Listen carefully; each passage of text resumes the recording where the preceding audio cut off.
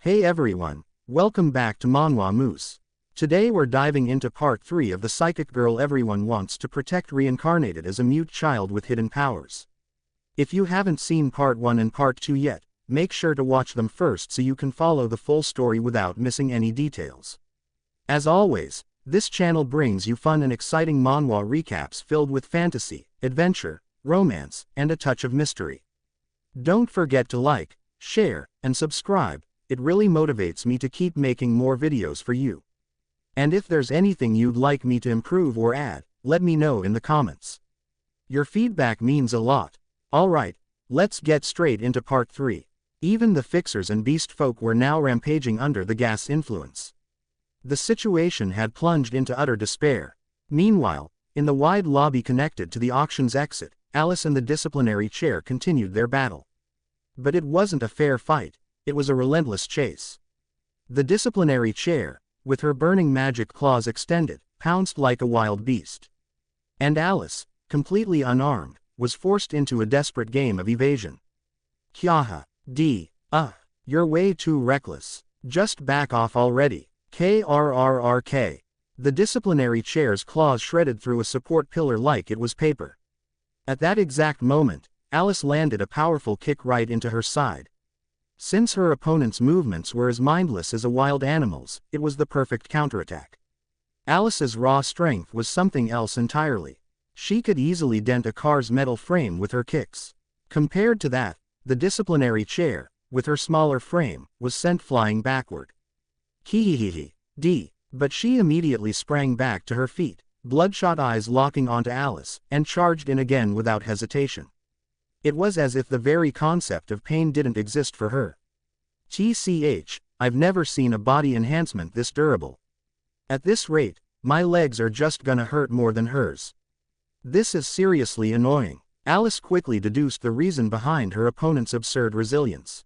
It wasn't just her raw endurance, it was the sheer strength of her magic reinforcement.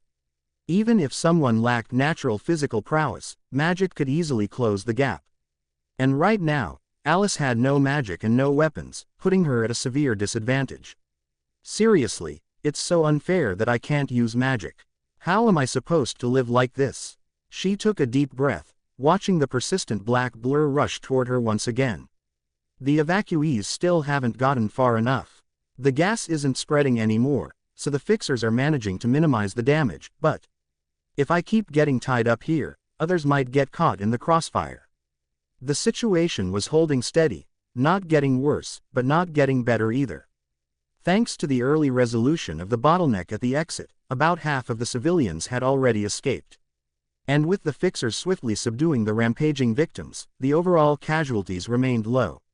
More importantly, since the gas had stopped spreading, the number of new victims hadn't increased. As a result, the evacuees who had made it out were in better condition than expected. Still, people kept staggering out of the auction hall in a daze. If Alice remained occupied with the disciplinary chair, the situation could spiral out of control again.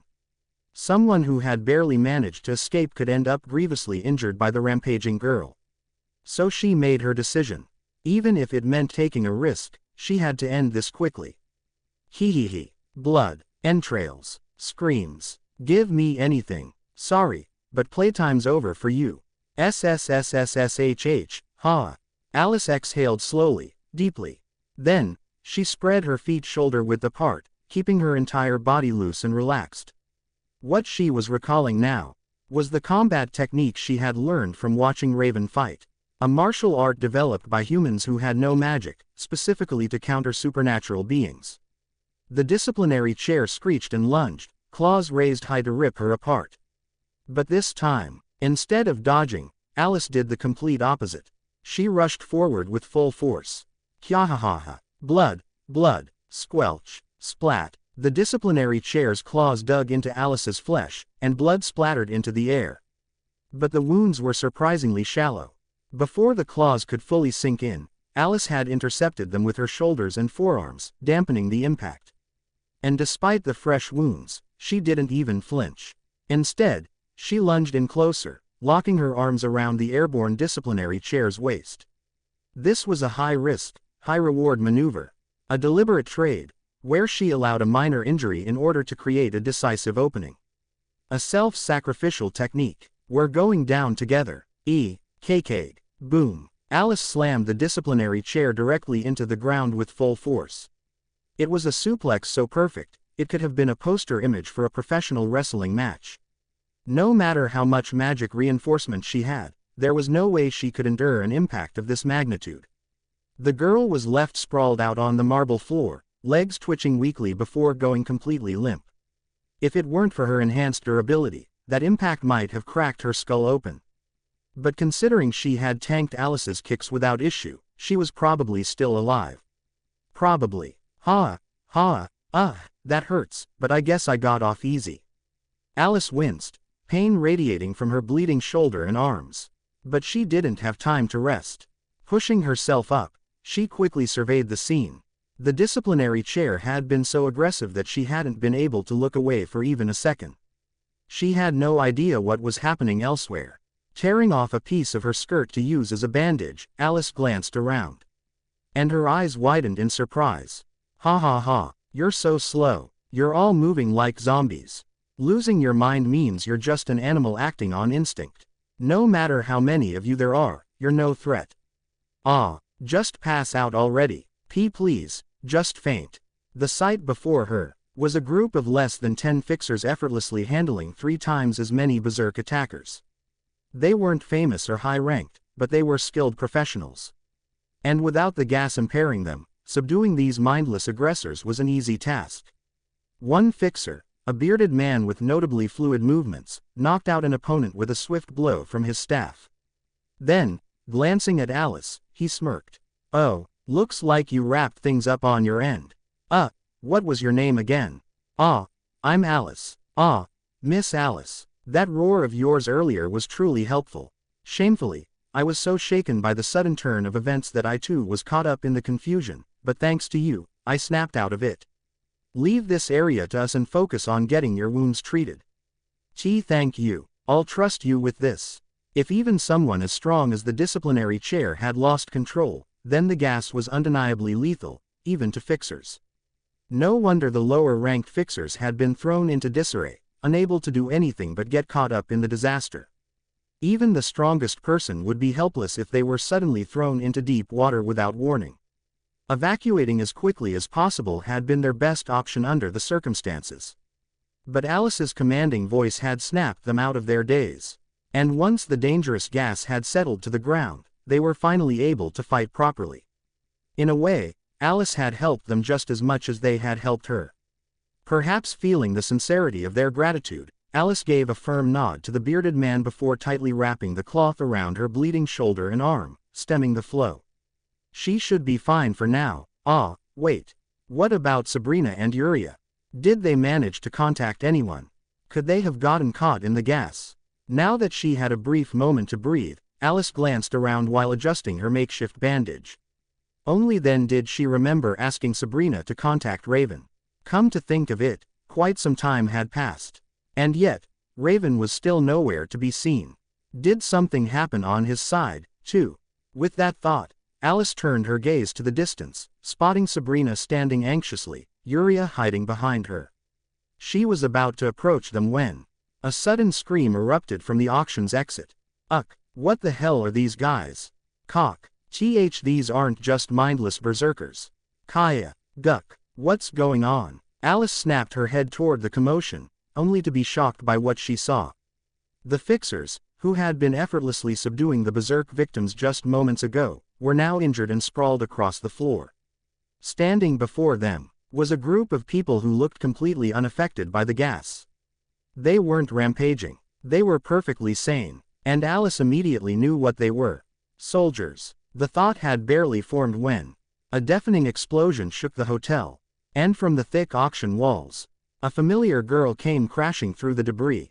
Dust covered her pale lavender hair, her small frame battered and bloodied. She was none other than Alice's childhood friend, the one who had won the orb at the auction. Yanagi Tamamo. Gawk. KHH, tag team fights are such cheating. Tamamo. Oh, Alice-chan, didn't think I'd run into you, here. Tamamo grimaced, weakly pressing a hand to the ground as if struggling to lift herself up. Alice immediately slid over to support her. None of this made sense. The Tamamo Alice knew was a genius. A magician capable of calculating and reversing an opponent's spells in real time, rendering them useless. Very few people in the world should have been capable of leaving her in such a wrecked state. Had she really been inside the gas-filled auction this whole time? What the hell happened? Confused and unsettled, Alice tightened her grip on Tamamo and urgently asked. What happened? What's with all these injuries? Tamamo, breathing heavily, forced out a weak whisper. Alice, this place is dangerous, you have to run. What are you talking about? Alice was visibly shaken by Tamamo's distress. First, there was the sudden appearance of a group of soldiers near the exit. And now, Tamamo had been thrown out like a ragdoll, looking half dead. How was she supposed to make sense of this? But before she could ask anything else, a pair of unfamiliar voices rang out from the ruined wall Tamamo had crashed through. Kyaha, think you can run? Wait, what? Why's there no smoke outside? Huh, no way. By now, the whole hotel should be overflowing with rage gas. Vita, this is a serious matter. Morte will punish you for this. I will sell you out. Verita, seriously, you'd actually do that to me? Stepping out from the broken wall were two girls. Their names were Vita and Verita, twin sisters, and members of the Seven Sins Guard, an elite unit of the Beastfolk Liberation Army, infamous for being monsters among monsters. The Beastfolk Liberation Army was structured around its seven sins, who acted as its high-ranking commanders. For example, under Akashmir's Crimson Lightning, there was the Annihilation Legion, made up entirely of dark elves specialized in offensive magic. Under Hurricane Urakan, there was the Beast Legion, consisting of werewolves and other beast folk who instinctively followed the strong. And among the 6 legions commanded by the Seven Sins, there was much debate, both in universe and among fans, about which was the strongest. Some legions relied almost entirely on the overwhelming power of their commander. Others had relatively weak leaders but were filled with dangerous individual warriors. Because of these intricate power dynamics and natural counterbalances between the legions, no single one could claim absolute dominance over the others. However, if you asked which legion was the most troublesome, there was only one unanimous answer. The one led by the Elder Lich, Mort of the Plague. The Undead Legion, a legion made up almost entirely of undead and necromancers, a literal army of walking corpses. They were not the same as the vampire I had encountered earlier. If anything, vampire blood magic felt like a subcategory of necromancy. If vampires were creatures that feared death and sought an eternally beautiful form of immortality, then necromancers were beings who rejected death itself, existing in the limbo between life and undeath. Compared to Drakel, who was obsessed with youth to the point of using a tesseract, Mort was fundamentally different. He was already nothing but a walking skeleton. A clear distinction. Welp, guess there's no choice. Let's just kill everyone here and spread the rage gas throughout the hotel, Verita. A crude plan, but not a bad one, Vita. Vita and Verita, a red-haired girl and a blue-haired girl, standing before the battered Tamamo and the injured Alice. At a glance, they looked like middle schoolers at best. But despite their childlike appearances, their faces were twisted with pure bloodlust. And the words they spoke were not exaggerations. Vita and Verita weren't just part of the Undead Legion. They were Morte's personal guard. And more importantly, they were high-tier undead he had personally created. On the outside, they might appear to be beautiful young girls. But beneath that illusion, they were rotting abominations, unstoppable dolls of slaughter. This is bad. Vita and Verita may not be as strong as a Sins, but individually, they're on par with a fully powered Tamamo. There's no way we can fight them like this. Tamamo was too weak to even stand. Alice, lacking her usual twin swords, had deep wounds on her shoulder and arm. Meanwhile, the twin sisters were completely unscathed, standing there fresh as if the battle had just begun. Even if this was a fair fight, there would be no guarantee of victory. But with this massive gap in condition, the outcome was obvious, and if those two are here, then that means Mort himself must be somewhere in this hotel. Were Raven and Victor fighting him right now? I couldn't be sure, but it seemed highly likely. Which meant, help wasn't coming anytime soon. Mort was vastly superior to his fellow Sins, Akashmir and Urakan. If Raven and Victor were up against him, expecting their aid anytime soon was unrealistic. That meant, I had no choice but to find a way to help Alice myself. I was just about to step forward, when suddenly, my rational mind slammed on the brakes. Wait, do I actually stand a chance? Sure, thanks to the fracture, I was much stronger than before. But, the reason Vita and Verita were so powerful was simple. One of them was a Death Knight, an undead warrior with limitless stamina, monstrous physical strength, and masterful swordsmanship. The other was a High Lich, a necromancer with near-infinite mana reserves and absolute mastery over corpse magic. Even fighting just one of them would be a huge gamble. Fighting both at their full power, I didn't even need to think about it. They would cover each other's weaknesses perfectly. There was no way I could win. Honestly, the fact that Tamamo had been holding them off inside the auction without succumbing to the gas was already incredible. What if I transformed into my adult form like I did against Akashmir?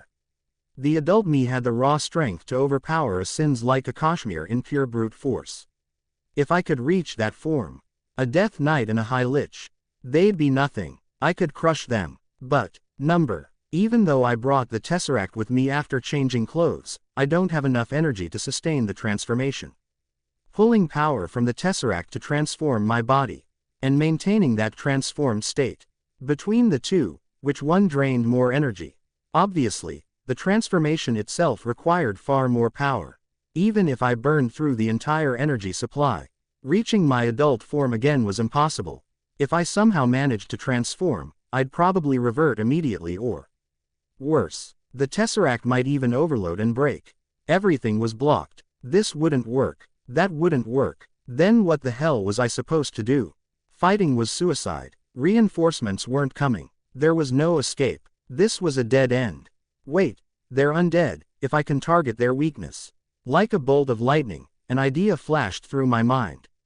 A plan, a way out, a solution, maybe the only one. Meanwhile, Alice narrowed her eyes at the twin girls before her. Should have grabbed my weapons before leaving my room. She sighed. Tamamo, those two, they're strong, aren't they? Alice knew her childhood friend's capabilities.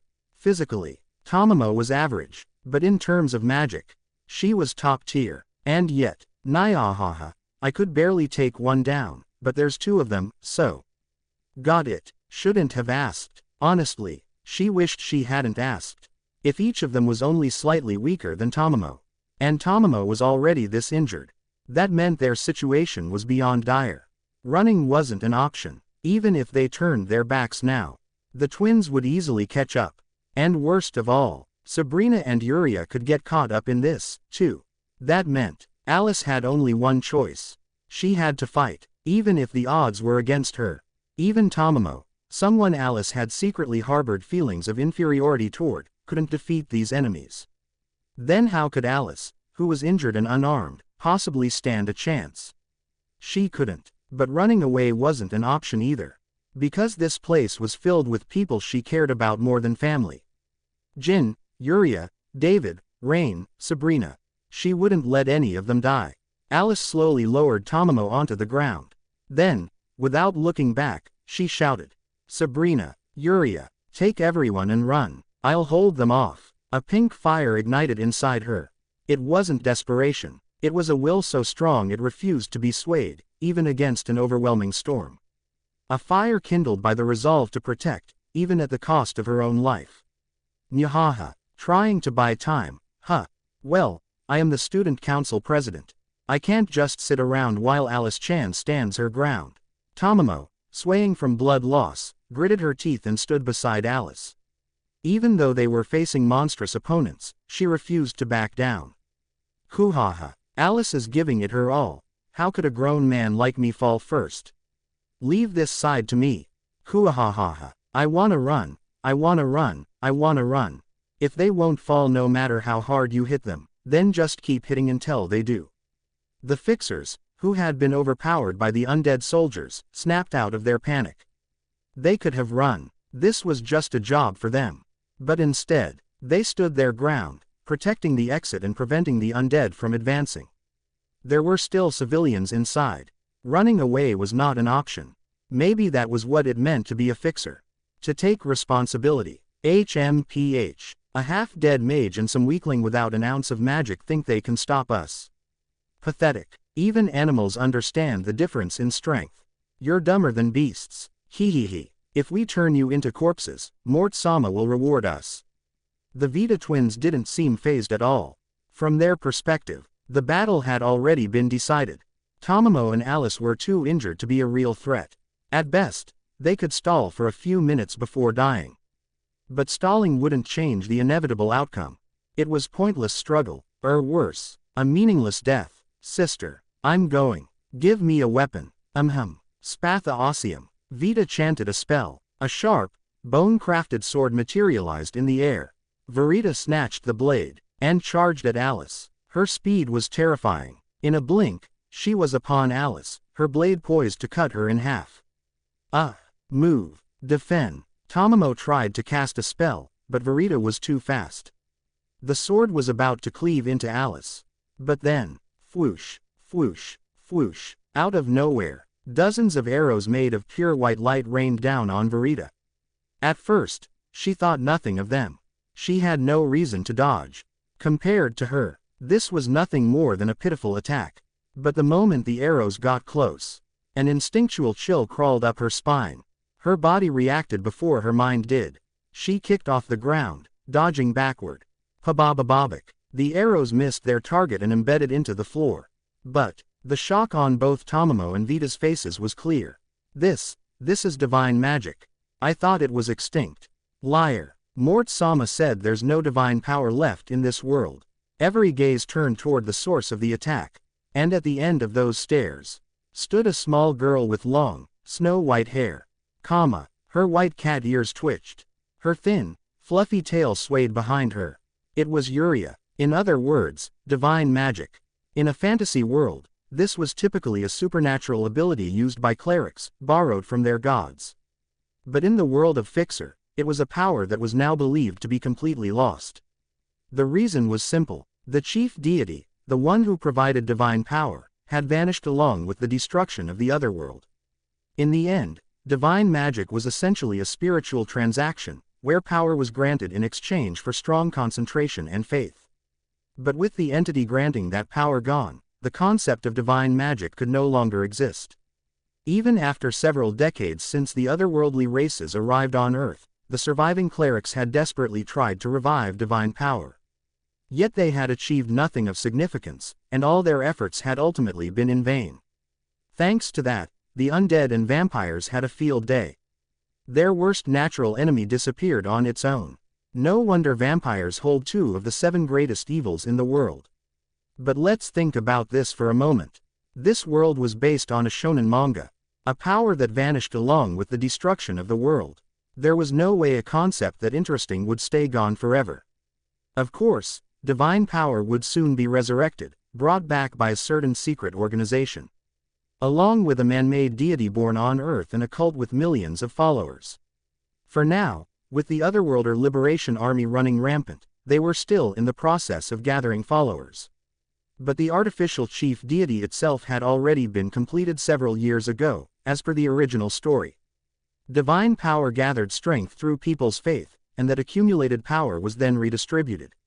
So, as long as one had the right aptitude, it was theoretically possible to borrow divine power even now. It was truly a stroke of luck that I even thought of using divine power, the undead's greatest weakness. I don't know if this will work, but I asked Tesseract to transform me into a version of myself from a world line where I have the aptitude to use divine power. It made perfect sense for me to be able to use divine magic. After all, I had specifically asked Tesseract to change my body so that it was possible. But what I couldn't understand was why I had transformed into a beast folk with animal ears and a tail. Tesseract's ability wasn't some wish-granting power that allowed me to shapeshift however I wanted. Its true nature was overlaying a different version of myself from another world line onto my current self.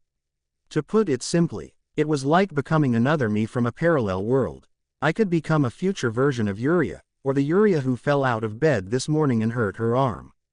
But I couldn't become Yuria, Alice's younger sister, or Yuria, Raven's older sister. Even if such versions existed in some parallel world, they weren't me to begin with.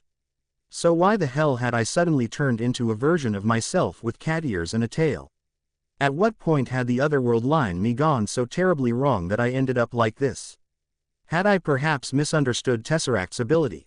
Anyway, so this is what the world feels like to a beast folk, huh? For me, this might be too much stimulation. They say cats have a sense of smell 15 times stronger than humans. Maybe that was why this entire space felt like it was filled with an overwhelming mix of spices and scents. The sweet and familiar aroma of peaches, the sharp and pungent stench of blood, and the downright revolting scent of rotting corpses, which instinctively set my nerves on edge. The sensory overload stabbed directly into my brain, making it difficult to adjust. My new ears and tail twitched involuntarily, completely ignoring my will. So this is what it's like to be a beast folk. Honestly, maybe being a dull and insensitive human was far more comfortable after all. Well, that's a problem for later. Right now, figuring out how to deal with the enemies in front of me comes first. Tesseract's energy isn't limitless. Every second counts. Amidst the shock and chaos caused by my sudden use of divine magic, I calmly brought my hands together. I had heard countless times in the original story how divine magic worked. There were no calculations or chance involved. The only requirement was to offer a prayer to the god for the desired effect. And just like that, as if responding to a trigger, a powerful warmth surged through my entire body. Could this overwhelming sense of omnipotence be divine power? Since I had never felt magic before, the sensation was incredibly foreign. It was like someone was lightly tickling my skin with their fingertips. I almost let out a weird noise without meaning to. Thankfully, even with my transformation, I still couldn't speak, so nothing actually escaped my lips. Verita, that brat is gathering divine power. We have to kill her immediately. Yeah, that's a dangerous enemy. We must eliminate her at once. So channeling divine power was something that was visibly obvious. The Vita sisters, both undead, immediately launched an attack toward me, their eyes filled with murderous intent. Vita, the High Lich, fired off a decaying grasp capable of rapidly rotting anything it touched.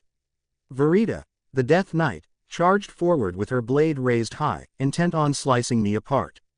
Yet, despite facing imminent death, I wasn't too worried.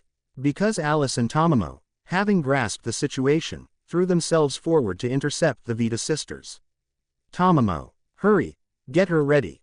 Nya haha, already done. They must have instinctively realized that in this life or death situation, the only way out was to protect me at all costs. And thanks to their desperate efforts, Vita's deadly magic was blocked by Tamamo's barrier, reducing the surrounding walls and ceiling to ash instead. Verita's fearsome blade pierced through Alice's shoulder, leaving countless scars on the ground beneath her. Meaning that for this fleeting moment, I had a clear, uninterrupted window of time. I offer my prayer. Flash. A radiant light burst forth, scattering feathers of divine power across the battlefield. These feathers were so potent that simply touching them burned holes into the undead. Seeing this, Verita clicked her tongue and quickly backed away. Meanwhile, Vita attempted to cast another necromantic spell to counter me. But at that moment, the feathers drifted down onto Alice and Tamamo, who were both in critical condition. And an astonishing miracle occurred. This is my wounds. They're healing. Indeed, the divine feathers seeped into their battered bodies, and in an instant, their injuries reversed as if time itself had rewound to when they were unharmed. This wasn't mere healing magic. It was divine magic's unique ability to restore wounds to a past state. It was closer to a miracle than magic. Even Alice and Tamamo themselves, the ones being healed, looked utterly stunned. But after exchanging a glance, their expressions hardened. Now fully recovered, the two stood tall before me, glaring at the Vita sisters. Nya haha, you're giving us another chance. I'd hate to disappoint. Leave it to us. We won't let them lay a finger on you. Alice and Tamamo, standing side by side against their foes. As a fan of the original, the sight was so damn cool it made my heart race. Of course, I hadn't used up my precious divine power on them just for the cool factor. The real reason, I didn't have enough divine power left. The power granted by the artificial chief deity was simply too weak. At this rate, even with a favorable attribute matchup, I'd run out of divine power before I could finish the fight against the Vita sisters. That's why my best option right now was to gather the remaining divine power and use it to restore these two. If Alice and Tamamo were back in top form, they would definitely stand a chance against the Vita sisters. Before that, I should give her this too. I quickly approached Alice, who was putting on a show of confidence, and lightly poked her back with my finger. Maybe because I had swapped out my usual fox mask, which I had handed over to Sabrina, for a black half mask I had picked up from the floor. Alice's gaze carried a subtle tension, different from how she normally looked at me. My height was different, I had ears on my head, and there was even a tail swaying behind me. There was no way she would recognize me as Yuria. That much was obvious. Thanks for healing me. But it's dangerous, so you should step back. This is a sword. Before she could finish telling me to retreat, I silently handed her a sword forged from divine power. Alice might seem reckless, but she was actually an excellent swordswoman. Yet, she had been fighting barehanded all this time. That must have been incredibly frustrating for her. A sword imbued with divine power, a weapon effective against the undead, would undoubtedly give her the upper hand against a Death Knight. I truly believed that. I wondered what went through her mind as she looked at the sword. For a moment, Alice blinked in a daze. Then, with a grin full of confidence, she gripped the sword and said, "Thanks. No matter what happens, I'll protect you." No, lady." Swish. With a light flourish, Alice swung the brilliant white blade, then turned her serious gaze toward the Vita sisters. Earlier, she had been filled with the resolve to stand her ground even at the cost of her life. But now, her entire presence radiated the determination to win this battle, no matter what. This was the Alice I preferred, one brimming with confidence, certain of victory. She looked cool. She made me admire her. There's no way divine power still exists. That power vanished long ago.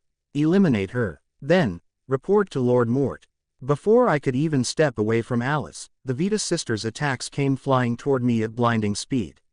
The space around me decayed and collapsed, and a blade cut through the air faster than the eye could track. But this time, the situation was different. Tamamo, her sharp focus restored, casually flicked her fingers, unleashing dozens of spells at once. Alice, wielding her white sword, effortlessly deflected Verita's attacks without stepping back. And when their opponents switched mid-battle, Alice and Tamamo fluidly adjusted their movements. Their teamwork was so seamless that even the Vita sisters, who had fought together their entire lives, couldn't overpower them. If those two were twins, then Alice and Tamamo were lifelong childhood friends. There was no way they'd lose in terms of trust and understanding. Damn it, these brats are nothing like before. They were half dead just moments ago. That swordsmanship was already annoying, but with divine power added, it's twice as bad. Surprisingly, despite having undying bodies, the first ones to show nervousness in the ongoing exchanges were the Vita sisters. And that wasn't odd at all. Sure, physically, they could fight until sunrise if necessary. But from what I had heard, their original mission was merely to spread the gas throughout the hotel and cause chaos. If they got bogged down in a prolonged fight, their entire plan would fall apart. And even when they tried to leverage the undead's unique traits for surprise attacks. I simply healed Alice and Tamamo's wounds and restored their stamina using divine power, effectively fueling their endurance. This meant that as the battle dragged on, Alice and Tamamo were learning their attack patterns and gradually gaining the upper hand. Alice, now, At last, Tamamo's magic created an opening, and Alice boldly broke through the Vita sisters' formation.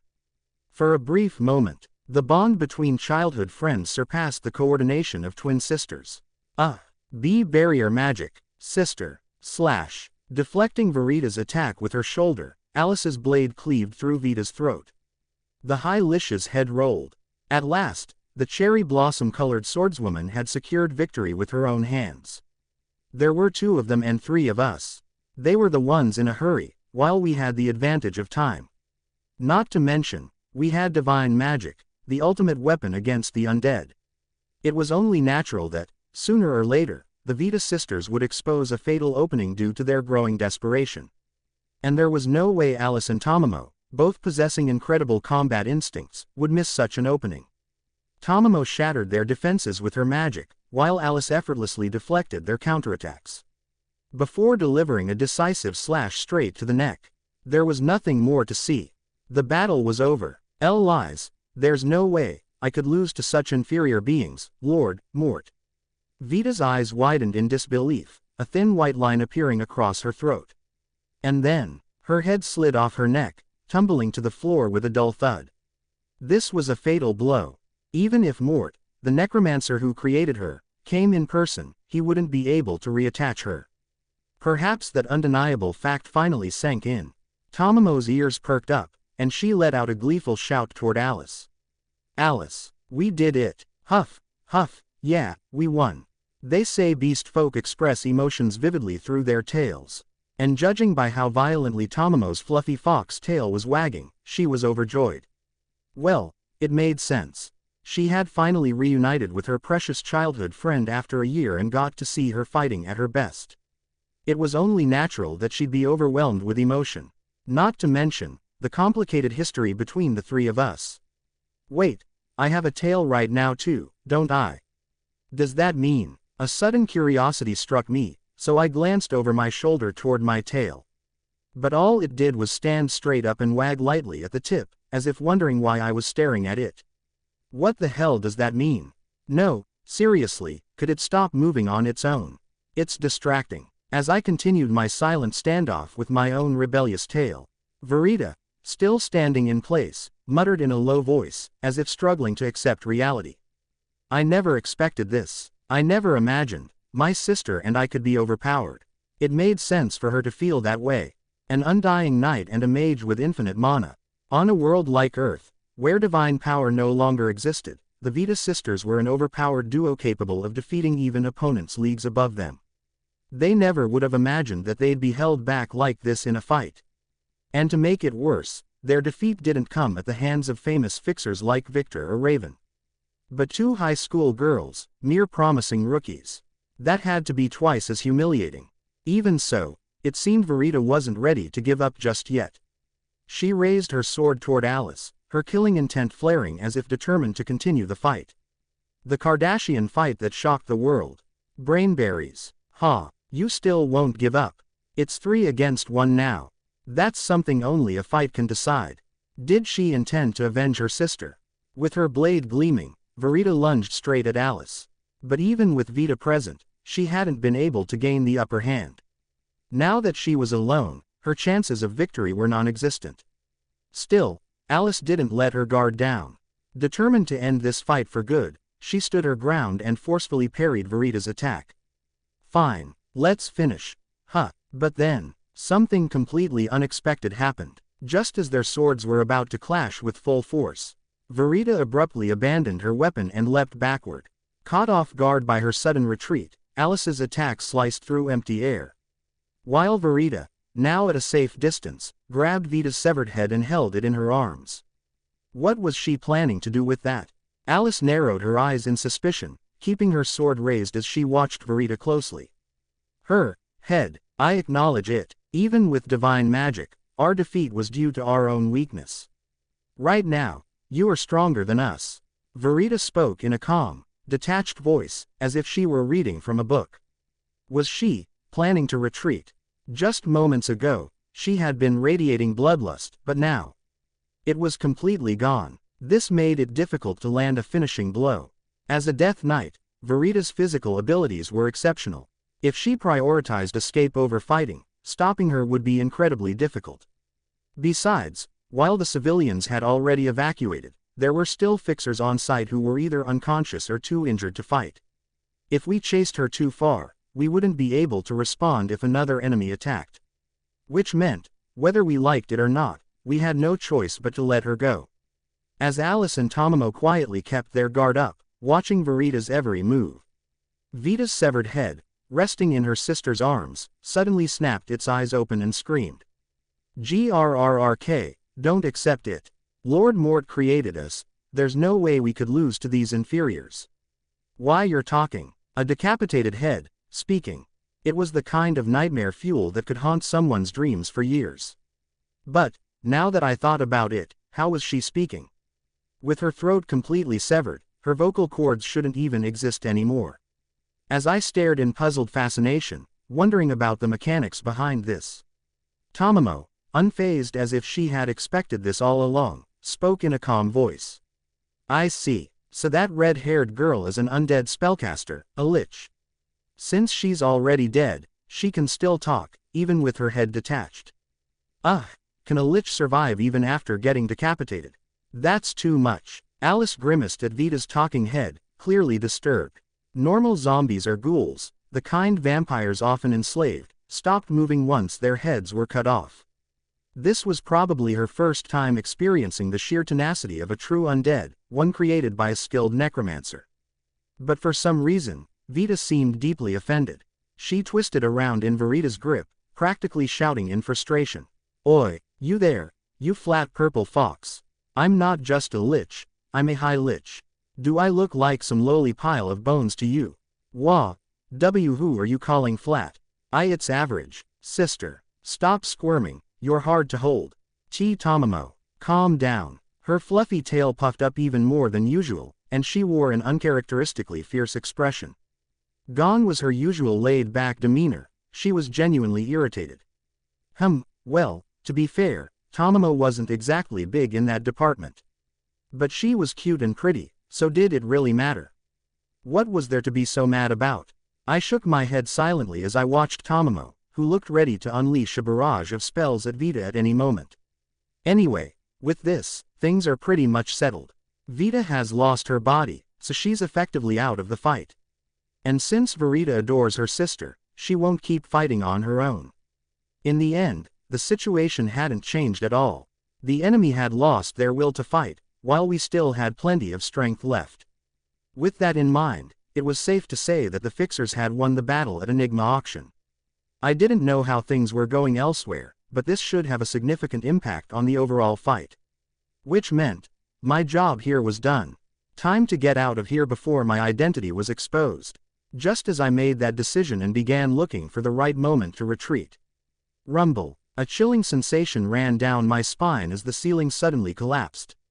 The ceiling, exclamation mark. Luckily, my reaction wasn't too slow. I quickly scattered the last remnants of my divine power, forming a protective barrier over myself and Tamamo.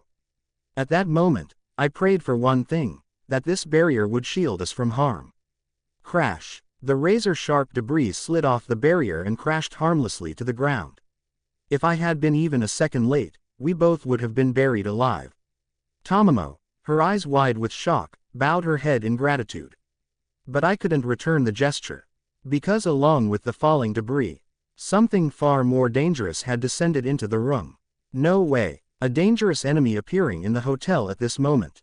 There was only one possibility. Cold sweat drenched my back as my instincts screamed at me. Even being in the same space as this entity felt like having my heart gripped in an iron vice. This unpleasant sensation, it has been quite some time. Beyond my sharpened beast folk senses, a deeply unsettling voice filled the air. It sounded almost human, yet there was something off, like something inhuman imitating human speech. And as the thick gray dust from the collapsing ceiling settled, a gaunt, skeletal figure, towering well over 2 meters, came into view. My worst fears had come true. I recognized that silhouette from the original story. There was no way I wouldn't recognize it. That's Mort, the Necromancer. One of the 7 sins of the Otherworlder Liberation Army. The greatest necromancer, the one who had personally created the Vita sisters. And unfortunately, it seemed like this monstrous being had already noticed that I was using divine power. With an unnervingly thin, bony finger, he pointed at me. And whispered in a low, chilling voice. Die, crack, something shot from his fingertip. No, I couldn't even see it. That was natural, because Morte's level was beyond comprehension. Even among double number fixers, he was among the strongest. Even with divine power, I was still only at a triple numbers level. The gap between us was simply too vast. Which meant, I was going to die. Every sharpened instinct in my beast folk body screamed the same thing. No matter what I did in this moment, I couldn't escape this fate. But then, something suddenly intervened, placing itself between me and inevitable death. A shadow-forged bullet, moving far faster than sound. Crack, a sickening tearing noise rang out. Or, did it? Maybe it was just my imagination.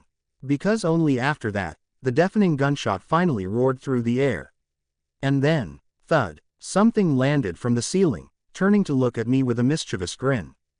Exclamation mark. Jin, yo, am I late? Even amidst this chaotic battlefield.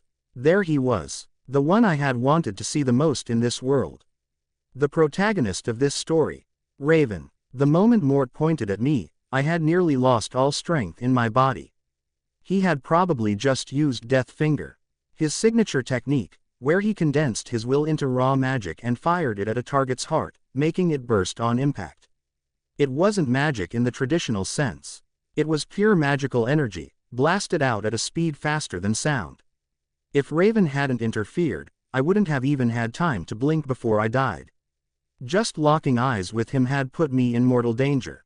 Kashmir was terrifying, but these 7 sins were truly something else. I get it now. In the other world, necromancers were nothing more than punching bags for the church. No wonder he despises divine power so much. But still, instantly trying to blow up my heart without a second thought. That was taking things way too far.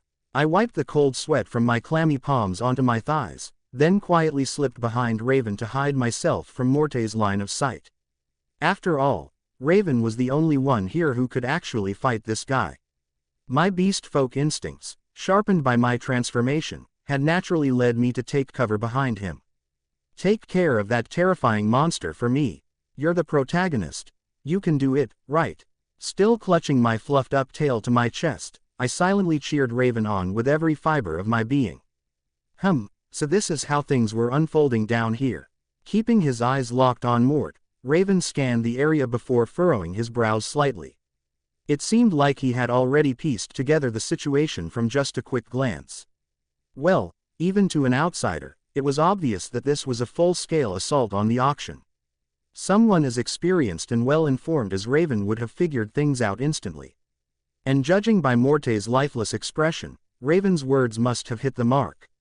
As if admitting it without resistance, Mort replied in a hollow voice, as if he were already halfway back in his grave. Yes, I didn't have enough corpses on hand, so I planned to replenish my ranks. I never expected my masterpieces, Vita and Verita, to be stalled here. Hearing that, I quickly pieced together what Morte's plan must have been. He had likely spread the rage gas in the auction, intending to mix his undead soldiers among the infected civilians. Since the undead were already dead, the gas wouldn't affect them at all. If the entire area were filled with nothing but undead, then the fixers could simply go all out and fight back. But the problem was, the gas-infected civilians were still alive. If the fixers hesitated for even a moment to protect them, they'd fall victim to the gas themselves. Then, Mort could overwhelm the hotel with his undead soldiers and newly infected fixers. If it hadn't been for Tomomo holding off the Vita sisters or Alice quickly evacuating the civilians, we would have been completely screwed.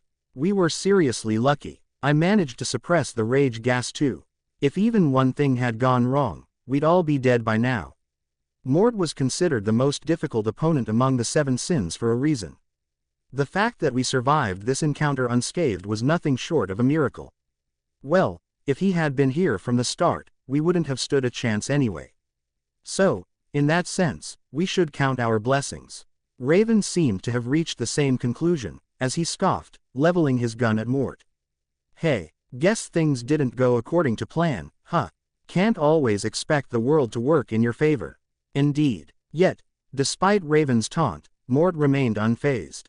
Instead, he reached into his robes and retrieved something from within. But I have already accomplished half of my goal. It's unfortunate that I couldn't bring despair to humanity. But this is still a meaningful step toward our cause. Our cause. SHFF.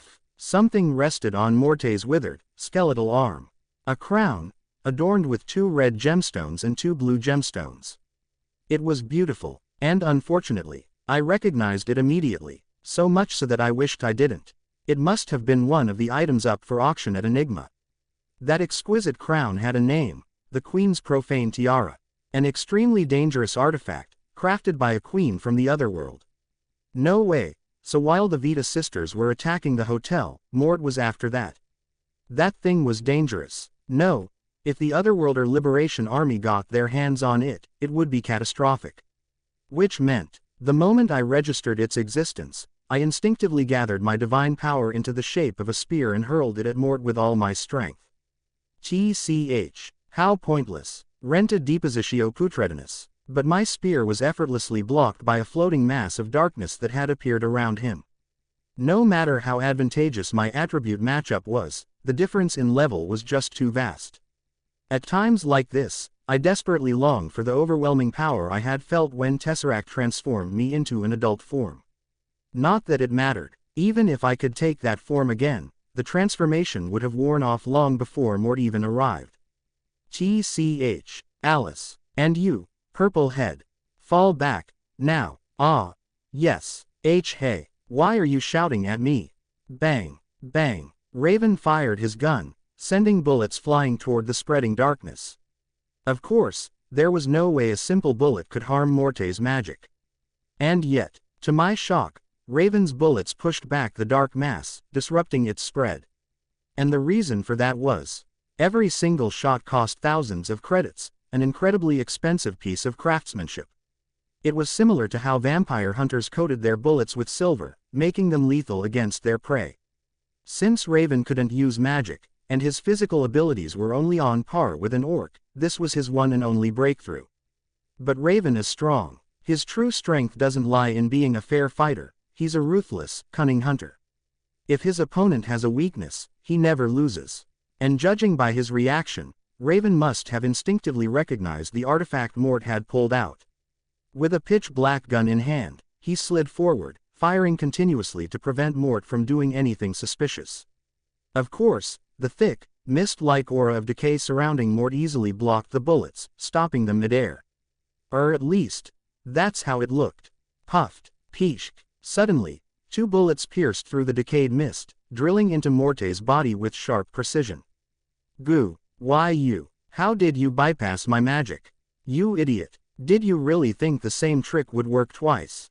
That spell you spread from above earlier. I already analyzed all of it.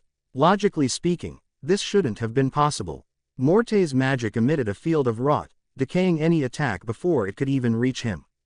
It was an undead magic that combined both offense and defense, leaving no real way to counter it. Due to its layered nature, normal bullets should have never been able to punch through.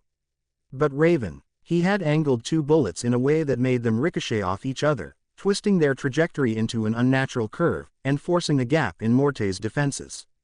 A level of marksmanship so absurdly precise that it might as well be called a miracle. My insides. I didn't expect this to be possible. Mort, sir. Drip. Like a withered old tree oozing sap, Morte's body began to bleed profusely. The ricocheted bullets must have ripped apart his insides on the way through. Black blood spilled heavily from the wounds in his collarbone and abdomen, staining the floor beneath him. It seemed Raven had correctly identified Morte's biggest weakness, his frail physical body. Of course, Mort wasn't truly alive to begin with. He was an elder lich, possessing a corpse as a vessel. So the wounds weren't fatal. But even he couldn't ignore the damage. His weakened body would make it harder to control his magic. And if this kept stacking up, it would become a serious problem. Raven clearly wasn't going to waste this opportunity. Aiming his gun at Mort, he declared coldly, "Mort the Necromancer, your reign of terror ends here. Kaha, how amusing. Let's continue this conversation another time." Wait, what? Raven frowned, as if annoyed by the nonsense he was hearing. Mort was cornered. He had no soldiers to protect him, no fresh corpses to raise, and Raven had already figured out how to break through his magic. There was no possible way for him to escape. Even if he was one of the 7 sins, Mort alone couldn't turn the situation around. That is, if it weren't for the artifact he held in his hands. Remember this, black-haired human. And you, Earth's saint. Question mark. Crack. A harsh, tearing sound echoed through the room. And within the swirling fog of decay, space itself began to rip apart. The Queen's profane tiara, its ability to open a passageway to any desired location. Mort cast one final glance at us before stepping into the portal, taking Verita with him. And just like that, The fog of decay dissolved into thin air, leaving nothing behind. Even though we had successfully blocked his attacks completely, it still felt like we had suffered a massive loss. The chilling, suffocating presence that felt like it was clutching my heart suddenly dissipated into the air. Did he really escape, or was he just hiding, waiting for the perfect moment to strike? The tense atmosphere in the area refused to settle, as people warily scanned their surroundings. But that was only because they didn't know about the broken-level artifact called the Profane Tiara. As soon as the undead collapsed into dust, unable to maintain their forms, the tension finally snapped. And the realization sank in. He had really run away, crashing through the ceiling and then warping away in an instant. Even his entrance and exit were absurdly ridiculous. That was when I felt it. A sharp sting on my lip, along with the unmistakable taste of iron. Instinctively, I raised my hand and touched my lips. And sure enough, my fingertips came away with a faint smear of red. It seemed that the sheer pressure and killing intent radiating from Mort had been so overwhelming that I had unknowingly bitten down on my lip from tension. Honestly, considering that I would have died instantly if Raven hadn't saved me, this wasn't surprising. But at least this snapped me out of it. I need to get out of here, fast. If they catch me, I'm screwed. Of all the things I could have done, why did I have to reveal divine magic? Now that I had time to think about it, no matter how desperate the situation was, this was way beyond my limits. There were still entire legions of clerics struggling to revive divine magic, to no avail. If word got out, I could very well end up tortured for answers. Even Mort had randomly dubbed me Earth's Saint, which would definitely cause an endless flood of trouble. And if I stayed here any longer, the transformation would wear off. That would be another massive headache. Since I had changed my form through Tesseract, I only had a few minutes left.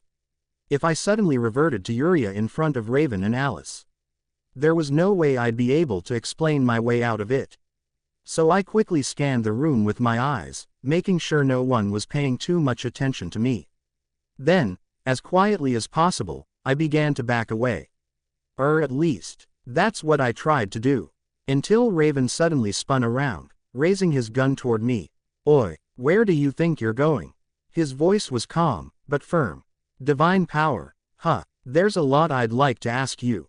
So if you're thinking of running, don't. There are fixers everywhere here. No matter what you do, you'll get caught. Does this guy have eyes on the back of his head or something?" Cold sweat soaked my palms, and I had no choice but to freeze in place. Even if I ran at full speed, he'd catch me within seconds. It was pointless to even try resisting. Perhaps realizing that I had given up on escaping, Raven slowly lowered his gun and relaxed his stance. His eyes showed no hostility, nor did he seem like he intended to harm me. But, unlike the way he usually looked at me, this time, his gaze was completely emotionless, like he was looking at an object, not a person. I guess that made sense. Even though my hair color was the same, I was taller, and I had beast folk ears and a tail. To anyone else, there was no way I could be Uria. Wait, why am I relieved? I'm still in deep trouble if I can't escape. Raven looked like a crocodile with its jaws locked around its prey. He had no intention of letting me go. At this rate, I'd be interrogated for everything I knew. And if I turned back into Uria, he'd start questioning how I did it. Then, he might find out about Tesseract. And maybe even my powers. This is bad. Just as I was mentally panicking, Raven turned toward Alice, who had been standing there awkwardly. "I wasn't trying to scare you," he sighed, rubbing his forehead with the back of his hand. "But it looks like Morte's got his eyes on you now. I'm just saying, we should watch each other's backs." TCH. Did I sound too aggressive? Yes. If anyone saw you just now, they'd think you were a mean adult bullying a child. Alice's blunt response made Raven cough awkwardly. I guess he hadn't actually meant to intimidate me. He just had zero people skills. Scratching his head in embarrassment, he quickly turned away from me, avoiding eye contact. "Anyway, that's all. Just don't run away, alright? I'll make sure you're safe." Then, looking at Alice, he continued. "Alice, keep an eye on her while you rest. I'm gonna track down Morte's trail, he might not be far." "Got it. If things get really bad, Call Victor. That guy's upstairs, completely wiped out after tearing through dozens of high-level undead with his bare hands. What, is he a gorilla or something? Worse. With a small chuckle, Raven strode off toward the staircase. Now that the undead had disappeared, this area didn't need his attention anymore. So he was scouting the surroundings, in case Mort was lurking nearby. For me, this was a stroke of luck. As long as Raven was nearby, there was zero chance of escaping his radar. But with Alice, I had a small window of opportunity. Jin's gone. Seriously, that guy is amazing. Alice muttered to herself as she watched him disappear, before collapsing onto the ground. The fight with the Vita sisters must have completely drained her. And at that moment, Tamamo, who had been frozen stiff ever since Mort appeared, finally mustered up the courage to ask her something. Hey, Alice-chan. She hesitated for a second, then finally said, I wanted to ask before, but, what's your relationship with that guy? He seems pretty incredible. Alice blinked at her for a moment. Then, after a short pause, she forced an awkward laugh. Oh, him. He's just my boss. Tamamo sighed in relief, her voice soft and weary as she sat neatly beside Alice. She had taken some serious injuries earlier, to the point where she couldn't even stand properly. Now, her eyes were half-lidded, looking as though she might drift off at any moment. Seeing Tamamo so relaxed, Alice's expression softened. As if some hidden weight in her heart had finally lifted, she smiled brightly and spoke genuinely. Honestly, I was really surprised when I heard you became the student council president. And the fact that you fought those monsters all by yourself. As expected, you're incredible, Tamamo. Haha. No need to flatter me that much. I only managed to hold out because of this. Wait, isn't that the artifact from the auction earlier? Yup, the Grand Mage's orb, though, I kinda broke it in half during the fight. So it's pretty much useless now.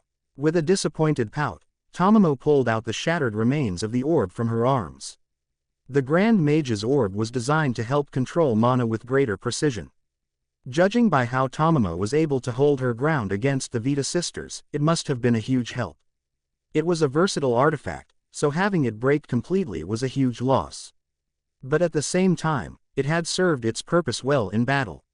A worthy sacrifice. Wait a second, doesn't this mean I have a chance to figure out what's inside the orb? I slowly approached Tamamo, then lightly tapped her shoulder with my finger. You wanna take a look at it? Well, it's broken anyway, so I don't really mind. Since the orb was completely destroyed, it was nothing more than junk now. Tamamo casually handed it over, showing no concern at all. Nodding in gratitude, I carefully took the orb with both hands and examined its interior. And the moment I did, my eyes widened behind my mask in shock. This isn't just a simple fragment. It's something way more complex, maybe even similar to Tesseract or Echo. No wonder I could sense its presence so clearly from a distance. But strangely, even when I touched it, I couldn't hear any voices. Maybe it was because I was still in beast folk form. Still, I was certain this was related to the invaders. And that meant, this thing was valuable, I had to get my hands on it. But right now wasn't the time. Even if the orb was junk, suddenly removing something embedded inside it would definitely stand out. No, if I waited, there would definitely be a better opportunity. I could afford to be patient. So, with a casual nod, I handed the broken orb back to Tamamo. Then, as naturally as possible, I shifted my gaze toward Alice, giving her a pleading look. Do you need something? Normally, with my mask on, she shouldn't have been able to tell I was looking at her. But since we had spent so much time together, Alice immediately understood what I meant. I nodded, then subtly gestured toward the hallway, implying that I needed to use the bathroom. Oh, the restroom. All right, go ahead. I'll wait here. Wait, that worked. I had been fully prepared for her to follow me like a guard. In which case, I would have led her in circles before sneaking off. But she just let me go so easily. This was perfect. There was no way anyone would ever suspect that a human girl could transform into a beast folk and back. Even Raven, with all his insight, wouldn't connect a cat-eared divine magic user to plain old Yuria. I did it. I felt like I had just climbed over an impossible mountain. Suppressing the urge to grin, I cheerfully skipped off toward the restroom. And the moment I turned the corner, disappearing from view, I let my body naturally revert to Yuria's form and sprinted toward Sabrina. Why Yuria? Over here! Exclamation mark. Sabrina had been waiting outside the hotel, in the designated evacuation zone. As soon as she spotted me, she immediately handed me my fox mask, the one I had left with her earlier. Once I put it on, fully returning to my usual appearance, I finally felt safe again. Let them spend all day searching for that mysterious cat beast folk inside the hotel. By the time they realized she was gone, I would already be long gone. With confidence swelling in my chest, I couldn't help but feel a little proud of myself. Since it was late at night, the facility wasn't operational, but it was spacious enough to accommodate everyone. It also had indoor heating, making it a perfect shelter for the evacuees. Hand in hand with Sabrina, I quietly followed the fixers' guidance into the evacuation center. There, I finally reunited with the two people I had been most worried about. David and Rain, sis, brother, Sabrina, and Yuria. I found you. I was so worried. You weren't answering your calls at all. Sorry. Tears welled up in Rain's eyes as she pulled both me and Sabrina into a tight hug. It was sudden, but it didn't feel uncomfortable. Considering that undead had been attacking the hotel, it was only natural for her to be worried. I mean, she was our guardian, after all. Still, why was I being hugged too? Not that I was complaining, it was warm and nice. Once our emotional reunion was over, we exchanged stories about what had happened. Apparently, David and Rain had been wandering around the hotel when the undead suddenly began attacking people. Thankfully, David was a decent fighter, so he had managed to punch his way through the undead, helping people evacuate. Judging by the bandages wrapped around him, though, it hadn't been an easy task. Well, that made sense. These weren't ordinary undead, but creations of a necromancer at the peak of his craft. How about you two? What happened on your end? Well, there was this weird gas that made people go berserk. Oh, that explains why Alice and Raven weren't around. That must have been a disaster to deal with. As we explained the chaos at Enigma auction, both David and Rain's expressions darkened. Even just hearing about it made it clear how much Alice and Raven had gone through. They probably felt guilty for not being there to help. They really were good people. After what felt like forever, time ticked past 2 a.m., and Alice and Raven finally returned. But then, they unexpectedly insisted that we return to the hotel. This made Rain tilt her head in confusion. Wait, we're going back to the hotel?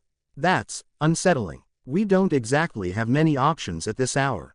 Raven shrugged, rubbing the back of his head. It's peak season. All the nearby hotels are probably fully booked. Like it or not, we'll have to stay the night there. Rain's reluctance was understandable. The hotel had just been crawling with undead. Going back to a place that had just been overrun by monsters.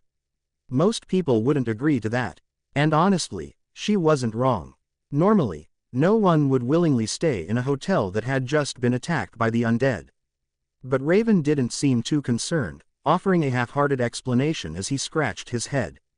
Finding a place to accommodate hundreds of guests at this hour was impossible.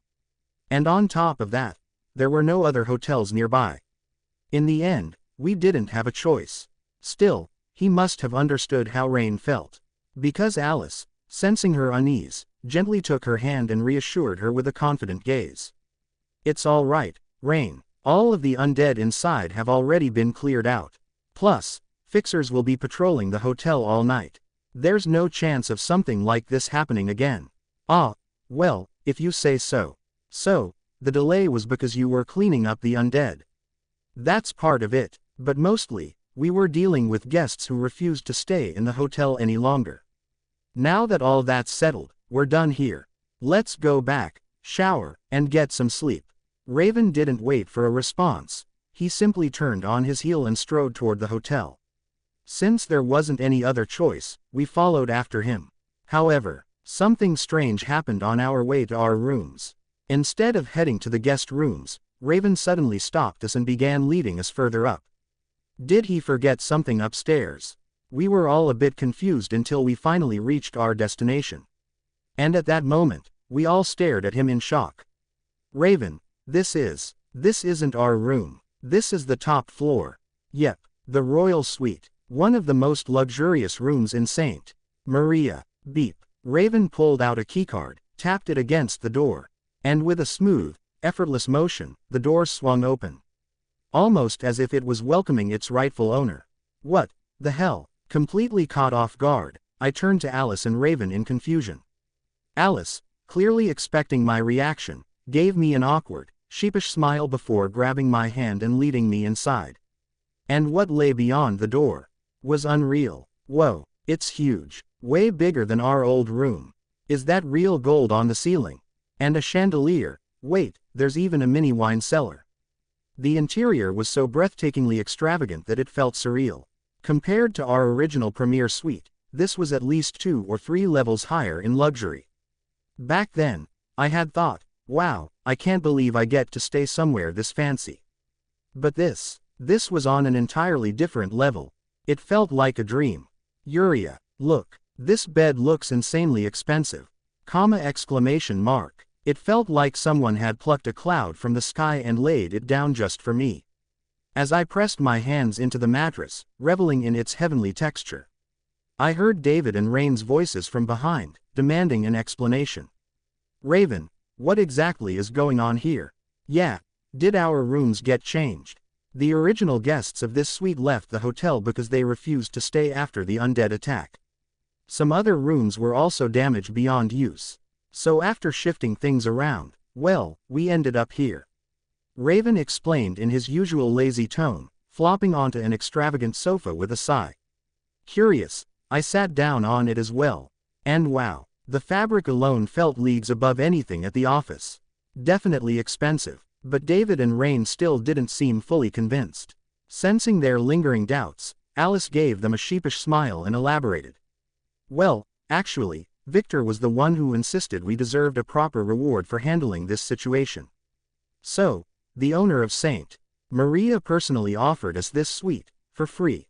That actually makes sense. Not that it really matters.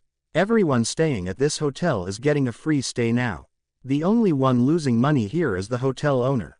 Raven shook his head, clearly unimpressed. A fully comped stay for every guest. I could already imagine the massive financial losses stacking up. Just trying to do the math in my head made me groan and flop over onto the sofa. Still, considering that one of the 7 sins attacked, and yet, not a single person died. This was basically a miracle. Honestly, the hotel's reputation might even skyrocket after this. In today's world, people didn't just care about whether incidents happened. They cared about how well those incidents were handled. Just wash up and get some sleep. Raven's voice cut through my thoughts. Tomorrow, we'll decide whether we head back to Nighthaven right away, or stick around for a bit. I glanced at the time. It was already close to 3 a.m. Yeah, washing up and sleeping sounded like the best idea right now. With this royal suite, we had 3 massive bathrooms, so there wouldn't be any delays. But just as I was about to head off to wash up, Sabrina suddenly clung to my arm. Yuria, let's bathe together. It's been so long. I also want to bathe with Yuria. Fufu, why don't all the girls just bathe together? The bathroom's huge anyway. Exclamation mark. Why does everyone want to bathe with me? Caught off guard, I blinked at Sabrina and Alice as they pleaded expectantly. But, now that I thought about it, there wasn't really a reason to refuse. They had already seen my face, so it wasn't like I was hiding anything from them. And besides, it would feel a bit wasteful to keep such a luxurious bathroom all to myself. In the end, I couldn't resist and let myself be dragged along into the bathroom. Oh my, how cute. Yuria, you really do look like an angel. Right, Yuria's face is seriously adorable, if only she didn't hide it behind a mask all the time. Rain, having never seen my bare face before, immediately showered me with embarrassingly high praise.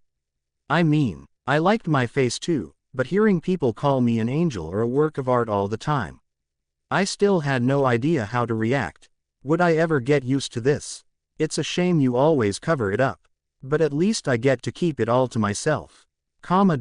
Alice murmured this while carefully rinsing the shampoo out of my hair. Keeping it all to herself, huh?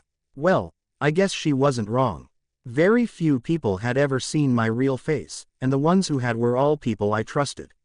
Once the lively bath session finally ended, and my hair was completely dry, I was assigned a massive bed, easily bigger than I was tall. Without hesitation, I burrowed into the blankets. So tired. The moment my back touched the bed, my eyelids started to droop. And just like that, the first day of our trip finally came to an end. It had been, without a doubt, one of the longest, most exhausting days of my life. No, rather than waking up naturally, it felt like I had no choice but to wake up because of how stiflingly tight it felt. Did I sleep in a weird position? Maybe I strained my muscles. That's never happened before, though. Still feeling groggy, I slowly turned my head, and the reason for my discomfort became painfully obvious. When the hell did these two crawl into my bed? The culprits were none other than Sabrina and Alice, who had somehow snuck into my bed during the night. They were clinging to me so tightly that my arms were completely immobilized. No wonder I felt so suffocated. If my memory was correct, I was definitely alone when I fell asleep. Which meant these intruders must have slipped in while I was completely knocked out. Seriously, there were plenty of other large, comfortable beds in this suite. Why did they have to squeeze in here? I frowned at the two, still fast asleep, before slowly wiggling my way out of the bed. I wasn't physically strong, but I was flexible enough to slip out of their grasp without waking them up. Once I was finally free, I glanced at the clock. 10 a.m., so I slept for about 6 hours. Yawn. 6 hours, not bad. As I ran my fingers through my messy hair, I began gathering my belongings.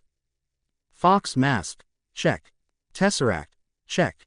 Echo, check. At this point, if I didn't have these with me, I would feel anxious. Good morning, Mama. I want to go home as soon as possible.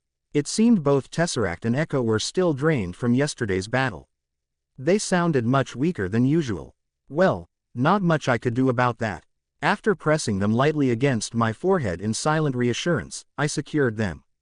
Tesseract went inside my clothes, Echo went into my pocket. And then, I quietly slipped out of the bedroom. You're up early, Uriah. The moment I entered the living room, I was greeted by Raven, who was sprawled across the sofa. He was wearing loose pajamas, lazily chewing on a stick of candy, looking like a complete delinquent. I blinked. That was odd. Raven wasn't a morning person. Even if we had gone to bed late, he should have been asleep until noon.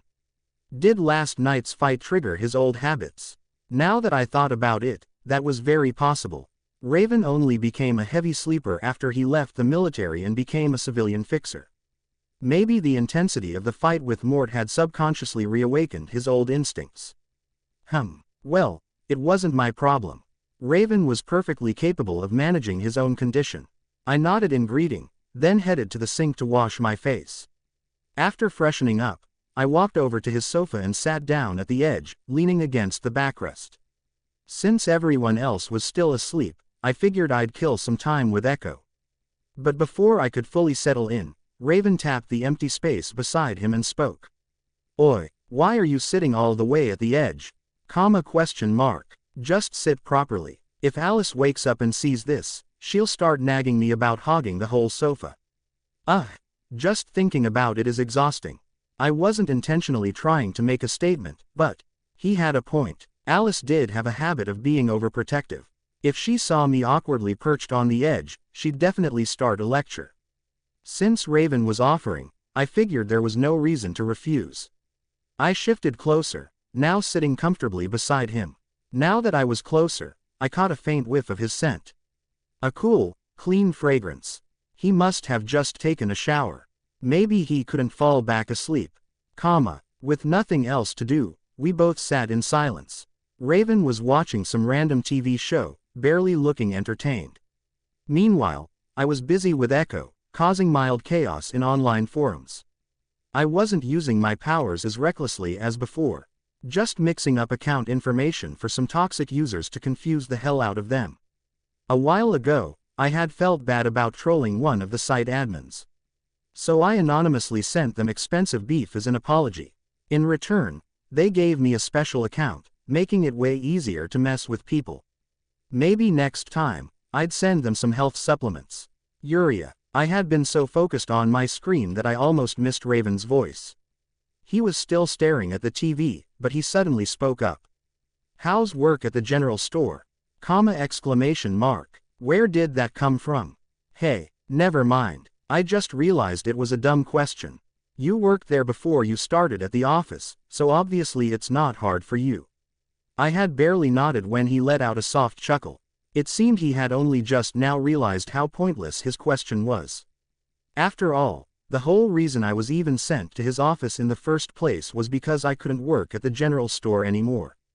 I didn't mind answering, though. I was technically living in his house rent-free, so he could ask 100 times and I wouldn't care. But before I could dwell on it further, Raven suddenly reached into his pocket and pulled something out. Then, without a word, he handed it to me. I took it curiously and examined it. It was a small, thin metal bracelet. Raven's voice was casual as he leaned back against the sofa. Your mask. Greg gave it to you, right? I figured, as your boss, I never really gave you anything.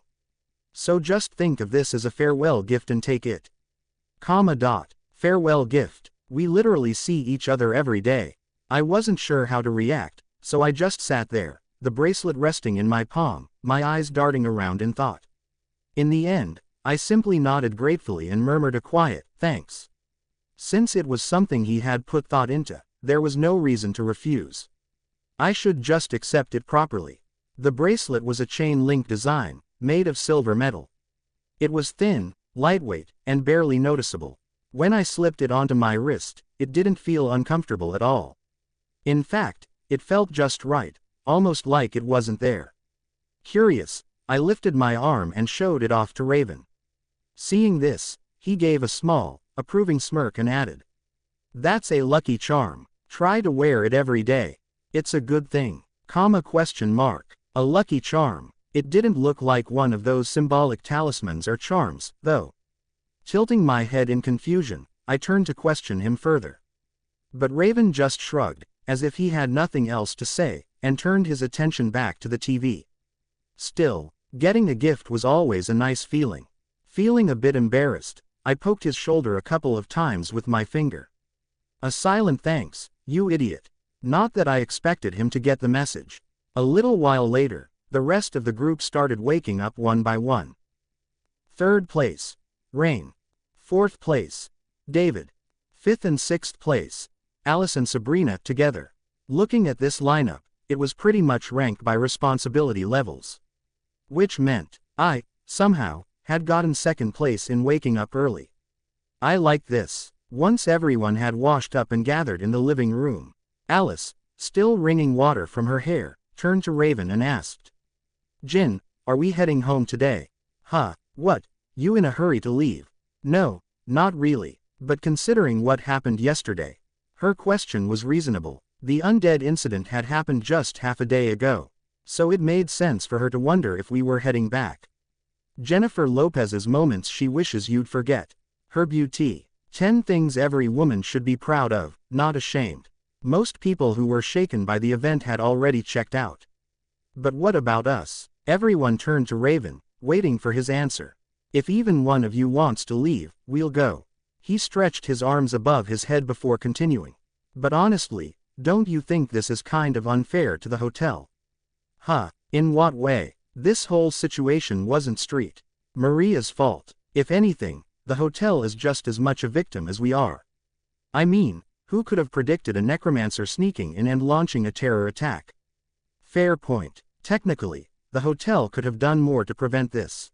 But no one, not even the most cautious person, would have expected something like this. And considering they had hired fixers in advance, keeping the death toll at 0. Street Maria had actually done a great job handling things. Yeah, I guess that's true. Alice nodded, seemingly convinced. Raven smirked. Right, so, as fixers, staying here to help revive the atmosphere would be the right thing to do. That's really admirable, Jin. Alice's eyes sparkled with admiration. She was the type of person who couldn't ignore those in need. Hearing Raven talk about helping the hotel probably deeply moved her. But David wasn't buying it. He adjusted his glasses, the lenses glinting as he spoke. And the real reason? Raven's grin turned sly. PFF'd. Hey, fine, you got me. The hotel owner personally asked us to stay for free, hoping we'd help reassure guests that the place was still safe. And you know what? I wasn't about to turn down free lodging. When's the last time I got to eat without worrying about the bill? Wow, so it's just business. Alice's admiring gaze immediately died out. David sighed. The room fell into silence for a moment. Then, I let out a quiet snicker. Because honestly, this was just so Raven. All right, let's start with lunch. Ignoring the cold stares, Raven clapped his hands and pumped his fist into the air. Let's eat our money's worth. On me, on you. David adjusted his glasses again. Technically speaking, the hotel is the one paying. But it was Raven who earned this deal. So technically, he's not wrong. And just like that, we followed after Raven, heading toward the hotel's dining hall. A free meal at an expensive hotel restaurant. This was the best deal ever. Clatter, clatter. The loud clash of plates and utensils continued without pause. The steady rhythm of the noise almost resembled a piece of music performed by an orchestra. Cutting, stabbing, tearing, chewing, swallowing. Rather than a meal, it was closer to sheer violence against food. Amidst the chaotic scene, Rain blinked, looking intrigued as she spoke while holding a fork and knife. It's amazing that all of that actually fits into your stomach. Could it be that the secret to your strength is just eating well? Well, more or less. Whether it's a body or a machine, it needs fuel to keep moving. Typically, the basal metabolic rate of an athlete is about 10% higher than that of an average person. But according to my research, Raven and Alice's basal metabolic rates are approximately 1.5 times that of an ordinary human. At that level, they could be compared to an adult gorilla. What are you even saying? Whoosh. Alice, suddenly being compared to a gorilla, snapped in anger and hurled a bone at David. The thick bone shot through the air like a dart, aiming straight for David's temple. Thud. A resounding impact rang out like a bell struck against his head. David bowed his head forward from the sheer force of the blow, naturally falling into silence. The weight of an unintended truth was, indeed, heavy. Wait a second, now that I think about it, a question suddenly popped into my head. If Alice always eats this much, then just how much does she? Uriah, why did your hand stop? Do you want me to get you something? Yeah, let's not think about this. It wasn't that I was scared of Alice smiling at me from right beside me. Not at all. Feeling a chill run down my spine, I shook my head once and lowered my gaze to my plate. There, resting before me, was a steak larger than both of my hands combined. A thick-cut sirloin steak, grilled to a luscious brown. Contrasting its charred exterior, the faint pink hue visible at the center was utterly tempting. Just looking at it made my mouth water. It was a perfectly cooked medium rare. French cuisine is nice, but when it comes to meat dishes, steak is king. Indeed, the ultimate way to enjoy meat, filling your mouth with a large bite, savoring its rich texture and juices, steak was the pinnacle of meat dishes.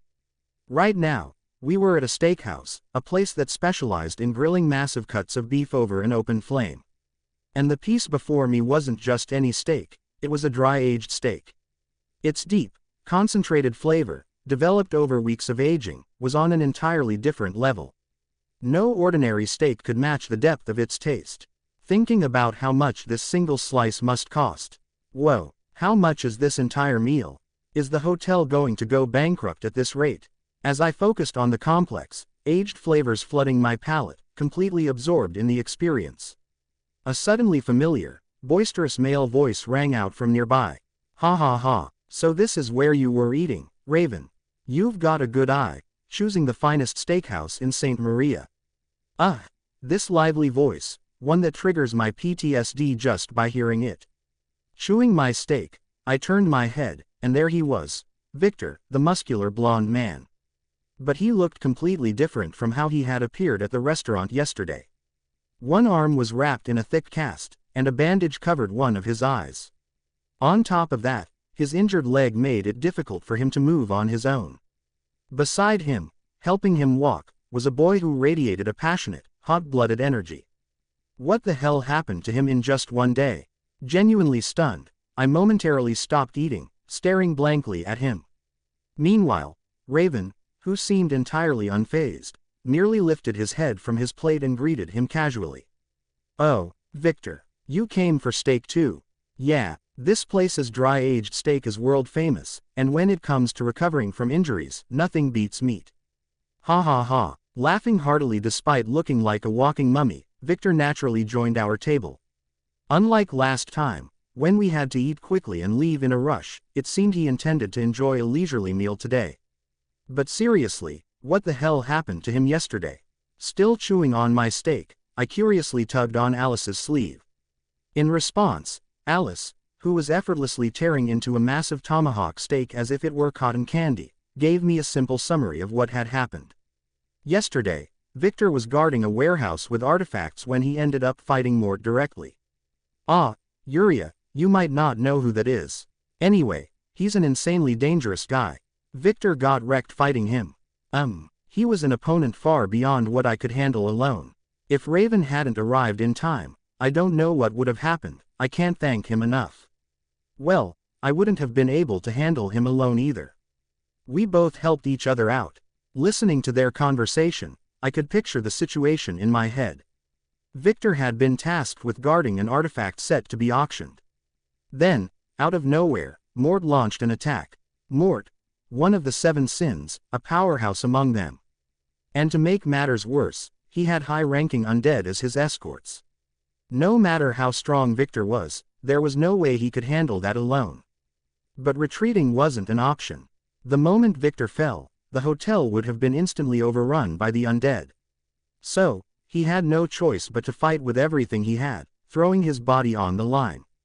Thanks to Raven's late arrival, they had somehow managed to drive Mort away. So the reason there weren't any major casualties was because Victor threw himself into the fight without hesitation. I nodded slightly toward Alice in gratitude for her explanation. Then, with a complicated feeling brewing inside me, I picked up my fork and stabbed it into the steak on my plate. Fortunately, his injuries were the kind that would heal with time. But this entire incident at St. Maria Hotel, this wasn't in the original story. In other words, this situation was a butterfly effect, caused by a disturbance somewhere in the past. Maybe the fact that the Liberation Army failed to kidnap the artisan Karen, despite sending 2 of the 7 sins, is what caused this shift. They probably need every resource they can spare for their war effort. Logically speaking, I hadn't done anything wrong. I hadn't leaked intel to the Liberation Army or told them to attack the hotel. They were the ones who got impatient and made a reckless move. What was I supposed to do about that? And yet, I couldn't completely deny that I had played some part in causing all of this. After all, because of my choices, an entirely different place had suffered the consequences. Maybe that's why my emotions sank lower and lower, regardless of my intent. At this point, I truly had no idea what was going to happen next. I chewed the steak a little too forcefully, as if trying to vent my frustration. Annoyingly enough, it still tasted incredible. As I desperately focused on the food, trying to distract myself from my spiraling thoughts, Victor suddenly brought up a topic that made my entire body stiffen. That aside, still no word. You know, about that missing cat Saintess. Cat, Saintess. My ears pricked up at the combination of words that instinctively made me flinch. I kept my face still, only rolling my eyes as I listened intently. Raven, leaning back in his chair with a disinterested expression, continued. Ah, yeah, according to Alice, she excused herself to the restroom, and then, vanished without a trace, as if she had never been there in the first place. In this hotel, with dozens of fixers around, she must be quite skilled. Tisk. I told her not to run, she must have had some kind of special method. Sweat trickled down my back. I had been feeling sluggish just moments ago, but now my body was clammy with cold sweat. They're talking about me, aren't they? I felt nervous. No, more than that, I knew better than anyone that reacting here would only make things worse. But I couldn't help worrying. After all, I had openly used divine power, something that no one else on this planet could wield. If they figured out my identity, I had no idea how I'd talk my way out of it. I didn't have a single excuse lined up. Stay calm. In this world, there are barely any beast folk who can hide their ears and tail. That means, as a human without magic, I shouldn't be suspicious at all. But Raven and Victor had fought countless different species and sharpened their instincts through experience. What if they considered the possibility that someone might have the ability to alter their appearance? A possibility shifting from absolute zero to even the smallest chance of 1, that was a massive difference. Especially if it was Victor who caught on. Unlike Raven, who had a soft spot for me, Victor might just decide to do something in the name of humanity's greater good. I had to change the subject. But my nerves had locked my tongue, and I couldn't say anything. Was I just supposed to sit here and hope the storm passed? Ahem. By the way, Jin, I have a question. That thing Mort took, what exactly was it? It looked like some kind of crown. Just as I was internally panicking, Alice cleared her throat lightly and directed a question at Raven. It was like a batter hitting a grand slam in the middle of a crisis. A perfectly timed escape route. That, you probably know better, Victor. Ah, yeah, that was the Queen's Unholy Tiara, an artifact. I can't really go into its abilities here, but it was an incredibly valuable piece. It was supposed to be revealed in the final moments of the auction. I see. In that case, yeah, to be honest, this is a major emergency. Who knows what they plan to do with it? I already feel a headache coming on. Victor deliberately avoided discussing the artifact's abilities. Understandable. This wasn't the kind of information to carelessly share in a place full of listening ears. After all, the tiara was an artifact that allowed instantaneous teleportation to any desired location, just by pouring in mana. A power so absurd that replicating it with magic would require an astronomical amount of energy. Of course, it had restrictions. There was a cooldown period before it could be used again, and only a limited number of people could be transported at once. But even with those drawbacks, it was an artifact that defied all common sense. Victor, as if his headache was getting worse, rubbed his forehead, then covered his eyes with his hand and murmured in a grim voice. At this rate, something big might happen very soon. It was a statement filled with heavy certainty, as if he already knew disaster was inevitable. That was a delightful meal. Let's meet again next time. Oh, sure. Just focus on recovering quickly, yeah. You look kind of pitiful right now. No need to worry. My sturdy body is one of my few strengths. After finishing his meal, Victor left with his companions, laughing heartily as they supported him. It was astounding how someone could be that loud. My ears still felt numb from the auditory assault. Of course, in a way, he had saved everyone at St. Maria, so I couldn't exactly dislike him. There were plenty of things about him that made him likable. Still, his energy was a lot. As someone who was a textbook introvert, dealing with that level of enthusiasm was a bit exhausting. Thinking that, I quietly popped a candy into my mouth behind my mask and stood beside Alice. By the way, the candy was given to me by Victor's assistant, a cool beauty who looked amazing in office attire. Something about enjoying the way I ate my steak. I wasn't sure, but I wasn't going to refuse free candy. Phew, that was a feast. How long has it been since I last ate high-end steak without worrying about the cost? I imagine the hotel's financial team might be crying right now. Alice chuckled awkwardly at Raven, who was patting his stomach with deep satisfaction. Between the two of them, they had devoured several kilograms of meat, excluding the bones. If I were to convert that into money, yeah, even with a rough estimate, it was a massive financial hit. And considering they ate all that for free, no wonder Alice was feeling a little guilty. Then again, if you factored in the fact that these two had put their lives on the line last night, preventing any casualties. From a business standpoint, the hotel probably got off cheap. As we left the restaurant, I walked down the corridor, feeling that pleasant drowsiness that came with a full stomach. Just then, Raven, who was walking ahead, glanced at Alice and asked, "Want to grab a coffee? My throat's a little dry. Since when do you drink coffee?" He usually avoided it, saying it was too bitter. Alice, blinking in surprise, waved her hand lightly in refusal. "I'm good. What about the rest of you?" I think I could use one." All right, I'll wait over there by the table. Comma exclamation mark. 4 of them, including Raven, headed toward the hotel's fancy cafe. I had no particular desire for coffee, so I decided to wait outside with Alice. The table we chose had a clear view of the ocean. The sight of the winter sea through the transparent glass made me feel strangely refreshed. As she gazed at the scenery, Alice absent-mindedly muttered, "It's nice, a little disappointing that it's not summer, though." Oh, you're saying we can just come back in the summer? Exclamation mark. Ha ha ha, that's true. This isn't the end. There'll be another summer, another winter, and I hope we'll all be together for them. She laughed so hard that tears welled up in her eyes, then gently patted my head. It seemed that my heartfelt little gesture was enough to comfort her. After a brief conversation, we sat in silence, simply watching the scenery. The sound of the waves wasn't audible, but watching them crash and break into white foam was mesmerizing on its own. Ah, there you are, Alice-chan. However, that peaceful moment was abruptly shattered by an unexpected visitor. Who dares to ruin the mood? I turned toward the voice, and there she was. A beautiful fox beast folk, Yanagi Tamamo. Oh, Tamamo, yup, it's me. And you must be, Yuria-chan, right? Nice to meet you. Hello. I nodded in greeting as Tamamo acknowledged not just Alice but me as well. We had never formally introduced ourselves, but somehow, she already knew my name. That said, she didn't seem to have any business with me. After giving me a playful wink, she turned back to Alice, rubbing her cheek with a slightly troubled expression. Wait, is there someone behind her? Ha ha ha, Alice-chan, good afternoon. So, Nira here really wanted to apologize.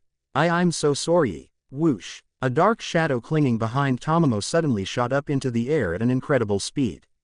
And then, it clung to Alice like a piece of gum, prostrating itself completely in an Orshitoji stance. Now that I got a closer look, it was a girl dressed entirely in black, from her hair to her shoes. An apology. It must be her.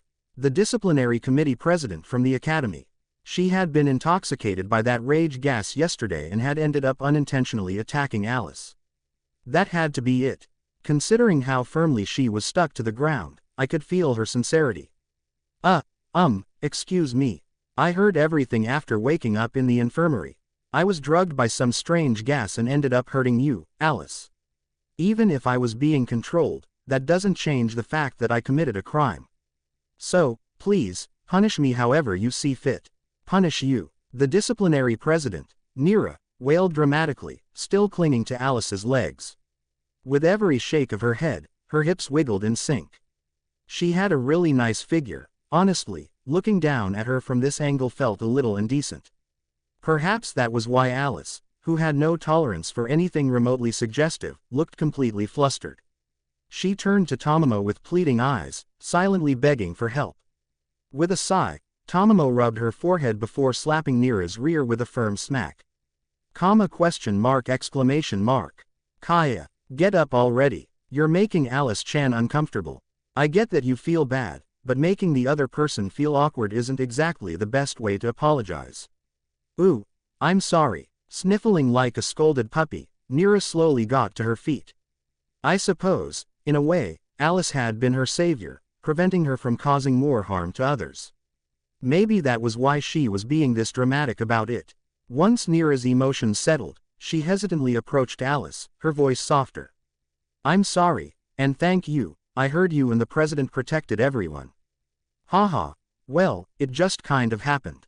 You don't even have any noticeable magic, and yet you were amazing. Do you have some kind of secret technique? Snap. For a brief moment, silence filled the table. Alice, mid-smile, froze completely. Tamamo's face twisted in horror. Why, you idiot. Do you realize what you just said? Tamamo smacked Nira on the back of the head before turning to Alice with an apologetic bow. After all, discussing magic in that way was a huge taboo. Despite that, Alice simply chuckled, brushing it off kindly. As if finally letting go of something that had weighed on her heart, she smiled softly. It's fine. Honestly, I think I like things just the way they are now. I've gained so many irreplaceable people, and I don't want to lose any of them. Her eyes shimmered, not with lingering doubt or envy, but with contentment. Tamamo, caught off guard, blinked before smiling back. I'm glad. I always wished for your happiness, Alice-chan. And with that, Tamamo and Nira departed, leaving us with the peaceful ocean breeze. Our vacation had truly begun.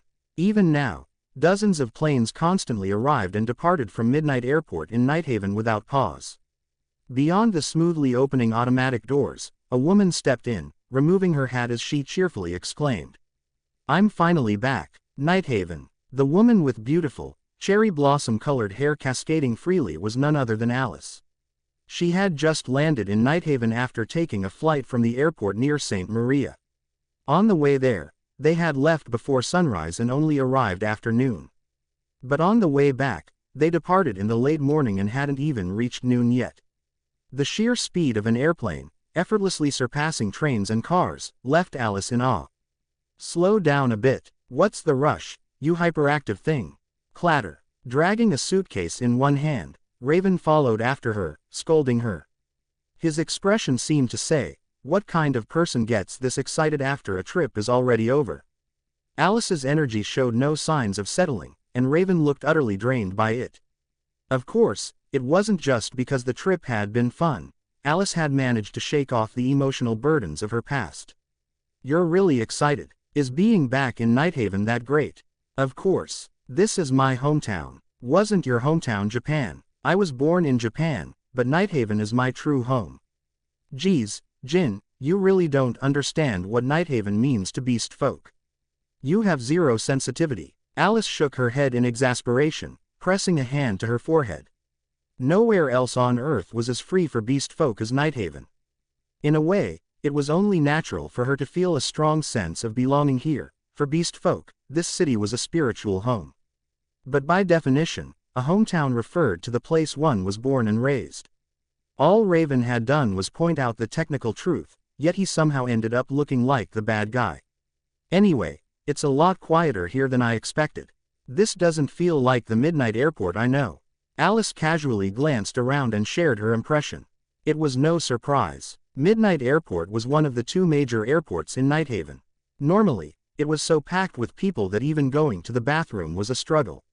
But right now, what she saw was the opposite. It felt more like a quiet, lesser-used airport, with more staff than actual passengers. Well, maybe less popular wasn't the right phrase.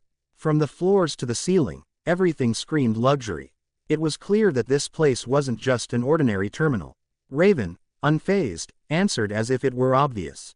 "That's because this is a private terminal for business jets and charter flights. Just using this place costs a fortune. I wouldn't come here either." "Hey, I guess we have Victor to thank for this luxury." "No kidding. You've got good friends, huh?" The reason they were able to use this exclusive, high-end terminal was simple. Victor had arranged a private jet for them to return to Nighthaven.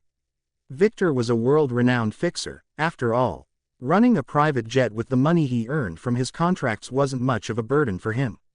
Since he planned to stay in St. Maria a bit longer to recover from his injuries, lending a private jet to Raven's group was no big deal. Air travel was so expensive that people often said you were buying time with money. And yet, Victor had lent them a private jet, for free, no less. He truly was a man as grand as his overwhelming muscles. HMPH, I'm already starting to miss that guy's muscles. Victor would be thrilled if he heard that. As Raven gazed up at the sky, thinking about Victor resting in bed, the rest of their group casually strolled up from behind. "Ah, there you are. We were looking for you." What's up? We'll be heading off first." "Haha, there were a few hiccups, but this trip was really fun." "Yeah, glad you had a good time. See you back at the office after the holiday." "Goodbye. See you after the break." "Yes, see you later. Take care." David, alongside Rain, gave a polite farewell. It seemed they planned to head home first and unpack. "Yuria, we can hang out again later, right?" Exclamation mark. Sabrina, who had been clinging to Yuria, looked reluctant to part. But thanks to Yuria gently hugging her and assuring her they'd see each other again, she finally let go. Why is she so popular with the girls? Raven glanced at Yuria, waving at the departing Sabrina, with a baffled expression. Come to think of it, Alice, Rain, Sabrina. Even Karen, who had barely known her for a day, had been desperate to give her candy. Looking at it that way, Yuria really was some kind of magnet for affection. She seemed so harmless, like a small, defenseless creature, but the more I think about it, the less I understand her. He quietly observed Yuria's back, recalling the events in Belmont. That time, she had fought against a Kashmir, one of the most troublesome members of the Seven Sins. Even if she had covered herself with cloth, her physique, stride, and breathing, there were things that couldn't be hidden. That ghost had been Yuria. There was no doubt about it. Which meant, he needed to be cautious. If she had managed to stall a Kashmir, someone even Raven himself wasn't confident he could defeat. That meant she was hiding some kind of power. If she's on the same level as the Seven Sins, if she ever lost control, the damage would be catastrophic. Whether she was some unheard of Esper or using an entirely different form of magic. If she was an unpredictable bomb waiting to go off, then as a fixer, Raven couldn't just let his guard down around her. But if she was truly dangerous, would Greg Visk, who had seen everything, remain silent? If she were as dangerous as someone like Drakel, the vampire who wreaked havoc in the Western Labyrinth, or Mort, the necromancer, then Greg would never have placed so much trust in her. So, because he trusted both Greg and Yuria, Raven had no choice but to put his judgment on hold. He had grown too close to Yuria to recklessly ruin their current relationship. But after his conversations with Victor in St. Maria, after seeing the cat beast folk fighting Mort, his thoughts had shifted. The Nexus Project and the Child of God, huh? Raven turned his gaze away from Yuria, looking toward the vast glass window beside him. What reflected in it was Nighthaven, gleaming under the midday sun. The rising Liberation Army, the reappearance of divine traces, and the lingering invader threat. The future was unpredictable, but one thing was certain, it wouldn't be peaceful. Raven let out a small sigh. Jin, what are you doing? Let's go already, ? Ah, yeah, let's go, home. Adjusting his expression as if switching masks, Raven followed the two ahead, walking at a relaxed pace. Alice, bathed in the bright sunlight. Raven, lingering in the shadows. And Yuria, turning back slightly to look at him. Somehow, that scene felt oddly familiar. In a dimly lit workshop, where machines hummed without rest, a white-haired woman sat in deep concentration, so intense it was unclear if she was even breathing. She held a small screwdriver, carefully adjusting a minuscule gear with precise, deliberate movements. With each delicate twist, the magical currents flowing around her responded like musical notes, bouncing and weaving through the air in an elegant, rhythmic dance. It was as if she were a master conductor, orchestrating a grand symphony beneath her fingertips, one composed of the very laws of magic. Then, click, the nearly imperceptible gear finally aligned into place. The unstable magical energy that had been flickering unpredictably, like a candle in the wind, suddenly found its course. As if guided by an unseen hand, the raw power adjusted itself with precision, flowing steadily into the small doll resting on the woman's workbench. Like a radio tuning into the correct frequency after broadcasting static, the magic surged toward the tiny construct, drawn into its core. 10 seconds passed. No, exactly 11. Then, abruptly, the doll on the workbench slowly opened its eyes and spoke. Hello, Master. It's a pleasure to meet you. It worked. The white-haired woman let out a triumphant cry, jumping up in exhilaration. This was the elation of a mechanic who, despite the holiday, had worked tirelessly, never taking a break. She had finally succeeded. At least once in their life, everyone has probably experienced this.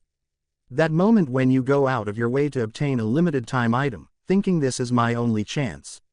Only to realize afterward that it doesn't fit into your life at all, turning into nothing but an inconvenient burden. It's a frustrating situation. In the worst-case scenario, you don't just waste money, you waste time, effort, and opportunity costs. If you're lucky, you can at least sell it off as a second-hand item or an unopened collectible. In a similar vein, on the early morning of the day after our trip, as always, I slipped into Raven's closet, arms crossed, lost in thought. Did I bring this back for nothing? The dim closet was illuminated only by the faint light seeping through the door's cracks. My gaze was fixed on a curved piece of metal, shaped like a crescent moon. It wasn't particularly ornate, nor did it look expensive. It wasn't even very large. At first glance, it seemed like one of those cheap souvenirs you'd find at a tacky tourist trap. But if you knew where this thing came from, you'd reconsider your judgment immediately. Because this crescent-shaped metal fragment. It was a shard from the Grand Mage's orb. Wait, you're asking if I stole this from Tamamo? Well, to be honest, I was originally planning to. Unlike magic, telekinesis leaves no trace of mana, making it virtually impossible to track. And with Echo, who specialized in information gathering and manipulation, on my side. Theoretically speaking, it was possible. Besides, this was an object related to the invaders, so I had a valid reason for taking it. But, as luck would have it, I didn't have to go through all that trouble. Just as I was quietly plotting in the shadows, Tamamo approached me first. Yuria-chan, hey there. What are you doing all alone in a place like this? Nihaha, I heard about you. Alice sees you as a little sister, right? That means you're my little sister too. Hey, wanna exchange contact info? As I quietly tilted my head, listening to her chatter, I realized that she seemed quite interested in me. Well, of course, Alice was the most important friend in Tamamo's life. And if Alice treasured me, then it made sense that Tamamo would be curious about me as well. For me, though, this was nothing but a stroke of luck. Now that we had this direct connection, I no longer needed to sneak around and steal anything. No one else could recognize the true value of this thing anyway. So I could just shamelessly ask for it outright. Oh, sorry, could you gesture again? I don't think I understood properly. Huh, what does that mean? A ball, a gem, Of course, Tamamo had no idea what I was trying to say. She was sweating bullets, completely lost. Communicating with only gestures was harder than I thought. Alice and Raven could understand me even if I just jumped in place, but not everyone had god-tier intuition like those two. For the first time, I genuinely appreciated just how perceptive they were. Still, after a long struggle of desperately trying to convey my meaning, Tamamo finally got it. She handed me the fragment, saying that the Grand Mage's orb was already shattered and useless anyway.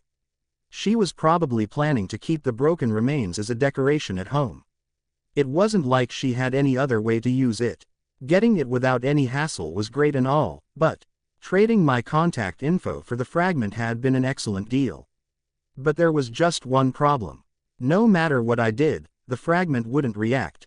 I was certain it was an invader-related artifact.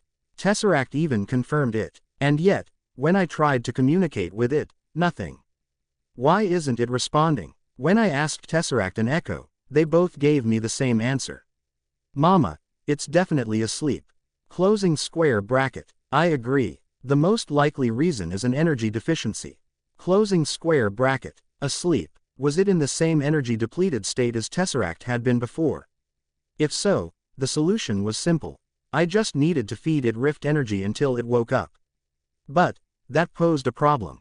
I couldn't afford to waste energy on this unknown fragment right now. The Saint Maria incident had drained a significant amount of both Tesseract's and Echo's reserves. You never know when danger will strike. Who could have predicted that we'd run into Mort while on vacation?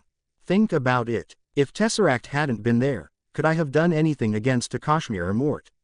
Yeah, no way. Absolutely impossible. So refueling Tesseract wasn't even a debate, it was a necessity. And Echo, despite her usual antics, was critical for hacking devices, manipulating information, and creating diversions. In her own way, she was just as invaluable as Tesseract. Spending their already limited energy on some mystery fragment instead. That was just stupid. What if I woke it up and it turned out to have some garbage tier ability? I'd be so furious I wouldn't even be able to sleep. But if I don't wake it up, then what's the point of taking it? Who knows, maybe it even has the power to break the curse that stops me from speaking. Think. Lying in Raven's cramped closet, I rolled around on the futon, arms crossed. After much internal debate, I finally made up my mind. Right after I bonked my forehead against the wall and nearly teared up. I would feed it rift energy, but at a reduced rate. Tesseract would get 70%, Echo 20%, and the fragment 10%. That ratio should be reasonable. In the end, Tesseract is the most important. As long as Tesseract is fully powered, no enemy is truly a threat. Echo is next. The fragment, meh, I'll give it 10%. It's not urgent. Hopefully, it had a game-changing ability, just like Tesseract. With that small wish in mind, I distributed the rift energy accordingly. All I could do now was pray that no new disasters popped up anytime soon. After squeezing out every last drop of rift energy and crawling out of the closet, I found Raven sprawled out on the office lounge sofa. His messy pajamas and unkempt stubble made it painfully clear. He was fully embracing the fact that today was a day off for the agency. Well, just because we had returned from our trip didn't mean Night Week was over yet. So even if he was lazing around like a sloth, I couldn't really say anything about it. Not that I planned to. What's he watching this time? Making sure my footsteps were silent, I crept closer and peeked over his shoulder. On the massive TV screen. Yep, same as always. Aaron racing. Giant wyverns, each standing several meters tall, rampaged across the stadium in a fierce race. Maybe it was because injuries could just be healed with magic. But these massive creatures charged forward without hesitation, showing no fear of getting hurt. Raven once told me that was the reason Aaron racing had become the most popular sport of this era. Even as someone unfamiliar with it, I had to admit, it was impressive to watch. But still, doesn't he ever get tired of watching the same thing every day? I couldn't understand how he never got bored of it. Oh, is it already lunchtime? Question mark. To avoid disturbing him, I quietly sat down on the couch beside him. But, of course, it was impossible to hide from his sharp senses. Noticing me, Raven casually turned his head and spoke. Since it was already late morning, he probably figured I had come over because I was hungry. Like I was some pet waiting to be fed. Well, he wasn't wrong, so I didn't bother denying it and simply shifted over to his side. Seeing this, Raven lazily scooted over, making space for me. We probably forgot to restock the fridge before our trip. Should we just order something? How about pizza? Let's see, 4 large pizzas should be enough, right? You usually eat about a whole one yourself. 4 pizzas, for just the 2 of us. For a second, my brain short-circuited at the ridiculous math. No wonder this agency is always broke. How much do they spend on food? Scratching my neck, I hesitated for a moment before nodding in agreement. I wasn't picky about food, and pizza was definitely one of my favorites. There was no reason to turn down free pizza. Raven tapped away at his device, and within moments, the order was placed. Estimated delivery time, 20 minutes. The speed of this world's delivery system never failed to impress me. Alright, that's done. Since we've got some time to kill before the food gets here, wanna watch Aaron racing with me? Today's match is actually really good. It's a special event for Night Week. See that T-Rex looking one? That's Brutalis. With nothing better to do, I ended up watching the race with him. Thanks to Raven's explanations about the wyverns and their histories, the race was far more entertaining than I expected. And the 20-minute delivery time. Not an exaggeration. We had barely watched a few minutes before the doorbell rang. Fast. At this rate, the cheese probably hasn't even cooled yet. Excited, I bolted toward the door to grab the pizzas. And threw it open. But the person standing there was not the pizza delivery guy.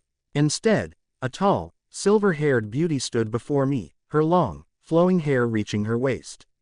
A face I knew all too well, even though this was our first time meeting in person. Oh my, are you, Yuria? Sakuragi Lily. The single sharp horn protruding from above her right eye made her identity unmistakable.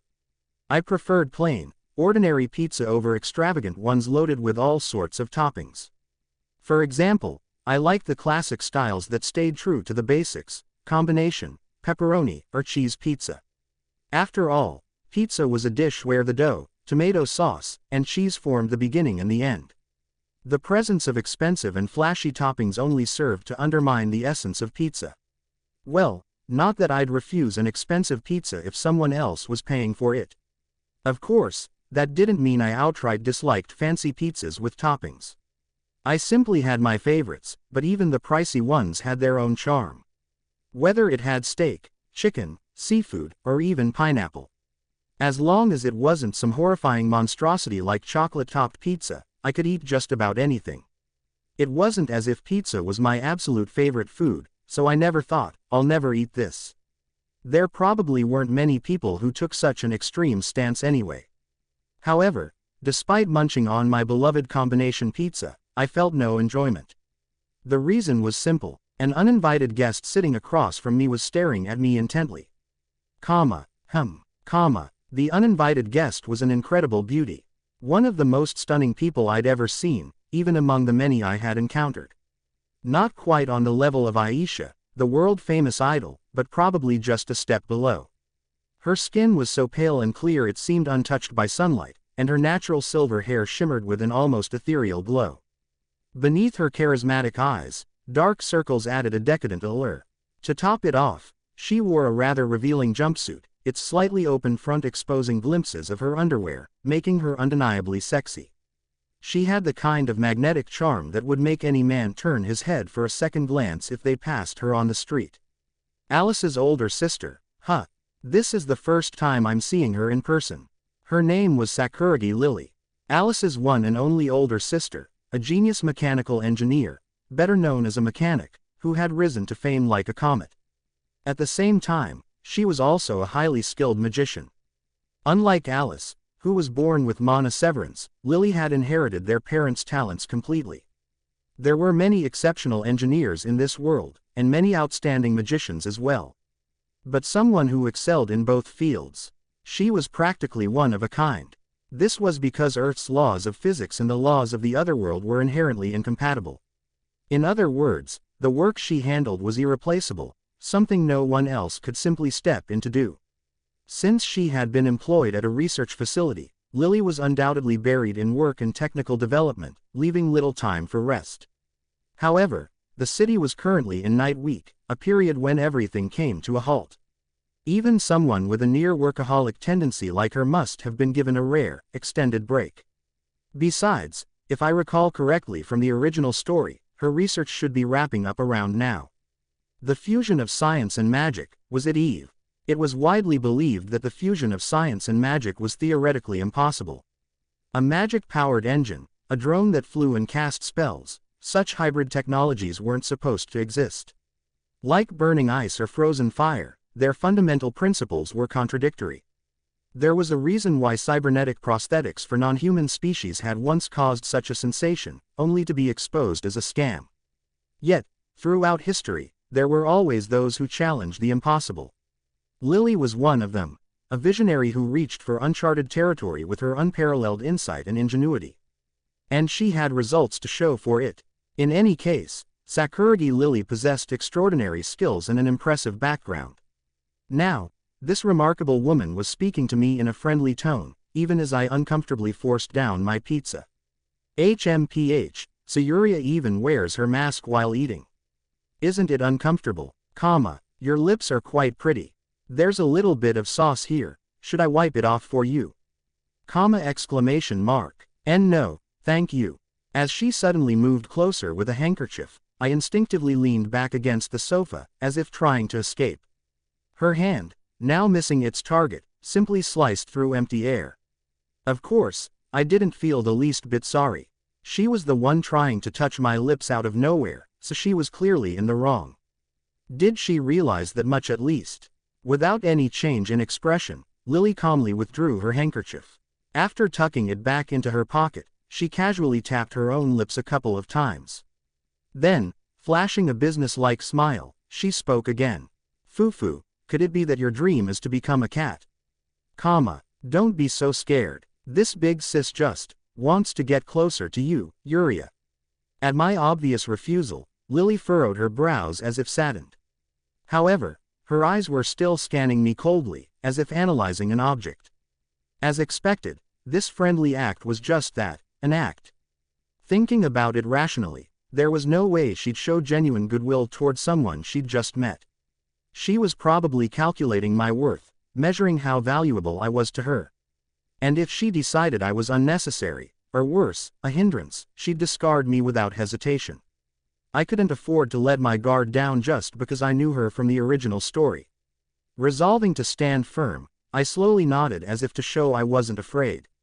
Lily smiled brightly in response, but her eyes weren't smiling at all. Honestly, it was terrifying. I felt like I was being cornered, gradually pushed toward the edge of a psychological cliff. Just when I thought I might actually fall, a voice cut through the tension. Holding a plastic bottle of soda, Raven stepped in from the back of the room, narrowing his eyes at Lily. You didn't harass Yuria while I was gone for a second to grab a drink, did you?" Surprisingly, his voice carried an undeniable weight.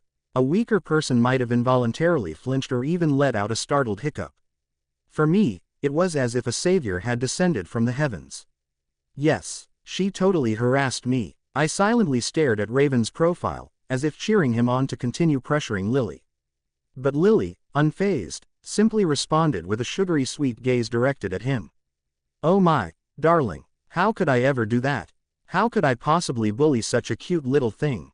HMPH. More like, you're annoyed that Yuria keeps destroying every little spy drone you secretly plant around her, right? Isn't that it?" Raven's sharp words cut through the air, delivered in a matter-of-fact tone. Lily, who had been gazing at him with big, innocent eyes, fell silent for a brief moment, her expression betraying that he'd hit the mark. Then, crossing her long legs, she adjusted her posture and nodded as if to say, "You got me." "Foo-foo. As expected, darling understands me better than anyone else in this world. I think I'm falling for you even more. How about putting a ring on my finger?" "No chance. Like I always say, a woman who can't even cook is an instant fail as a marriage partner. How could I possibly spend my life with someone who burns even a simple fried egg?" Uffum. Lily averted her gaze, as if unable to refute his words. Well, it was a known fact. If something didn't interest her, she wouldn't even bother trying. And since she had zero interest in cooking, she clearly had no intention of improving her skills. After a brief pause, Lily twisted a lock of her silver hair around her finger, seemingly contemplating something before speaking hesitantly. "Darling, would it count as cooking if my machine made it?" That's kinda pushing the definition of homemade, don't you think? "But, as long as it doesn't taste awful, I'd eat it."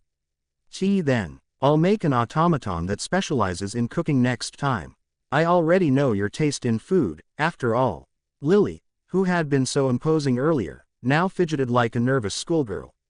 Her cheeks were slightly flushed. Was she imagining a future where she and Raven lived together? With her eyes darting up shyly and her lips slightly parted, she looked undeniably cute, completely different from before. It was clear, when a woman was in love, she became all the more charming. Even in my imagination, you're getting in the way. But it didn't last long. Still fidgeting and sneaking glances at Raven, Lily suddenly seemed to remember my presence and clicked her tongue softly. Her once subtly oppressive gaze now turned into an outright glare of hostility. What the hell? What did I do? Had I somehow intruded into her romantic fantasy? That would be incredibly unfair. Caught in the crossfire of the intimidating older sister's stare, I involuntarily let out a small hiccup. A cold, suffocating pressure filled my chest, like the pizza I had just swallowed was now lodged in my throat. "Come on now, act your age. Kaya. But, I really want to live with darling." Thankfully, Raven had witnessed the entire exchange. With a light chop to Lily's head, he mercifully freed me from her murderous gaze. So that was it, jealousy. For someone as single-mindedly devoted to Raven as Lily, she must have been envious that I got to stay at the office with him. Was that really enough of a reason to glare at me so scarily? I took back what I thought earlier. A woman in love wasn't just charming, she was a total pain. You have your own house. Yuria doesn't have anywhere else to go, so there's no choice. Then I'll sell my house. I want to be completely dependent on darling, with no home or place to return to. Alice would be absolutely devastated if she heard you say that. Yeah, Lily's love was heavy. I already knew from the original story that she was a dangerously unhinged person. But seeing it up close like this, It was downright terrifying. Without hesitation, I subtly shifted my position to hide behind Raven. All I could do now was pray that none of her misplaced frustration would end up directed at me. Maybe it was because Lily was somewhat restrained in front of Raven. But in the end, we managed to finish all 4 pizzas before they got cold. Since I wasn't a fan of cold food unless it was ice cream, I was relieved that we ate while it was still warm. Once we had tidied up the empty pizza boxes, Raven turned to Lily, who was sipping the coffee I had brewed, and asked, "So, why are you here? Do you actually have business with us?" It was a perfectly reasonable question.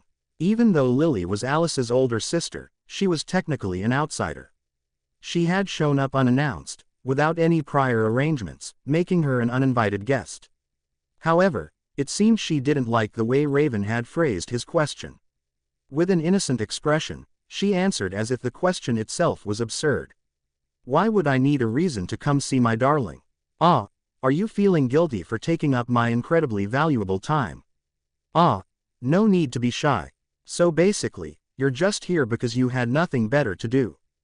Just when things had been peaceful for a while, Raven sighed, pressing his fingers to his forehead as if he were developing a headache. His exasperated demeanor stood in stark contrast to Lily's honey-dripping flirtatiousness. Sitting beside Raven, I quietly nibbled on a cookie while observing them.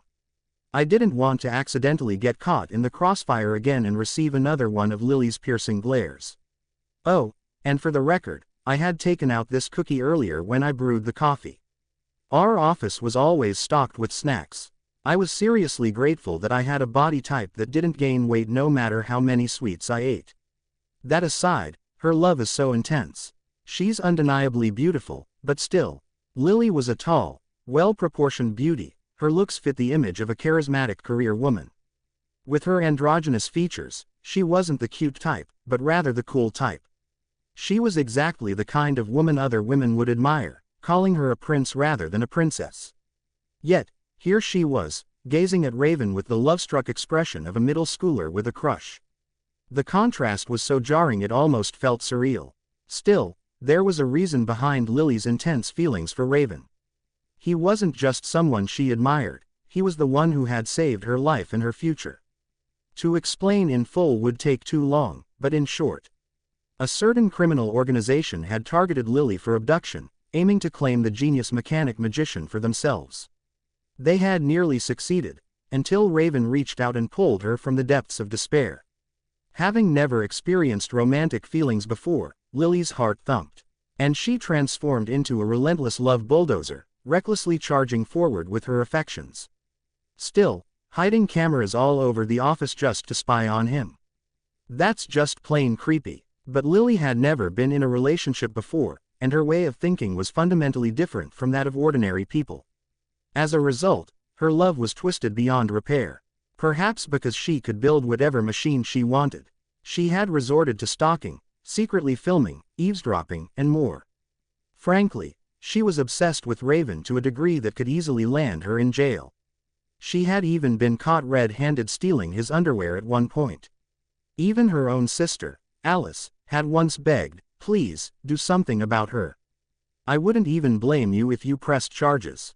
Even someone as laid back as Raven had seriously lost his temper over her antics. After countless incidents, they had eventually reached a compromise. Lily would express her love without breaking the law. Because, in her own words, "I don't care if I die, as long as I can love you." She looked perfectly normal on the outside, but she was undeniably exhausting to deal with. Anyway, Lily placed her coffee cup back on the table with a quiet clink before speaking in a voice full of lament. "Honestly, I've been wanting to visit, but I was stuck in the lab, barely sleeping, because of my project. So the moment I finished, I came straight here. Weren't you even a little excited to see me, darling? It's been almost 3 months, you know." "Well, I guess. That's so mean. I missed you so much I couldn't even sleep properly." "TCH, what's the big deal? As long as you're still alive, that's all that matters," Raven replied with a dry, indifferent tone, completely unmoved by Lily's pouty complaints. He wasn't just putting up a front or saying it carelessly, he genuinely wasn't the type to check in on people. He lived in the same city as his former colleagues and never once went out of his way to visit them. Yep, that's a very Raven-like response. I nodded to myself in agreement. But then, Lily's eyes flickered toward me. Question mark. Oh no, is she going to glare at me again? I immediately tensed up, my eyes darting around in an attempt to gauge the atmosphere. But unexpectedly, there was no hostility in her gaze this time. Had something changed in the short time we spent eating pizza together? She was the kind of person whose thought process was impossible for me to follow. Before I could figure it out, Lily shifted her attention back to Raven. Clearing her throat softly, she gazed at him with adoring eyes. Well, I suppose that's just like you, darling. In that case, could I ask for another cup of coffee? I'd love to hear what's been happening at the office while I was gone for 3 months. I mean, I wasn't exactly planning to take a break right now. Oh, come on, you were just about to kill time watching the Night Week Memorial Dragondrome match, weren't you? Keep me company for a little while. Making your custom bullets should be worth at least that much, don't you think? Fine. Yuria, could you make another cup? It wasn't exactly a difficult request. Besides, sitting across from Lily for too long was starting to feel a bit overwhelming. So, when Raven asked, I simply nodded and stood up energetically.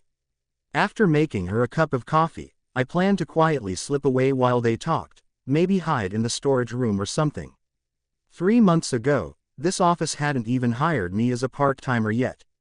So, they wouldn't mind if I disappeared for a while. They probably had mountains of things to catch up on. Lily preferred coffee with almost no sweetness, didn't she? She really has a mature palate. The coffee station was in the small office kitchen. Of course, I wasn't just mixing instant powder into hot water. We had an espresso machine, not a high-end one, but decent enough. I loaded the beans, let the machine extract the rich espresso, and mixed it with either water or milk. At this point, I was so used to the process that I could practically do it with my eyes closed. It didn't take long for the coffee to be ready. But just as I was stirring the espresso into warm milk for a smooth latte. Hey, Yuria, can we talk for a moment? A cold voice rang out from behind me. I had already sensed footsteps approaching, but I hadn't expected her to openly initiate a conversation like this. Still holding the tiny teaspoon I had used to stir the coffee, I turned and studied Lily carefully. Earlier, when we first met, she had stared at me with an unsettling intensity, almost as if she was sizing me up for something. For someone utterly infatuated with Raven, it was only natural that she didn't like the idea of me living under the same roof as him. But that was a very problematic misunderstanding. Sure, Raven was a good person. Capable, kind, and probably one of the more attractive men in Nighthaven. But as a romantic interest, not even for a second. I had no intention of falling for anyone. And considering the apparent age gap between us, it would have been strange for him to like me that way, too. If she wanted to be jealous, she should at least pick the right target. I continued to watch Lily in silence, mentally preparing to use the teaspoon if she tried anything funny. But instead of hostility, she simply leaned against the wall and nodded, speaking in an unexpectedly sincere tone. I'm sorry, I completely misunderstood, and for the way I threatened you earlier, I genuinely apologize. That was surprising. An apology, just like that. I hadn't expected this at all. But her demeanor didn't seem fake. Slowly, I lowered the teaspoon and loosened my guard. Still, I couldn't help but be suspicious. For someone as emotionally unstable and obsessive as her to admit fault so easily. I blinked at her, tilting my head in confusion. Seeing my reaction, Lily exhaled lightly and closed her eyes for a moment before speaking again, this time, honestly. When I watched you eat pizza earlier, I realized how you and Raven actually feel about each other. At first, I thought you were some wicked little thief trying to steal my darling away, but turns out, you're just an adorable pet cat. I completely misunderstood. Now I know for sure that neither of you has the slightest bit of romantic interest in each other. Don't look at me like that. You kept destroying all the spy cams I hid around the office, so I just assumed that's what was happening. It seemed like all of Lily's misunderstandings about me had been cleared up. Originally, She had thought I had a crush on Raven and was trying to get in her way. But after eating together, she must have realized how completely wrong she was. So her obsession with love also comes with an innate ability to detect rivals. Come to think of it, her intimidating gaze had softened over time. It wasn't just that I had gotten used to it, her hostility had actually disappeared. She was incredibly transparent. Well, as long as the misunderstanding is resolved, that's a good thing. I really didn't want to get harassed over something that wasn't even true. And it wasn't like she had just tried to ignore the issue and let it slide. She had actually sought me out to apologize in person. That kind of sincerity was rare, definitely within the top 1% of apologies. I had no reason not to forgive her. After all, I hadn't really suffered much from her misunderstanding. Plus, she was pretty. And let's be honest, pretty people get forgiven for a lot of things. Exclamation mark. Wait, are you actually accepting my apology? Exclamation mark. Hey, thanks. And I really am sorry for being such a terrible adult. Lily's cheeks flushed slightly in embarrassment as she smiled softly and she pulled me into a gentle hug. She wasn't the same type of beauty as Alice, but maybe because they were sisters, there was something oddly familiar about her warmth. Well, I'm sure at least half of this is an act. She's trying to build a connection with me since I look close to Raven. Unlike her naive little sister, this woman is incredibly calculating. As these thoughts ran through my mind, I glanced at the kitchen mirror. There, reflected in the glass, was Lily, looking down at me with a serious, contemplative expression. Yep, she was the most dangerous kind of good person. Love was truly terrifying. On his peaceful day off, Raven found himself contemplating an age-old mystery. What the hell do women even think about on a daily basis? The reason for this sudden train of thought was simple.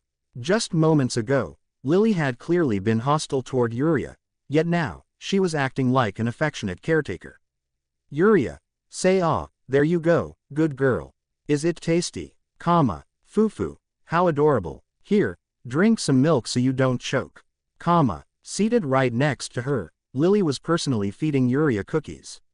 Yuria briefly shot Raven a pleading look before reluctantly accepting the offered treat. Though she seemed slightly uncomfortable, the sight before him was unmistakable. It was like watching a mother bird feeding her chick. What had happened to the Lily who had been glaring daggers at Yuria just a short while ago? Now, she was treating her as if hypnotized into devotion. Did she hit her head? Or is this some extreme mood swing? Either way, this shift seems entirely on her end. There was only one explanation that made sense. When Yuria had gone to make coffee, Lily had followed under the guise of heading to the restroom. Something in their conversation must have triggered this sudden transformation. Even with Raven's sharp instincts, he couldn't begin to guess what had caused such a dramatic shift. The idea that Lily had mistaken Yuria for a romantic rival and then, upon realizing her mistake, immediately flipped her attitude. That was just too ridiculous to consider. On top of that, Yuria had already built some indirect rapport with Lily through Alice. And now, every time Lily playfully poked and prodded her, she responded in a way that was, frankly, adorable. It was like she had found a tame little kitten. Well, this is definitely better than them being at each other's throats. Having reached his conclusion, Raven decided it was best not to poke the metaphorical bear. Ahem. So, can we get back to our conversation now? Oh, what are you saying? Of course, I still want to hear everything, darling. With a simple remark, Raven successfully redirected Lily's attention. As Yuria discreetly nodded in gratitude, he responded with a brief smirk. Before continuing where he had left off. Meanwhile, Yuria subtly adjusted her mask and inched away from Lily. Before long, their conversation reached the topic of the incident at St. Maria. A rare getaway during night week. A trip to a resort city.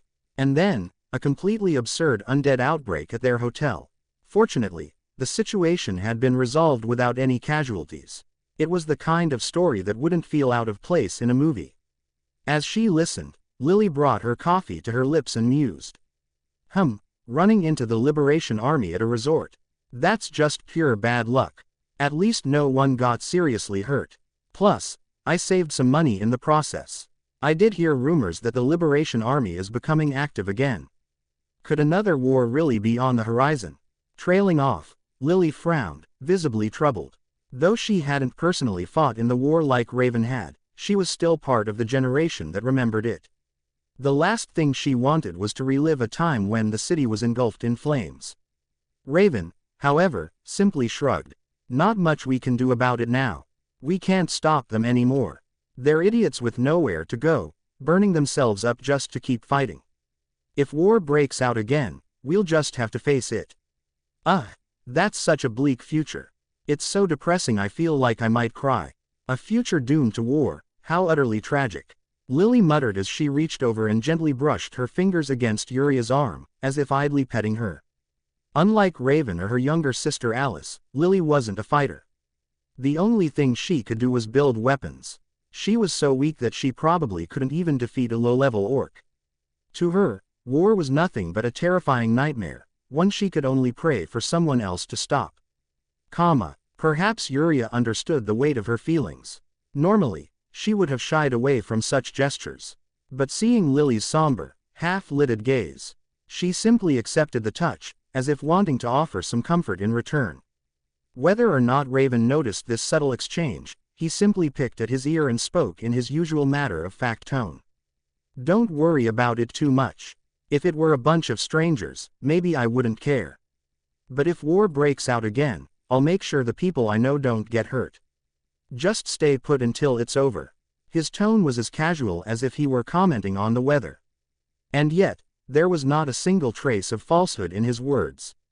For a moment, Lily blinked blankly. Then, she felt a strange, tightening sensation in her stomach.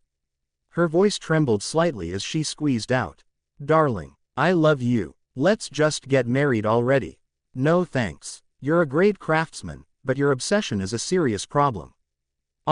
You're such a shy tsundere, darling.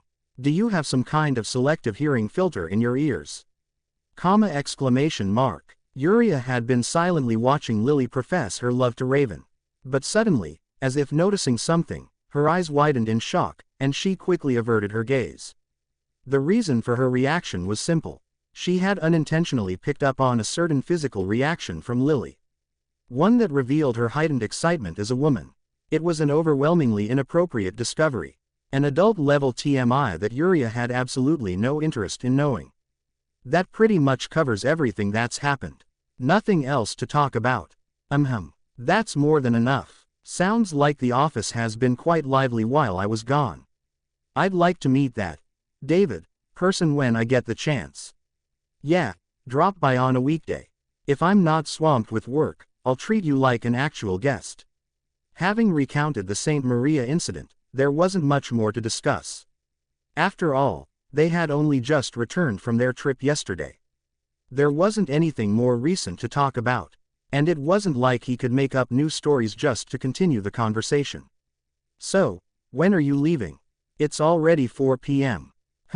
Can't I stay the night? Preferably in the same bed as darling." "Yeah, no, go home." Raven shut her down immediately, unfazed by her blatant attempt to make it a done deal. It wasn't that Lily lacked charm. But for Raven, there was no reason to accept her proposition. Especially considering his relationship with her younger sister, Alice. The last thing he wanted was to create unnecessary awkwardness. Not to mention, Uria was right there, watching. Lily, however, seemed prepared for his rejection. Like a seasoned negotiator, she scaled back her offer to make it sound more reasonable. "That's a shame, but how about just dinner together? I'll head home before it gets too late. Just for today, please." Sigh. "That much is fine. Foo-foo. Success." Having secured her spot for dinner, Lily hummed happily while fidgeting with Uria's hand. Then, as if suddenly remembering something, she turned to Raven with a questioning look. "Oh, right, darling, isn't it about time to renew your fixer license? If I recall correctly, you've got about 2 weeks left before it expires." How the hell do you know when my license expires?" "Foo-foo, is there anything I don't know about you, darling?" "So you snooped. Nice way of phrasing it, though." It's not like I meant to." Having been caught red-handed, Lily whistled innocently and avoided eye contact. Instead, She distracted herself by poking and squishing Uria's soft, marshmallow-like arms. Despite her blatant invasion of privacy, her information was correct. Raven, seemingly unbothered, took a moment to think before nodding. Yeah, the license lasts 3 years, so it's about time for a renewal. I'll head to the association once Night Week is over. The Fixer license was an internationally recognized certification issued by the Fixer Association.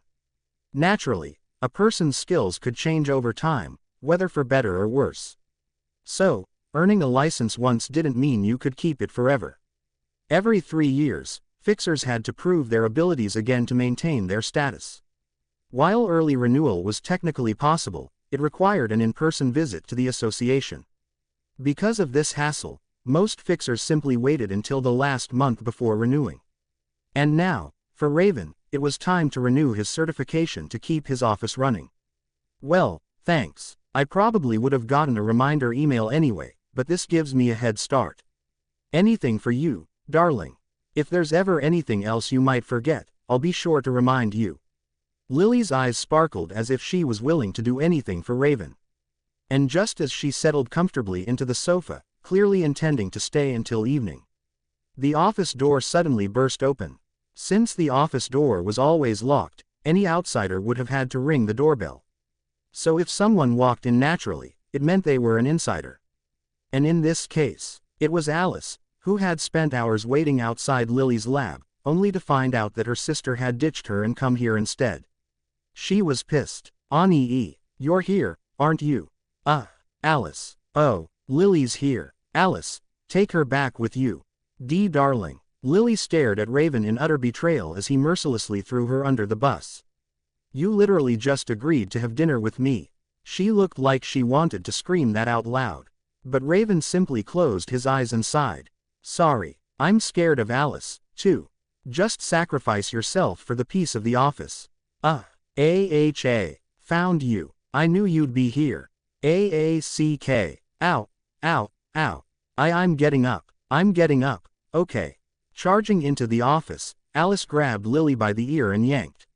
It was a move born from years of experience dealing with her sister's troublemaking tendencies. Sorry about this, Jin. Yuria, you were probably trying to relax, and my sister just barged in. Nah, it wasn't that bad. Just moderately annoying. Aha. Well, I'll be taking her off your hands now. Have a great day. After a quick, apologetic bow, Alice dragged Lily out of the office at top speed. Her sudden, storm-like entrance was matched only by the anticlimactic way she left.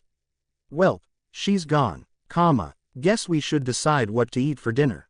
We've still got time to think. Left alone in the office, Raven and Yuria exchanged glances and silently agreed. And just like that, another ordinary holiday came to an end. The long Night Week had finally come to an end. And since Night Week was a year-end holiday, its conclusion also meant the arrival of a new year. On the second day of this icy, bone-chilling new year, Alice strode into the office with her usual energy and called out in a cheerful voice. Good morning. Happy New Year. Oh, yeah, you're really fired up this morning. Something good happened. Of course, it's my first day back at work after a while. Aren't you excited too, Jin? Just so. What kind of adult actually enjoys working? You're still a kid, so you wouldn't understand. Raven leaned back in his chair at a sharp, lazy angle, looking utterly unmotivated. With a casual flick of his wrist, he unfolded an e-newspaper and began reading, killing time in the process. Dressed in his usual black suit, he gave off a mature and composed air. A stark contrast to the man who had spent yesterday lounging in pajamas. Of course, Alice, knowing his usual behavior, wasn't fooled. She muttered under her breath, "Who's calling who a kid?" before glancing in my direction. Oh, Happy New Year, Yuria. Wait, why are you here? It's a weekday. Alice blinked, momentarily confused. She returned my raised hand greeting with an equally puzzled wave, then turned back to Raven with an even brighter expression. Her confusion was understandable. Ever since Greg had arrived, I had been working at the general store during business hours. So, my presence here at the office was unexpected. Raven, picking up on Alice's curiosity, answered without even looking up from his newspaper. Oh, right, the store's closed today. The pipes in the area froze over, and the water's completely cut off. Looks like the empty buildings nearby didn't have proper insulation. So, they had to shut down for repairs. Yuria went over early in the morning, but she just came back. Ah, so that's why she's still in her maid uniform. Alice furrowed her brows slightly in sympathy. The gray zone where the store was located had many abandoned buildings. And unfortunately, one of those unoccupied structures had suffered from frozen pipes. Which, in turn, caused unnecessary trouble for us. It was just bad luck. Even I was caught off guard by the situation. But perhaps seeing me in my uniform again reminded Alice of old times. Her expression subtly twitched with happiness as she naturally took a seat beside me. I just didn't bother changing because it was a hassle. Don't expect me to help with work. While she absently played with my hand, time continued to pass. Then, eventually, a tall figure entered the office. A green-haired beast folk with round, bear-like ears atop his head. David.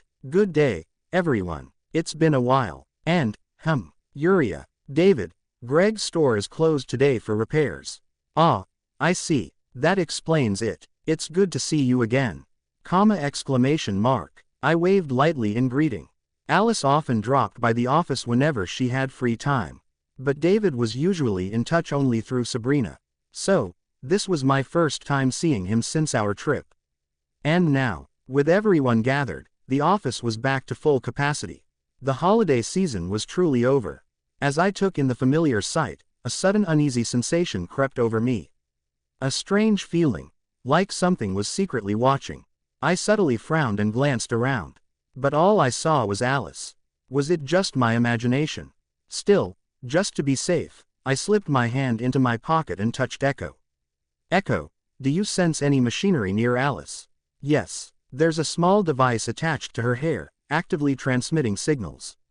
Closing square bracket. Can you pinpoint its location? Following Echo's guidance, I moved my hand carefully. Alice, noticing my sudden movement, looked at me in mild confusion. But then, her eyes widened in shock when she saw what I had pulled from her hair. Why, Yuria, what is that? Pinched between my fingers was a tiny, bean-like object. One that changed colors irregularly as I observed it. No, rather than changing shape, it was subtly altering its optical appearance. But I had no idea what it was. And since I couldn't speak, I couldn't explain it to Alice either. However, the commotion had caught the attention of the others. Both Raven and David, who had been minding their own business, turned toward us. What's going on? That appears to be an optical camouflage device. Yes, it's a technology that allows an object to blend with its surroundings. Think of it as an advanced invisibility cloak. Oh, I see, but why the hell is it on Alice? I have no idea. What kind of nonsense is this? Alice jumped in frustration, clearly as clueless as Raven about how the device had ended up attached to her hair. Meanwhile, David, resting his chin on his hand, seemed to be piecing things together. After a moment of thought, he nodded slightly, then turned to me, his eyes on the small device in my hand. May I take a closer look? Exclamation mark. I handed it over, watching as David carefully examined it. Yes, it appears to be a camera. A camera. Wait.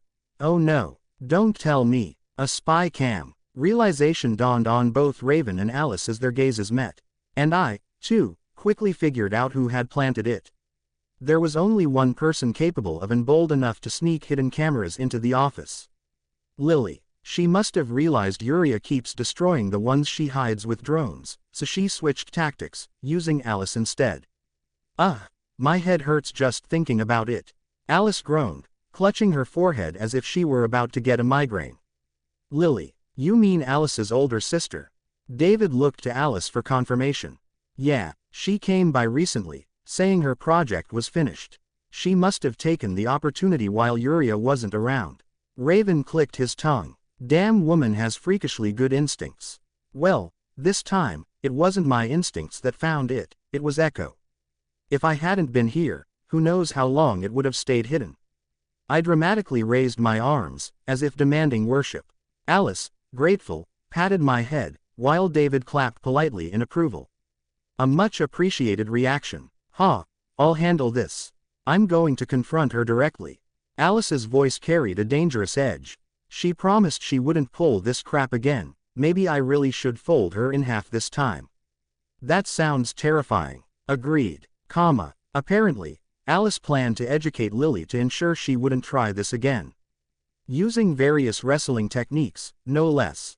If Lily heard this conversation, she might already be considering her escape. But at this rate, her future seemed grim. May she rest in peace. Anyway, one crisis solved. I casually rolled the chameleon-like camera around in my palm, watching its appearance shift. Alice planned to use it as evidence against Lily, so I figured I'd give it back before she left. Raven, having quietly observed, suddenly remembered something. He stroked his chin before speaking. Oh, right, speaking of Lily, you two got anything important next Thursday or Friday? A schedule? Not really, I'll just be working as usual. Nothing planned. Is there something going on? Exclamation mark. Oh, Yuria, you don't need to answer. This only concerns them. Excuse me. I immediately jumped onto the couch, gripping Raven's chair. The added weight made the backrest creak dangerously as it tilted under us. But Raven remained completely unfazed, treating me as if I were invisible. That pissed me off even more. Wait, us? And what do you mean by important? David and Alice exchanged confused glances. Raven had just randomly asked about a weekday, and they had no clue what he was getting at. Leaning back in his chair, Raven folded his arms and answered casually. I need to renew my fixer license, so I'll be going to the association. You two should come along. May I ask why? David, ever polite, tilted his head. Raven simply shrugged. No big reason. Then, he effortlessly lifted me by the back of my collar. And as I dangled helplessly, he dropped a bombshell. You guys are taking the fixer exam. What? As confusion filled the room, my legs swung weakly in midair. As the name suggests, the fixer exam is a test designed to determine who is worthy of becoming a fixer. Think about it. Each year, only around 300 people manage to obtain fixer qualifications. Yet, the number of aspiring fixers who take the exam, a staggering hundreds of thousands. Naturally, the difficulty of the exam, designed to filter out such a massive number of candidates, was absolutely brutal. Physical endurance, reflexes, teamwork, social skills, luck. If any aspect was found lacking, you were immediately eliminated. The exam was so grueling that there were people who had been attempting it for over a decade. Of course, since it was a government-certified test, fatalities or severe injuries were rare. However, due to the extreme competition, whether by accident or on purpose, incidents did occur from time to time. Some candidates, who had entered the exam with a lighthearted "why not give it a shot" mindset, ended up with such traumatic experiences or lasting aftereffects that they permanently abandoned their dreams of becoming fixers. Thus, another infamous nickname for the fixer exam was the graveyard of half-baked talent. That was why Alice and David were so shocked by Raven's sudden proposal. Wait, you want us to take the fixer exam? All of a sudden. That's right, you heard me correctly. I don't know, a week seems way too short to prepare. What's there to prepare? As long as your body's in good condition, that's all that matters. The fixer exam's not a big deal. However, despite their clear distress, Raven remained completely unfazed. Was this the confidence of someone who had already passed the exam? Honestly, seeing it up close like this, his attitude was kind of irritating. That said, I also thought they both had more than enough skill to pass the exam. Alice couldn't use magic, but her physical abilities were exceptional, and her swordsmanship was on another level. David, being a beast folk, had an incredibly sturdy body and could even use his own self-developed improvised magic. As long as they didn't run into some old veteran like Raven at the test site and get eliminated unfairly, I'd say their chances of passing were over 90%. Of course, given the unpredictable nature of the exam, I couldn't be entirely certain.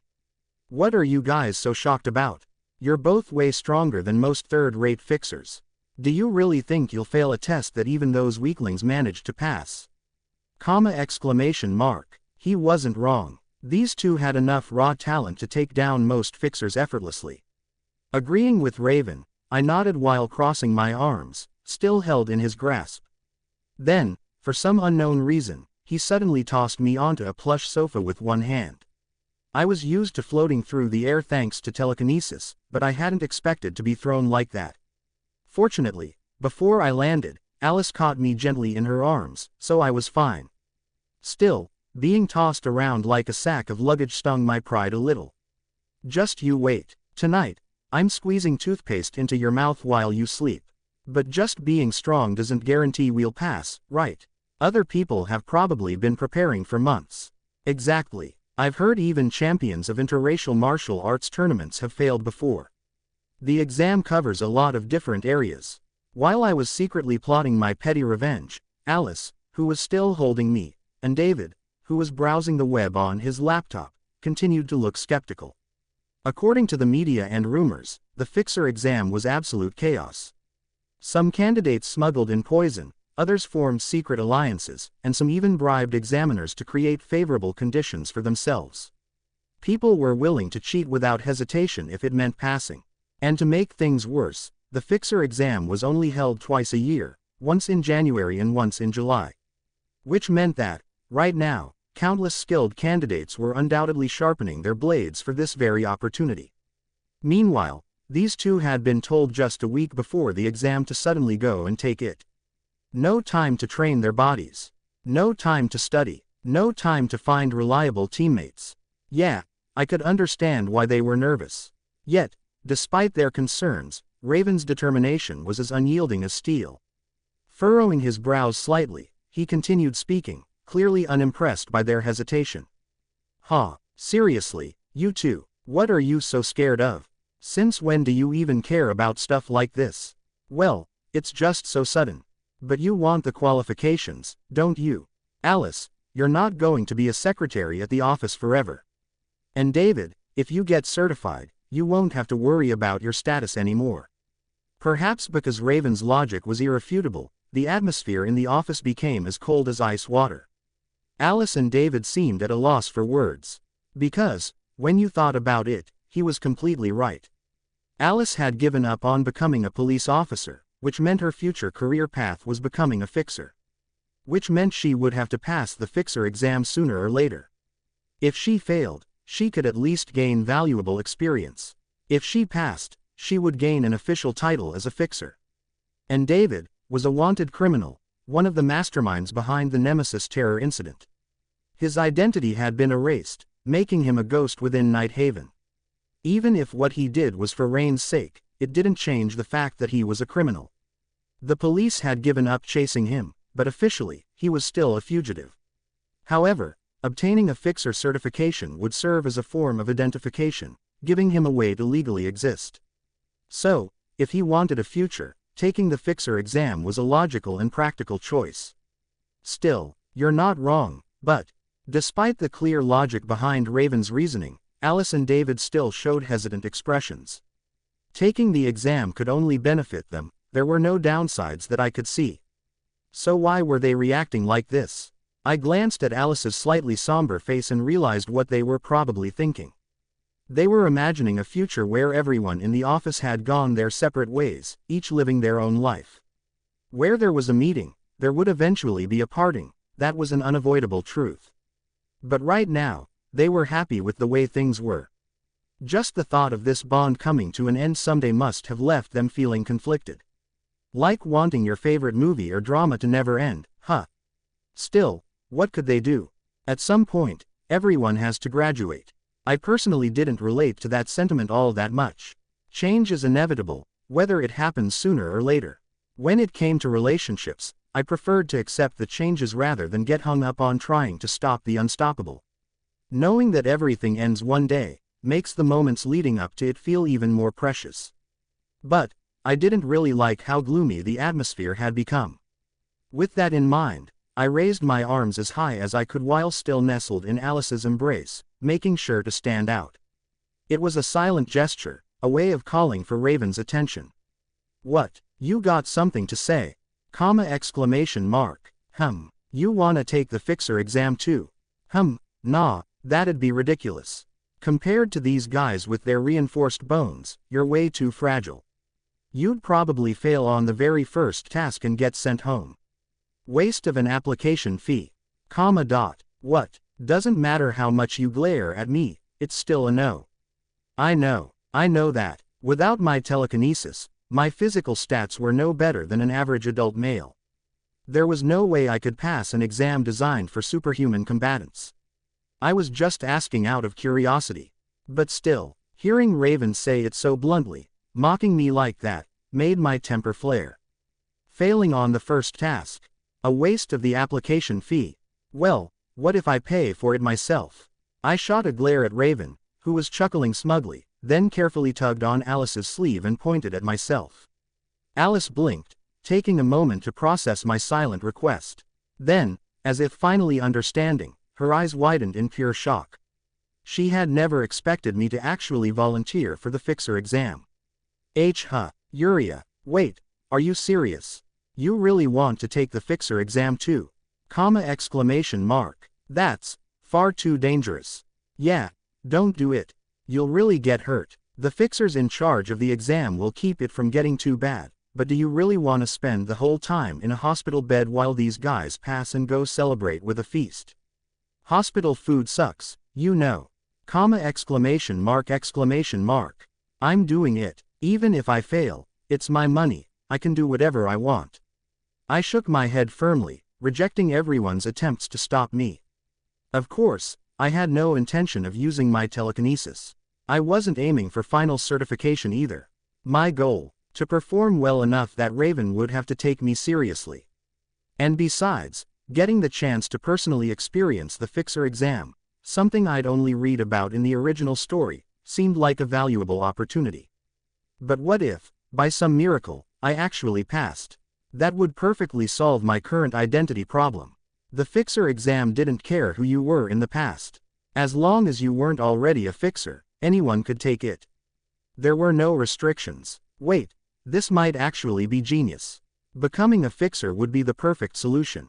Just you wait, I'm going to squeeze every last bit of knowledge from the original story and completely overturn your expectations. With that determination burning inside me, I clenched my teeth and steeled myself. The fixer exam was just 1 week away. I had to make every second count. Time passed quickly, and before I knew it, Thursday had arrived. Had the ocean brought in a warm breeze from beyond the horizon? For winter, the weather was surprisingly mild, warm enough that a light coat was more than sufficient. Walking along the coastal promenade on a day like this would have made for an excellent change of pace. As I gazed up at the cloudless blue sky, I found myself thinking about it. No, wait, was I seriously thinking about taking a walk right now? At such a critical moment. This wasn't the time to be daydreaming. Maybe, without realizing it, I was feeling a little nervous. I had made an impulsive decision without thinking of the consequences, and now I was dealing with the aftermath. Will I really be able to do this? I did prepare, but I'm still kind of worried. This place was about a 2-hour drive from the city center, located in a remote area far from urban life. For various reasons, development here had stalled, leaving the area completely barren. No skyscrapers, no apartment complexes, not even any noteworthy buildings. Just an endless stretch of road cutting through an empty landscape. It was so abandoned that even the underworld had no interest in coming here. A true neglected district, ignored and forgotten by the world. But today, the normally silent hideout was exceptionally lively. Because this was where this year's fixer exam was being held. People everywhere. No matter where I looked, it was just crowds upon crowds of people. Even with a rough estimate, there were easily over a few hundred candidates gathered here. And considering this was only one of several testing groups, I couldn't even begin to guess how many people were taking the fixer exam in the entire city. I wasn't particularly fond of crowds, so I couldn't help but feel a little overwhelmed. But Alice, with her naturally pink hair and gal-like energy, didn't seem bothered at all. Shading her eyes from the sun with one hand, she blinked in pure awe. Wow, there are so many people here. And they're all aspiring fixers. Fixer has been the #1 most popular career choice among teenagers for years now. Plus, as long as you can afford the high entry fee, anyone can take the exam. It's only natural for so many people to show up. David, scanning the crowd, nodded knowingly as he explained. Becoming a fixer was extremely difficult, but if you succeeded, the wealth and prestige were unmatched. If you had confidence in your skills, pursuing a career as a fixer was 100 times better than settling for private mercenary work.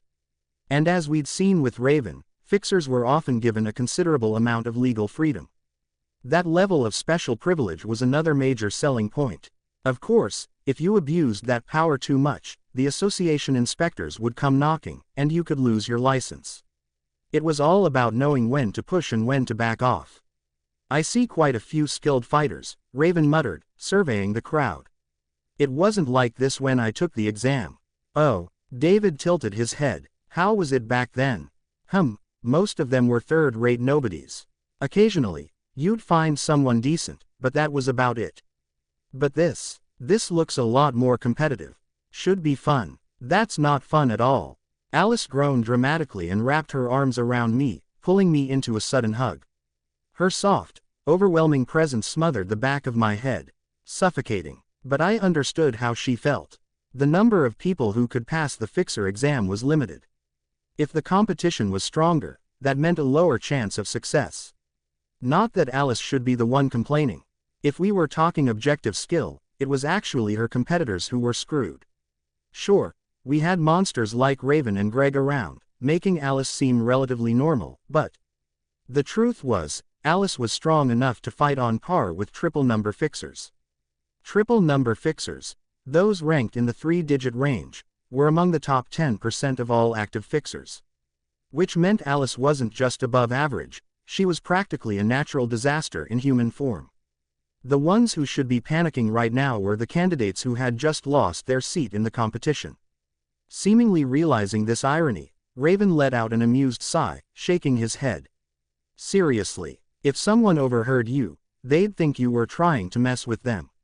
From my perspective, Alice was a total hypocrite for complaining. Still nestled in her embrace, I silently nodded in agreement with Raven's words. If only I had a body as sturdy as hers, I wouldn't have to rely on telekinesis so much. But with my frail, underdeveloped physique, all I could do was envy her strength. All examinees, please wear your wristwatches. Current time, 8:50 a.m. All examinees, please put on the wristwatches that were provided to you in advance.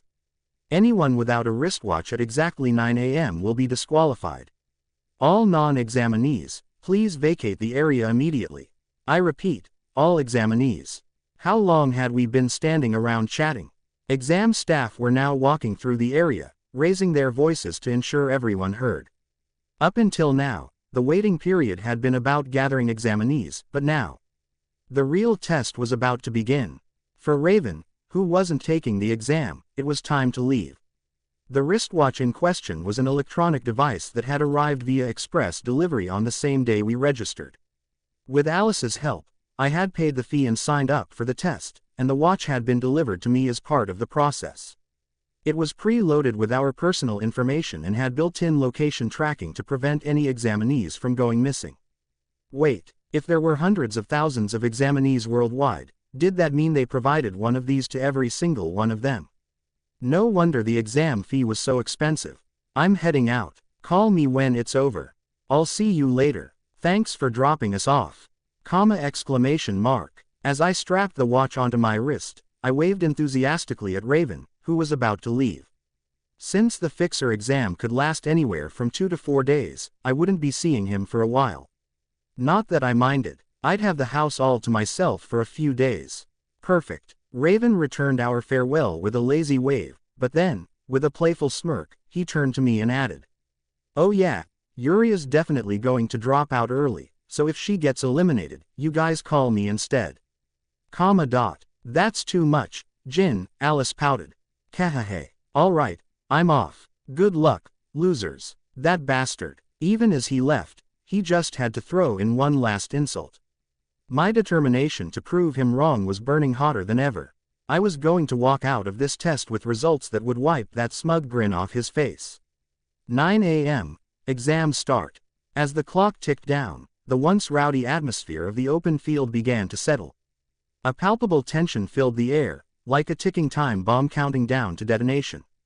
Yet, 1 minute passed, then 2. Nothing happened. The exam should have started by now. Could this be part of the first task? A test to see who would notice the change first. While the gathered examinees exchanged confused glances, trying to figure out what was happening, a sharp sound suddenly pierced the eerie silence. VRRRRRRRRRR. That sound. A car. A loud engine roar echoed from the road. A sports car was speeding toward us at an alarming velocity, kicking up a storm of dust in its wake. It was moving so recklessly that it seemed like it wouldn't stop for anything in its path. Yet, just as it seemed about to rush past, the car let out a violent screech, tires skidding across the asphalt as it came to an abrupt halt. A late-arriving examinee. Naturally, all eyes turned toward the vehicle. As the car door swung open, a woman stepped out. A slender beauty in a tailored suit, her long legs extending gracefully as she exited. Even with just her presence, she seemed to dominate the space around her. With a single motion, she removed her sunglasses, hooking them onto her breast pocket as she spoke. "I'm a little late. My apologies, gentlemen. It's my first time in this area, so I was a bit delayed. I'll make sure to formally apologize for any inconvenience." That woman. That's Mira Valentia. She's that celebrity gourmet fixer from TV. The moment she removed her sunglasses, her identity became instantly recognizable. Mira Valentia. Fixer rank 328. Her specialty: acquiring rare ingredients from other worlds. Some of the exotic creatures she hunted were so dangerous that even guns couldn't take them down. She was an acknowledged and respected fixer, one with both uniqueness and skill. But why was someone like her here at the exam site? Actually, there was only one obvious reason. For those who recognize me, that's right. But for those who don't, allow me to introduce myself. My name is Mira Valentia. I work as a gourmet fixer, and I have the honor of being the proctor for your first exam task. Looking forward to working with you, examinees. The first task's proctor, Mira Valentia. The moment her imposing presence settled in, the nervous examinees gulped audibly. Leaning casually against her sports car, she gave a playful smile before delivering a shocking announcement. "All right, then, let's start the first task. The name of this task is Treasure Hunt. Somewhere in Hideout, I've hidden a treasure. Find it and bring it to me. Only the first 100 to succeed will move on." What? The blunt and direct nature of the announcement left everyone stunned. "Bo, a treasure hunt. There's a treasure hidden in the hideout. You're just telling us to find treasure without any explanation." Murmurs spread through the crowd. Maybe it was because of Mira Valentia, the gourmet fixer, and her sudden declaration of a treasure hunt. The applicants, who had been somewhat excited to meet a famous fixer, now showed clear signs of confusion. Well, in a way, their reaction wasn't all that strange. They had come here to take the exam seriously, only to be told that their first task was a treasure hunt. For fixer hopefuls who had paid a hefty exam fee, this must have felt like some absurd joke. Most of them had likely spent anywhere from 6 months to several years preparing for this exam. If all their hard work ended up wasted because of something like this, it would be enough to drive them insane. But honestly, I couldn't care less about their reactions. This was great news for me. This scenario was exactly the same as the fixer exam episode one had read in the original story. There was a New Year's special in the original, where Alice and David took the fixer exam. I organized my notes on it just in case, but I didn't expect it to play out exactly like this. Thinking about it, the structure of the fixer exam meant that the examiners were selected nearly 6 months in advance. Even if my presence had caused some butterfly effect, the test itself wouldn't have changed so easily. That meant this was an easy win. I already knew the answer, and all I had to do was place within the top 100. As long as lightning didn't suddenly strike me out of nowhere, there was no way I could fail. Please, let the second and third tasks follow the original story, too. If that happened, my plan to put Raven in his place would go off without a hitch. As my brain spun wildly in excitement at the perfect scenario unfolding before me, Mira lightly tapped her wristwatch with her fingers and spoke in a casual tone. "The first task starts now. It will end once 100 people have cleared it or when 3 hours have passed, by noon. I've sent the details of the task to your watches, so be sure to check them. Now then, everyone, best of luck. Wait, seriously. Damn it, I have to go first. Me too. There's no time to waste. Before she could respond, the applicants, who had been hesitating and glancing around anxiously, scattered in all directions in search of the treasure. It was common knowledge that the fixer exam tasks were entirely up to the examiner's discretion. With Mira as the examiner, there was no choice but to follow her orders. Fortunately, the exam site was a vast, empty field. With only a few hundred people gathered here, there wouldn't be any major obstacles to movement. As if racing against one another, the applicants rushed out of the clearing without even checking the task details. Unlike the others, Alice took a moment to examine the assignment and tilted her head in confusion. Something feels off about this. What exactly seems strange? Take a closer look at the task the examiner sent. The rules for disqualification are written in detail, but the information about the treasure itself is vague. At this rate, even if we find something, we won't know if it's the real treasure or not. A wristwatch-type terminal displayed a holographic screen when tapped twice. Checking the transmitted task details, I saw that the disqualification rules were indeed quite specific. For example, intentionally causing another applicant's death would result in disqualification and criminal charges. Receiving outside assistance or using unauthorized communication devices was also grounds for disqualification. Tampering with or removing the watch, which tracked each applicant's location and actions, was an instant disqualification. But when it came to the actual first task, finding the treasure, it only said that it was hidden somewhere in the hideout. There were no hints about its form or value, making it impossible to determine what counted as the real treasure. At this rate, running around blindly wouldn't bring us any closer to success. You're right, we need to think this through. The definition of treasure varies from person to person. What's priceless to one might be a worthless antique to another. Maybe figuring out what the treasure actually is part of the task. So even if I find a rare diamond in the hideout, I could still fail if the examiner says it's not the treasure. That's tough. Alice and David exchanged thoughts, growing more troubled as they considered the possibilities. Then, as if realizing something, Alice scratched her head with an awkward smile and asked, "Oh, now that I think about it, I didn't even notice because it felt so natural, but, are we really working together on this?" From what I remember, the fixer exam is more of an individual competition. Well, the first task doesn't have any rules against cooperation between applicants. At least for now, working together shouldn't be a problem. That's true. And since there's only one treasure, even if we team up, there's no guarantee we'll all pass. So, cooperating for now sounds like a good idea. Looks like other people are grouping up with their acquaintances, too. Yuria, I'll make sure you pass the first task no matter what. Alice grinned brightly and struck an enthusiastic fighting pose while keeping me close at her side. Honestly, I didn't really need the help, but I appreciated the sentiment. Since speed was key in this task, I might as well lend a hand, too. Yuria, what's wrong? You want us to follow you. After asking Alice to let me go, I freed myself from her grip. Then, taking her by the arm, I leisurely led her out of the clearing.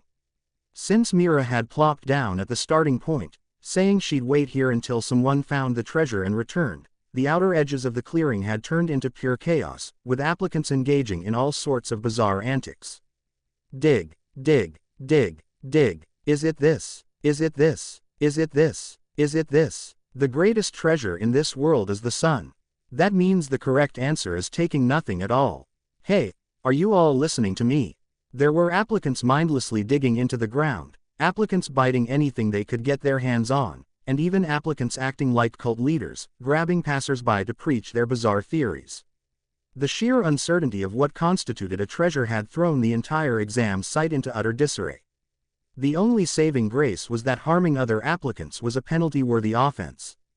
As a result, instead of outright violence, everyone was just throwing themselves into their own desperate attempts. Of course, in some dark corners of the hideout, People were probably being knocked out with tranquilizer needles. Or locked up somewhere so they couldn't leave, without being physically struck. Or even tricked into removing their watches to eliminate them from the competition. The exam proctors probably wouldn't bother interfering in such minor incidents. After all, just by choosing to take the fixer exam, applicants were expected to endure sabotage like this. Yeah, it's best to speedrun this before any troublemakers get in my way.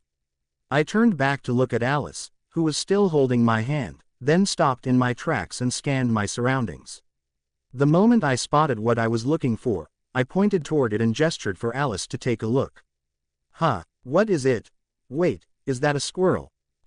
Judging by its three-parted tail, it must be a creature from another world. I can't search for its exact classification, but that's my best guess. Oh, that's a thunder squirrel. Its tail is shaped in a special way. If it shakes it vigorously, it makes a sound like thunder. I've heard rumors that it tastes good, but I've never actually tried it myself. I see. Alice, nodding in curiosity, suddenly widened her eyes and turned her head. I followed her gaze, and there stood a striking woman. She had golden blonde ringlet curls that spun elegantly, reminiscent of a Renaissance noblewoman. Her dress was extravagant, something more suited for a grand noble's banquet than this setting, making her stand out even more. I hadn't expected her to appear at this moment. Suppressing a chuckle, I watched as this familiar character from the original story made her entrance. But to Alice and David, she was probably just another mysterious competitor. The two eyed her warily, their expressions cautious as they carefully questioned her. Who are you? Me. Just call me Lisa. I happen to know quite a few things. Your conversation sounded interesting, so I couldn't help but join in. Oh, I see. The woman who introduced herself as Lisa lifted her skirt slightly in a graceful, noble-like curtsy. Perhaps it was her overwhelming presence and unique mannerisms, but Alice looked unsure of how to respond, giving an awkward smile. Then, as if shielding me, she subtly stepped in front of me before addressing Lisa in an extremely polite tone. Thank you for the information. But we're competitors. I'd appreciate it if you kept your distance. Oh my, how disappointing. You both have such remarkable spirit. I was hoping to subtly tag along. But I suppose things don't always go as planned. She was amusing. It wasn't often you saw someone so openly transparent about their intentions. But she wasn't a bad person, so there was no need to be overly cautious. Since I already knew Lisa's character from the original story, I tugged lightly at Alice's sleeve, signaling that everything was fine. Then, I turned abruptly, reached into my pocket, and pulled out a biscuit, using it to lure the thunder squirrel nearby. This biscuit was flavored with something thunder squirrels loved. If it had been raised by humans, it wouldn't be able to resist. Oh, it went right in. It's actually quite cute up close. Judging by the sheen of its fur, this squirrel must have been raised by humans. Raised by humans. Alice, who had been watching the thunder squirrel intently, furrowed her brows slightly. Then, after scanning the surroundings, her eyes suddenly widened as if she had figured something out. Now that I think about it, doesn't it seem like there are an unusual number of animals here? Especially creatures from another world. It seemed Alice had already uncovered the secret behind the first task. She really was smart. It made me feel proud just watching her. There was an unusually large number of otherworldly creatures in the area. Hearing that from Alice seemed to have widened David and Lisa's perspective. Both of them widened their eyes in realization, finally catching on. Oh my, could it be? The purpose of this treasure hunt is. That's right, maybe, the treasure we need to find is these otherworldly creatures. Alice lowered her voice as much as possible, making sure not to be overheard. After all, every other applicant was a competitor, there was no reason to help them. In any case, her intuition was spot on. The first task was indeed heavily tied to otherworldly creatures. More specifically, the answer to the task was rare ingredients from another world. The key hint was the fact that Mira Valentia, the examiner, was a gourmet fixer. The real test was about deducing whose perspective defined treasure in this situation. Breaking free from the conventional notion of treasure, typically gold or ancient relics, and interpreting it correctly was crucial. It was a task designed to assess one's ability to think outside the box and secure valuable ingredients faster than the competition. I see, when people hear treasure, they usually think of precious metals or artifacts. This test is likely meant to challenge that assumption and see if we can achieve the actual objective. Wow, I never would have guessed. I can't believe these adorable little creatures are the treasure. Well, once one person figures it out, everyone else will start catching on. Then we need to move quickly before others get ahead of us. Yuria, thanks to you, the first task is going to be a breeze. Seriously, thank you, tight. Alice hugged me so tightly I could barely breathe. She must have been more nervous about her first fixer exam than she let on. She genuinely seemed grateful that I had given her a clear answer to the task. Of course, I didn't think it was anything worth being thankful for. Within an hour, most applicants would figure out the treasure's true identity on their own. The mere presence of these animals, normally found only in protected reserves, was odd in itself.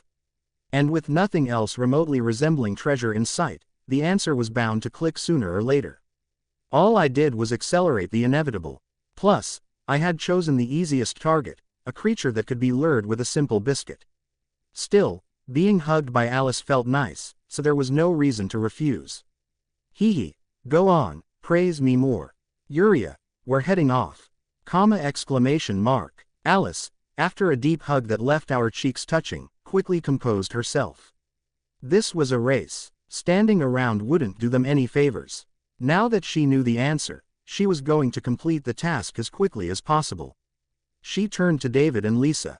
David and Lisa, let's go. Understood. Oh my, I appreciate being included in your party. What do you mean, included in our party? This is just a one-time thing for this task. I chuckled at Alice's wary response to Lisa's sudden intrusion.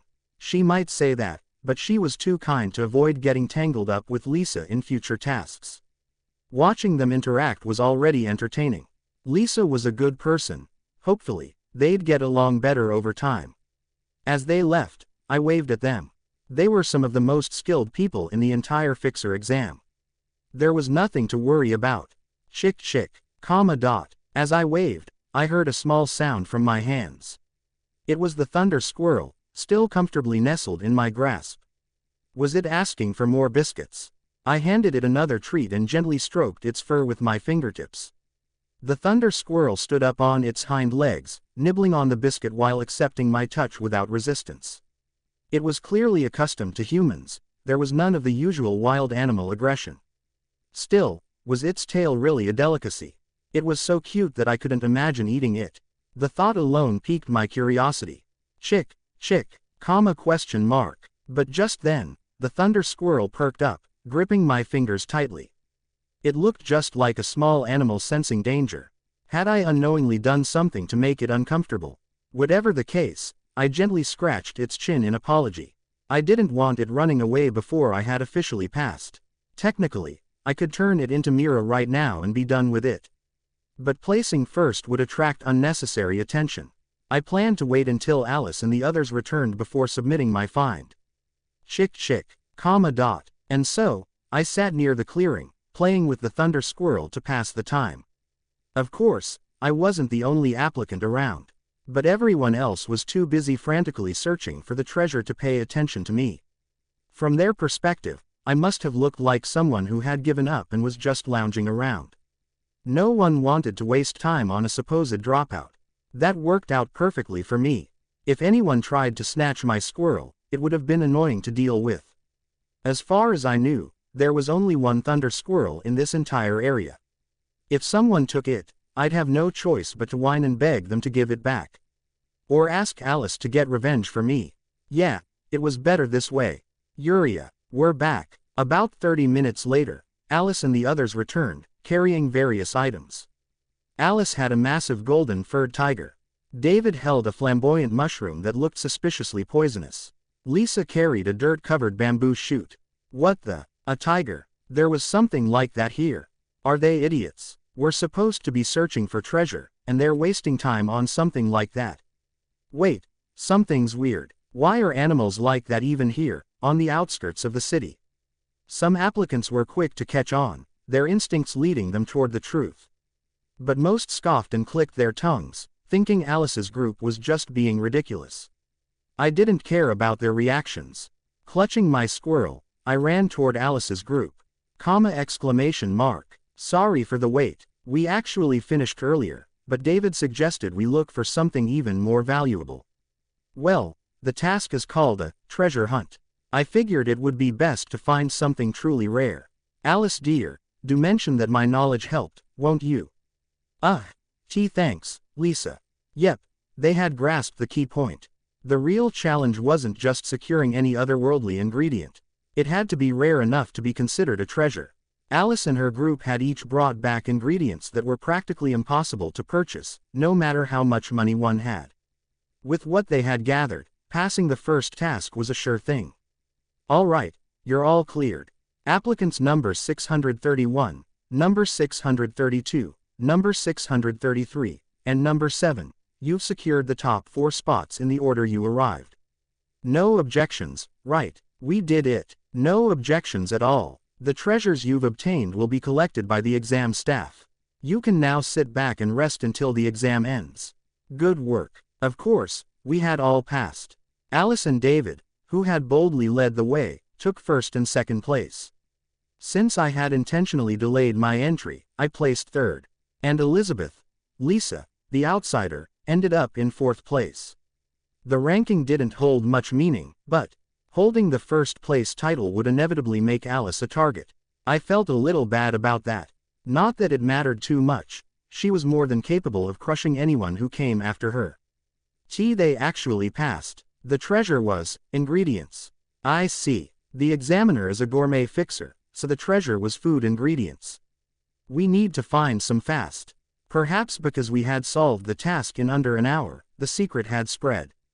The remaining applicants finally realized that the treasure they had to find was rare ingredients from another world.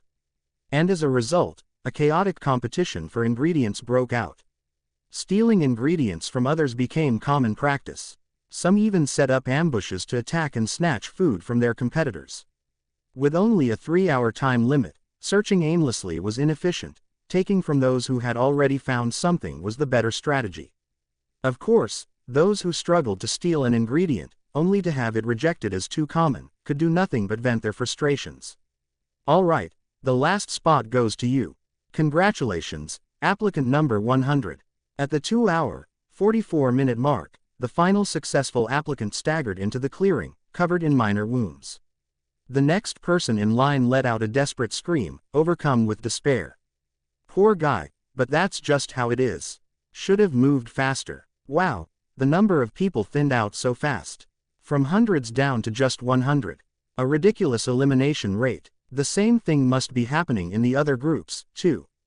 There are probably around 1,500 people left in total. As expected of the world's hardest exam, the first task alone had cut down thousands of applicants. Months, maybe years, of preparation had gone up in smoke in an instant.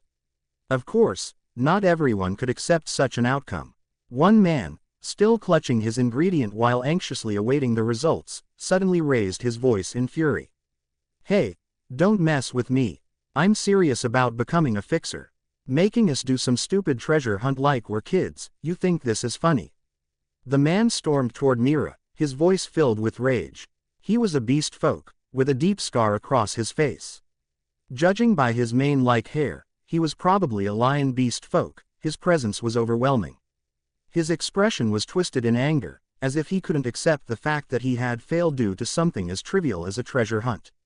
He sure was bold, to think he'd dare to confront a professional fixer. But evaluation was entirely up to the examiner's discretion. Picking a fight wouldn't do him any good. Still, Mira, despite her sharp speech, was a rather flexible person. She merely responded with an unfazed tone, completely unbothered by his aggressive stance. A child's game, you say? Are you seriously claiming this task has nothing to do with selecting fixers? Of course. Finding treasure is about luck, not skill. Some weakling who's nowhere near my level passed just because they found some treasure first. You expect me to just accept that?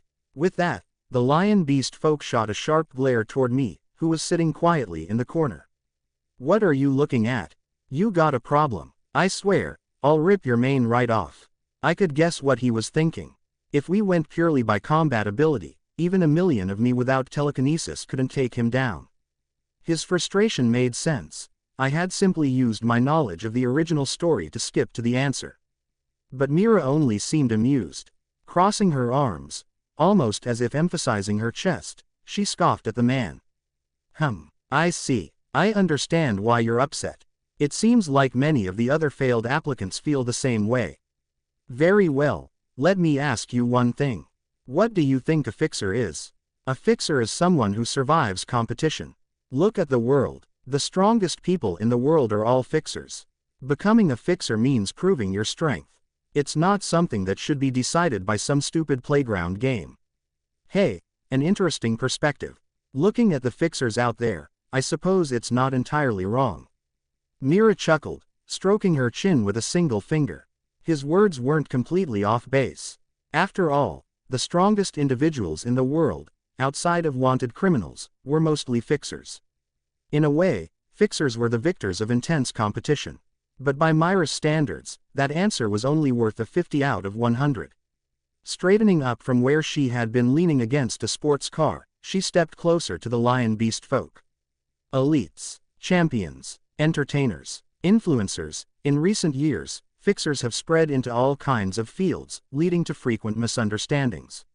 But from the moment fixers first came into existence, their core role has remained unchanged. What? A fixer is someone who solves problems on behalf of others. In short, they're a government-approved errand service. Strength, charisma, beauty, those are secondary qualities. Nothing more. You're still just a rookie, after all. Rumble. The air around Mira distorted violently. It was like the shimmering heat waves above scorching asphalt in the middle of summer. The sheer pressure she emitted was overwhelming. The lion beast folk, despite being nearly 2 heads taller than Mira, trembled and collapsed to his knees before her. Even after a long moment, he couldn't bring himself to lift his head. Seeing that, Mira clicked her tongue, then turned to address the remaining applicants. Erasing enemies from the world, that's something anyone can do with missiles or magic. But rescuing a hostage from a kidnapper, that requires human will. If you can't grasp that difference, you'll never become a fixer. I hope this experience serves as a lesson and makes you all wiser. With that, she casually pulled a pair of sunglasses from her breast pocket and slid them onto her face, exuding effortless charisma as she turned on her heel. The first task is officially over. Failed applicants must return their watches and leave the exam site immediately. Well, there would be another chance in 6 months. They'd just have to try harder then. Watching the defeated applicants leave, I murmured a quiet farewell that no one would hear. And so, the relatively easy first task, the treasure hunt, came to an end. But the next challenges would be far more difficult. The real fixer exam was only just beginning. After the first task officially ended, the eliminated applicants swiftly left the exam site under the supervision of the staff. Now, exactly 100 fixer exam candidates remained. A glance around revealed a colorful array of hair colors, species, and appearances. But perhaps because these were the ones who had confidently passed the first task, the sheer density of their presence had intensified rather than diminished. There was an unspoken, instinctual urgency, an awareness that, just like those who had just walked away in defeat, they too could lose their chance in an instant. That looming sense of crisis likely tightened their focus. The faces of those who survived resemble warriors who have overcome hardship. Much better than before. I hope you maintain that energy and push through to the final task. Mira Valentia must have sensed the change in the atmosphere. With her sunglasses on, she smirked slightly as she spoke. Then, after glancing at her wristwatch to check the time, she raised her voice and addressed us all. Before we begin the second task, there will be a new team assignment. Check your watches immediately for the transmitted file. On our watches. Oh, I got something. Tap tap. The moment Mira finished speaking, a chorus of tapping sounds echoed as applicants checked their watches. With 2 light taps, a holographic UI projected above their wrists. Surprisingly, the floating UI gave a slight resistance when touched. It was an interactive hologram, a marvel of futuristic technology. Despite living in a world where enhanced humans and clones were common, moments like these still made the advanced technology of this era feel surreal. Team assignments, don't tell me. Alice, who had been standing right beside me, furrowed her brows and urgently checked her watch. The transmitted file likely contained the new team assignments for the second task. Maybe she had a bad feeling about it. Not that it was a big deal, honestly. While Alice was panicking, I casually opened my watch and checked my notification. As expected, my assigned team was white team, just like my hair color. Yup, saw that coming. What colors did you all get? I'm blue. David, I'm red. Lisa, oh my, I'm red too. Uriah, what about you? White. Summarizing the results, Alice and Lisa were red team. David was blue team, and I was white team, completely separate from the others. It was clear this wasn't just a coincidence. The exam organizers must have deliberately scattered groups to prevent excessive cooperation.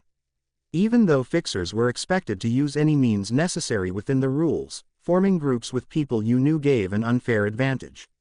This was likely a measure to curb applicants who relied too much on outside help.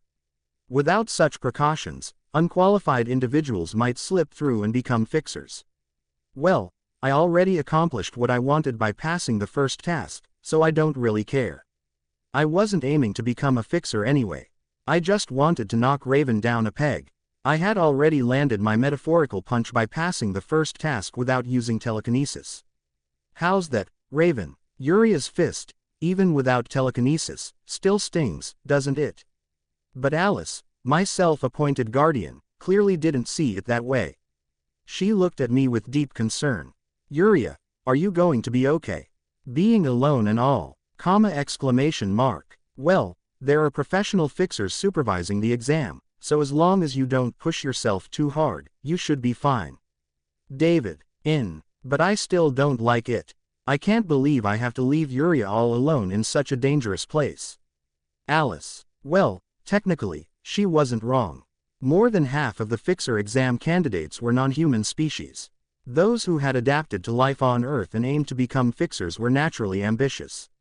Even under the watchful eyes of professional fixers, some wouldn't hesitate to attack or trap others.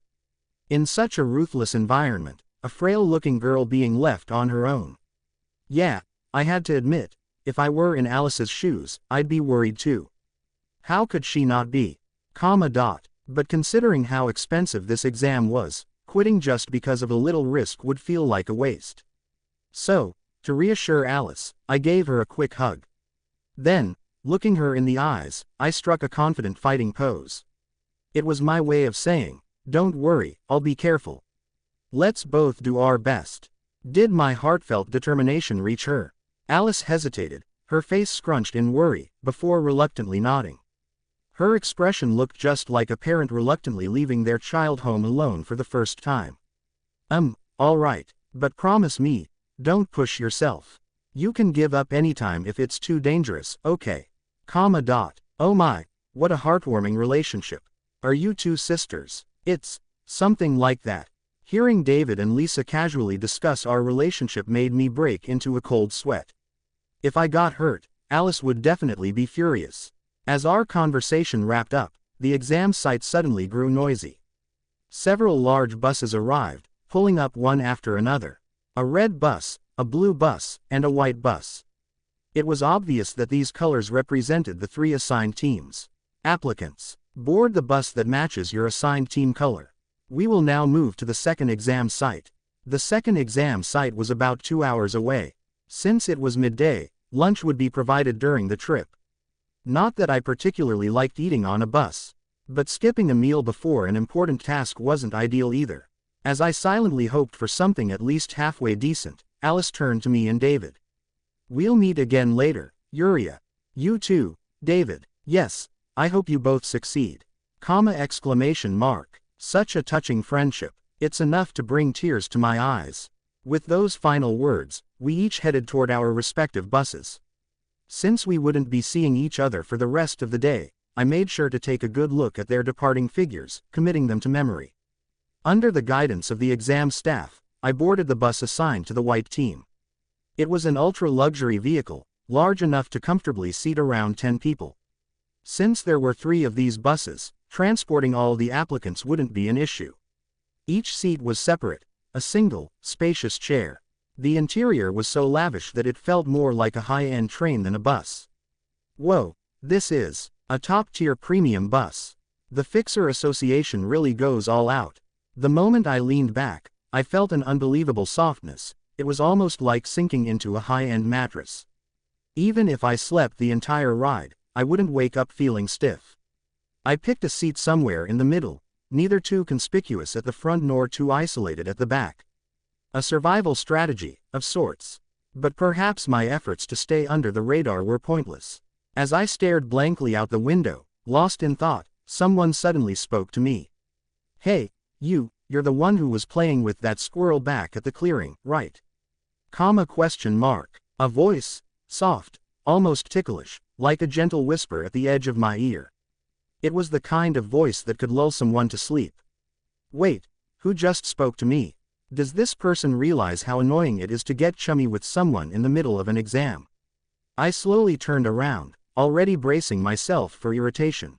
And then I froze, blinking in disbelief. Because sitting next to me, speaking as casually as if she belonged here, was someone who absolutely should not be here.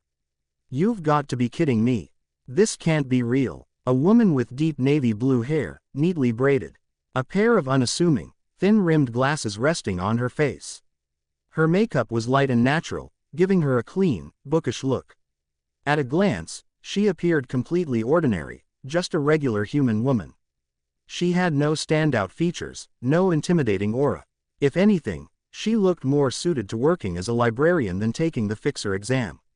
But there were 2 details that shattered that illusion entirely. The first was her eyes, crimson red, eerily clear through the distortion-free lenses of her glasses. The second was the faint tattoo beneath her ear, partially obscured by makeup, a bat-shaped mark. I knew exactly who she was. What a cute face. I might just fall for you. She was Vespera, a world-class criminal known as one of the 7 sins.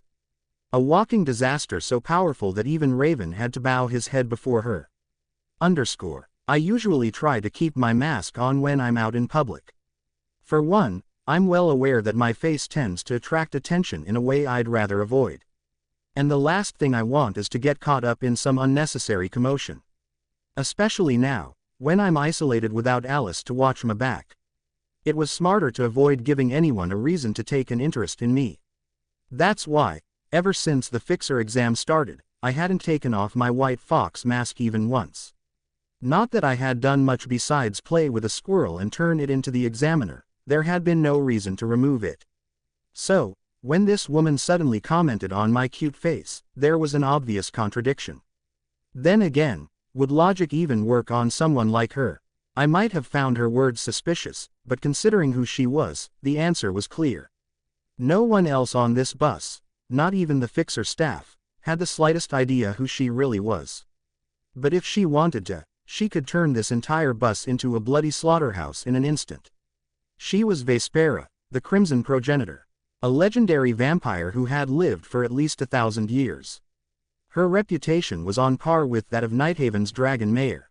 Of course, that comparison only held because the mayor had retired from active combat to focus on administrative duties. If the two were to actually fight, Vespera's odds of winning weren't great. After all, the mayor was practically a cheat character, capable of generating limitless magic from his heart. But the fact that she was considered comparable to such a figure was proof of her terrifying strength. Her right eye, the true blood eye. It lets her see through magic, right? If my mask were just an ordinary disguise, maybe it would have worked. One of Vespera's defining traits was her right eye, a rare ability even among vampire royalty. A natural-born magic-piercing eye, capable of seeing through spells and enchantments. The fox mask Greg had gifted me was an artifact, imbued with numerous magical enhancements. That was probably why she had seen right through it. So, in short, this situation was bad. It was already a headache that someone of her caliber had somehow slipped into the Fixer exam. But on top of that, one of the most dangerous people in the world had just seen my face. Oh, I misspoke. I meant your mask is cute. It's a fox, right? A white fox, huh, it really suits your hair. Had she noticed how wary I was of her? Vespera casually flipped her braided hair over her shoulder, smoothly covering her mistake. It was a ridiculous excuse. No one in their right mind would accidentally confuse a mask with a person's actual face. Her attempt to play it off was sloppy, and she knew it. But I had no choice but to pretend I was reassured. Agitating a walking bomb like her was far more dangerous than just going along with the act. But still, she really shouldn't be here. Of course, my relaxed demeanor was nothing but an act. Inside, my head was spinning. The Otherworld Liberation Army had already caused trouble recently, something that never even happened in the original story. And now Vespera was here. I had no idea what kind of ripple effect this would cause. But more importantly, why was she even here? Vespera had no need for a fixer license. And what were the fixer staff doing, letting someone like her participate in the exam? They should have kicked her out immediately. Aren't you going to introduce yourself? While I was silently cursing the unknown exam staff, Vespera spoke again. Her tone was softer this time, almost teasing. With her braided hair, glasses, and plain appearance, she could pass for a humble librarian. If I didn't know better, I might have been fooled into thinking she was just an ordinary woman trying to be friendly.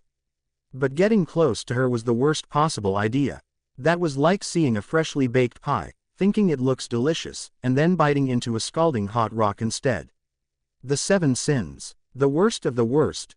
Criminals ranked higher than even double-number fixers. Vespera wasn't affiliated with any organization.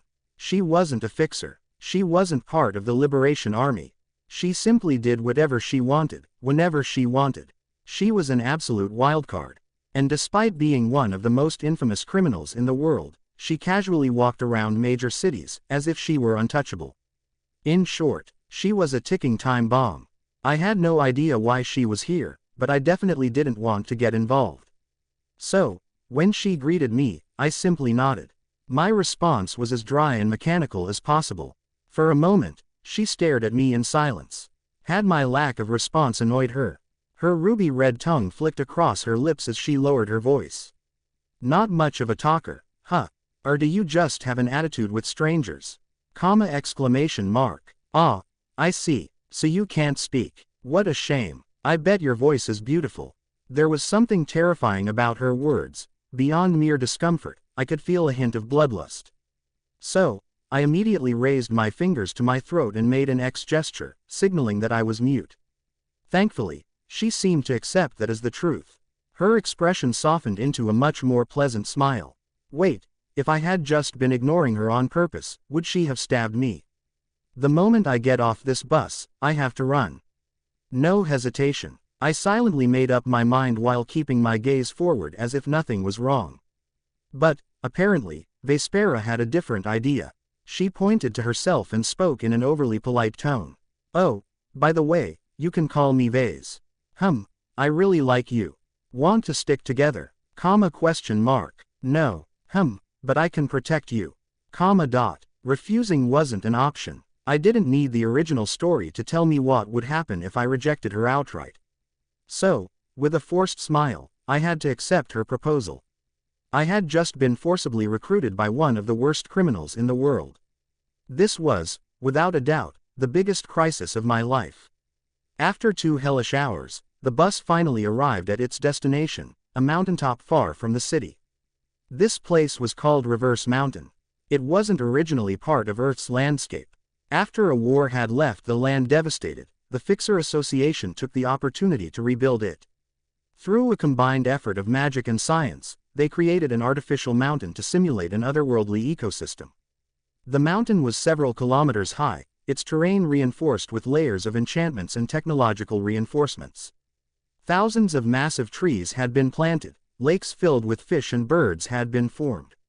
It had taken over a decade for scientists and mages to complete this masterpiece. Despite its breathtaking beauty, the general public knew little about it. The reason was simple: Reverse Mountain was under the Fixer Association's jurisdiction. They had no need to profit from tourism. And since it was meant to preserve otherworldly life, access was strictly limited. So they're opening it up as a temporary exam site. That's pretty rare, but wow, this place is gorgeous. The view looked like something straight out of a pastel-painted dreamscape. The glowing trees and flowers shimmered with absorbed mana, creating an ethereal glow. Tiny floating insects and mystical creatures flitted between the trees, making it feel almost surreal. Honestly, if I failed the second task and had to leave, I wouldn't even be that upset.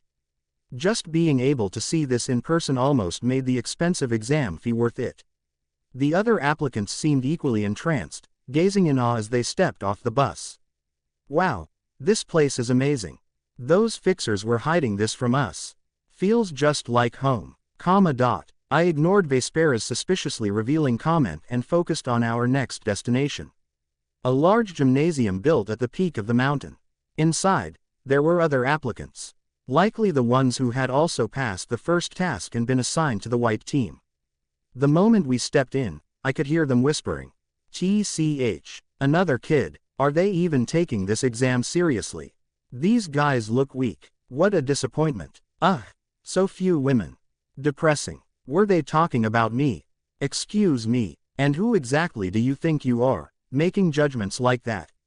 I let Vespera take my hand, might as well play along to avoid provoking her. But I memorized the face of the guy who insulted me. I might not be strong, but I wasn't the type to let things slide. If I ever got the chance to ruin his test results, I'd make sure it burned. After we entered, the final applicant stepped inside. The doors slammed shut behind them, and the lights inside flickered on. Then, a figure appeared, descending from the ceiling as if walking down an invisible staircase. Mwahaha, applicants, congratulations on making it into the white team. I, the great fixer peacekeeper, will be your examiner for the second task. That was certainly a dramatic entrance. Peacekeeper, the examiner for the second task, was an overwhelmingly large musclehead.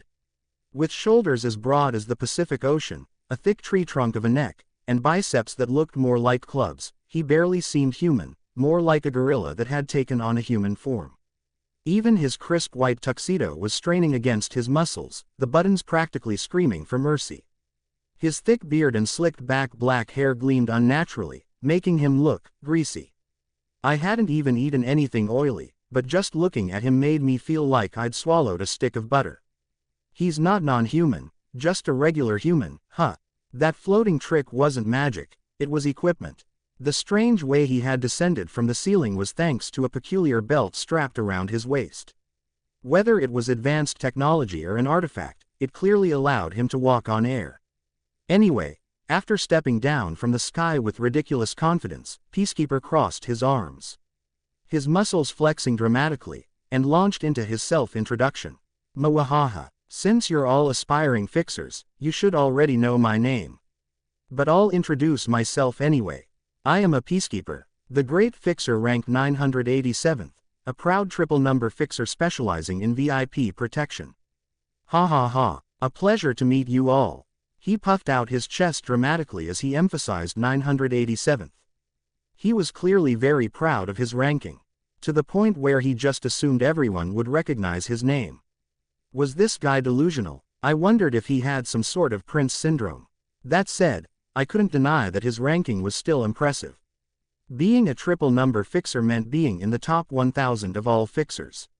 And considering that even becoming a fixer at all was already proof of immense skill, his pride was at least somewhat justified. Ugly, not much fat on him, so he probably wouldn't even taste good. But unfortunately for him, he was standing next to one of the most dangerous beings on the planet. Vespera, one of the 7 sins. So as he grinned and flashed his bright white teeth, brimming with confidence.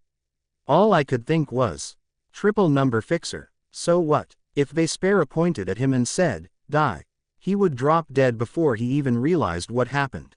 It was like a house cat hissing at a tiger. Just how was I supposed to react to this?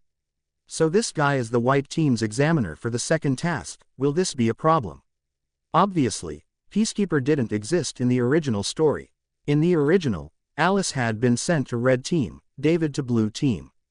And since the protagonists weren't in white team, the story never covered what happened here. That said, the actual content of the second task was the same across all teams. So even if our examiner was unfamiliar, it wouldn't affect much. Still, for some reason, Peacekeeper felt oddly familiar. It was like I had seen someone just like him recently. Oh, he reminds me of Victor. But, like, the budget version. That's what it was. There were a lot of similarities between Peacekeeper and Victor. Both were massive muscleheads, both were loud and chaotic. And both were tall, blonde, and so attention-grabbing it was exhausting. But if you actually looked closely, Peacekeeper was just a discount version of Victor. Victor wasn't just muscles, he was also a handsome blonde, always positive and passionate. Meanwhile, Peacekeeper was a try-hard, overly obsessed with his ranking, and struggling to even stay in the triple number rankings. Honestly, comparing the two was insulting to Victor.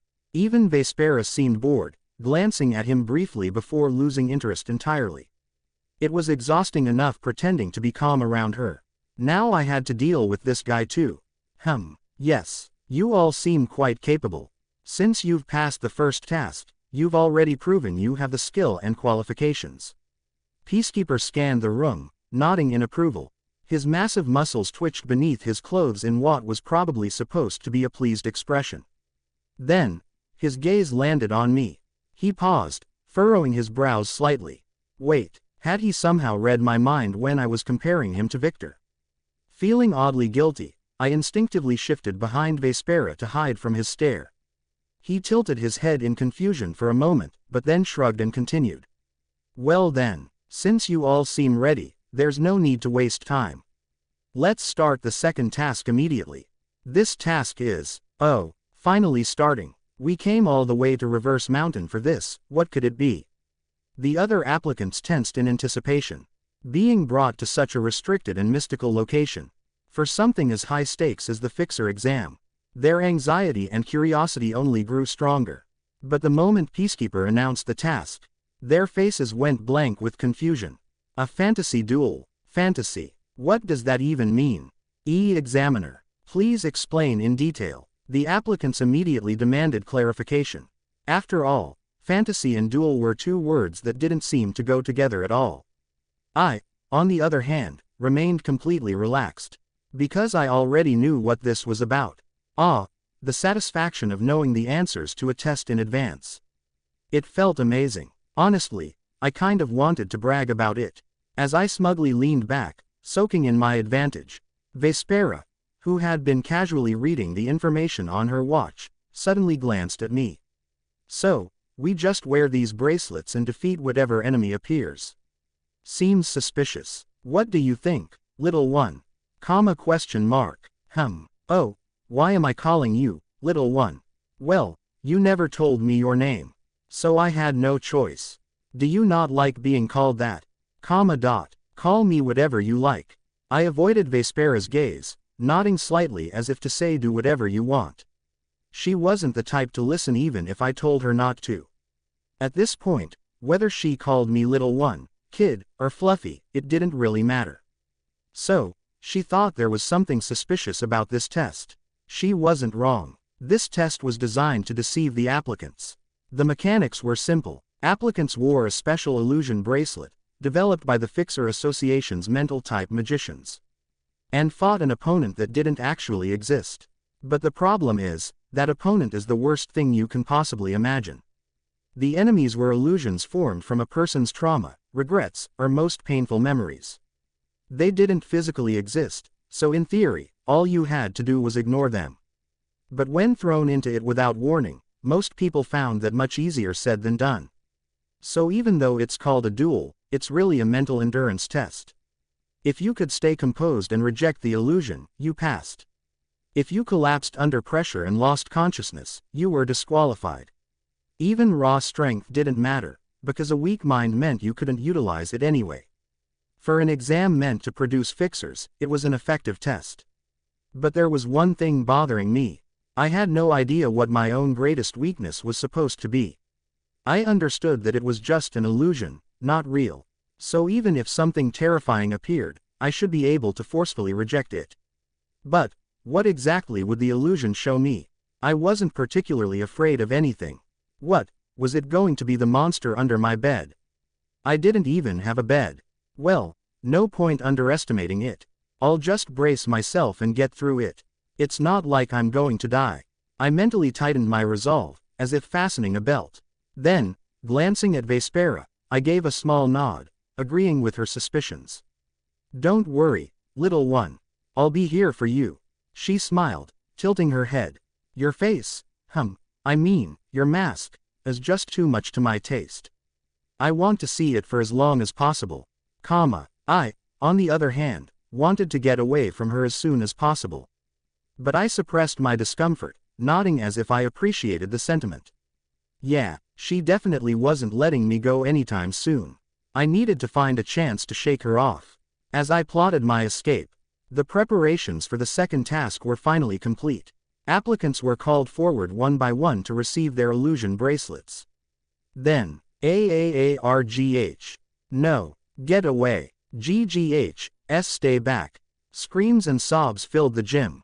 The applicants, trapped in their own worst nightmares, began to break down. Some swung their weapons wildly at nothing. Others cast massive spells, only for them to explode harmlessly against invisible barriers. Thankfully, the fixers supervising the exam ensured no damage leaked into reality. Vespera simply observed with amusement, watching as the weak collapsed into seizures. Her eyes scanned the victims, and she casually assessed the situation. The pass rate is about 3 out of 10. Pretty difficult, exclamation mark. Little one, don't push yourself too hard, okay? She smirked. Not that you seem weak, but still. Having one of the world's worst criminals worrying about me. This was not a situation I ever expected to be in. I lightly tapped the back of her hand in mock gratitude. Then, when my turn came, I took a deep breath and stepped forward. Waiting for me at the center of the gym were Peacekeeper and the same applicants who had mocked me earlier. Of course, it seemed like we had just happened to be assigned the same sequence. A small girl like you taking the second task. You can still quit if you're scared. Hey, shouldn't you still be drinking from a bottle? I don't know how you even passed the first task. What a joke. Wow, their underestimation of me was genuinely impressive. Then again, with my mask, I probably looked like just another fragile little human. For those who took pride in their fixer ambitions, I must have seemed undeserving of being here. Let them think whatever they wanted. Once they saw the results, they'd shut up on their own. Instead of acknowledging them, I turned to Peacekeeper and extended my hand. After a brief moment of hesitation, he sighed and handed me the illusion bracelet. The moment I secured it to my opposite wrist, the world dissolved into darkness. A strange sensation gripped me, as if I were sinking into nothingness. And when the light returned, I was standing in a field of corpses, beneath a blood-red sky. When I came to my senses, I was already in the middle of a colorless world. Had my mind broken down, everything I saw appeared in a dull gray hue. And yet, the sky shone an ominous red, making me think, almost involuntarily, that the scene was simply unpleasant. Where is this? I had been staring blankly at the sky for a while before I slowly lowered my gaze. What came into view was a ruined city, with corpses piled up everywhere. The scenery of the destroyed city was so blurred that it was difficult to imagine what it might have originally looked like. Yet, for some reason, I naturally realized that this place was Night Haven. It didn't make any sense. Night Haven couldn't have crumbled like this. There was the Dragon Mayor, and Raven, too. It should be the safest place in the world. While the city ended up like this, where was Raven? Was he just taking a carefree nap? I muttered to myself, furrowing my brows at the incomprehensible situation. Then, as if searching for Raven, who had to be hiding somewhere, I took a step forward. But I couldn't find any sign of life in this city. The only things left were lumps of meat that had once been human, sprawled on the ground like weeds. In this world where everything had lost its color, only the blood retained an oddly intense red hue. How long had I wandered through the city, aimlessly searching for Raven? Suddenly, I felt something grab my ankle tightly, and I fell to the ground. Yuia, splat. The impact sent the blood pooled on the ground, like a puddle, splashing onto my face. It was sticky and uncomfortable. Blood was hard to clean off, and of all places to fall, it had to be here. I thought as much, struggling to lift my strangely sluggish body. Or rather, I tried to. Had the corpse next to me not turned its head abruptly to look at me, I might have managed it. Was it because I was so shocked? I couldn't even scream. I just opened and closed my mouth, struggling to breathe. The corpse's face was so damaged that it was unrecognizable, but it spoke in an utterly unfamiliar voice. This is the masterpiece of the Nexus Project. The key for humanity to become the gods of all dimensions. It was a stroke of luck that we secured the child of the gods. With this, we move to the next stage. Death to the traitor. Death to the traitor. Death to the traitor. Death to the traitor. The voice was male. Also, it was old. Yet, it was a woman's voice. And a child's voice, too. A blend of sounds that made it impossible to determine exactly what it was. Maybe it was the incomprehensible noise that made my brain feel muddled. I shoved the corpse away, retreating backward on my hands and knees. Naturally, the ground was covered in blood, leaving my entire body sticky and drenched. But I couldn't focus on that, not with the sharp fear that felt like a blade at my throat. Why is this happening? Then, I felt a firm wall against my back. I was sure there hadn't been a wall there. Why now? Such faint thoughts vanished like a mirage under the weight of emotions overpowering my rational mind. I needed to run, anywhere. I thought so and frantically scanned my surroundings. Only then did I realize that I was surrounded by corpses that looked strangely familiar. And as I understood what that meant, I could only mutter in a hollow voice. Greg, Raven, Alice. Of course, I recognized them. These were the people who had fallen into this world with me and whom I had come to cherish. There was no way I wouldn't recognize their features. That meant this was a nightmare. A horrific dream where my precious world crumbled to pieces. I hoped it was a dream, but no matter what I did, I couldn't wake up. It was a cruel truth. But I couldn't just sit still. I instinctively realized that something terrifying was coming for me. But my body felt heavy, as if I were submerged deep beneath the sea. No matter how much I struggled, I couldn't get up off the ground. Don't come, I said, don't come. Kugooging. Through the dense dust storm that engulfed the ruined city, something unidentifiable slowly approached me. It moved as if floating through the air, gliding steadily toward me. I looked up at it, my legs completely giving out beneath me, and let out a stupid, dazed sound. The thing that pierced through the thick, colorless dust and stopped right in front of me was none other than a cargo truck. It looked completely out of place in this destroyed city, shiny and new like a freshly polished car. It was as if a bleak comedy scene had cut into the climax of a serious horror movie. The terror and fear that had gripped me numbed under a wave of sheer bewilderment. As my emotions were stunned into stillness, my rational mind slowly began to return. Only then could I, for the first time, calmly assess my surroundings. A truck. Is this perhaps? Various keywords struck my mind like lightning as I hurried to grasp the situation. Fixer exam, second task, illusion magic, overcoming fear.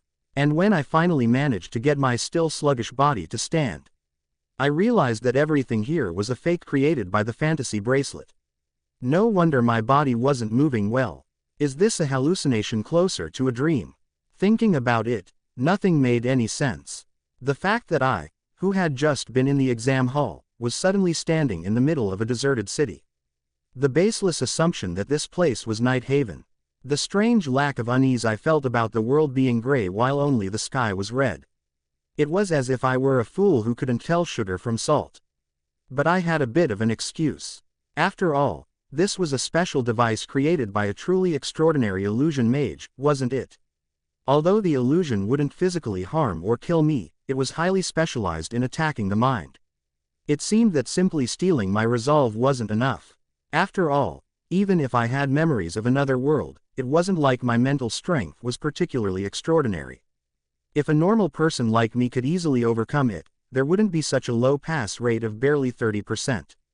Is it designed to amplify feelings of fear and terror to the point where you can't think rationally?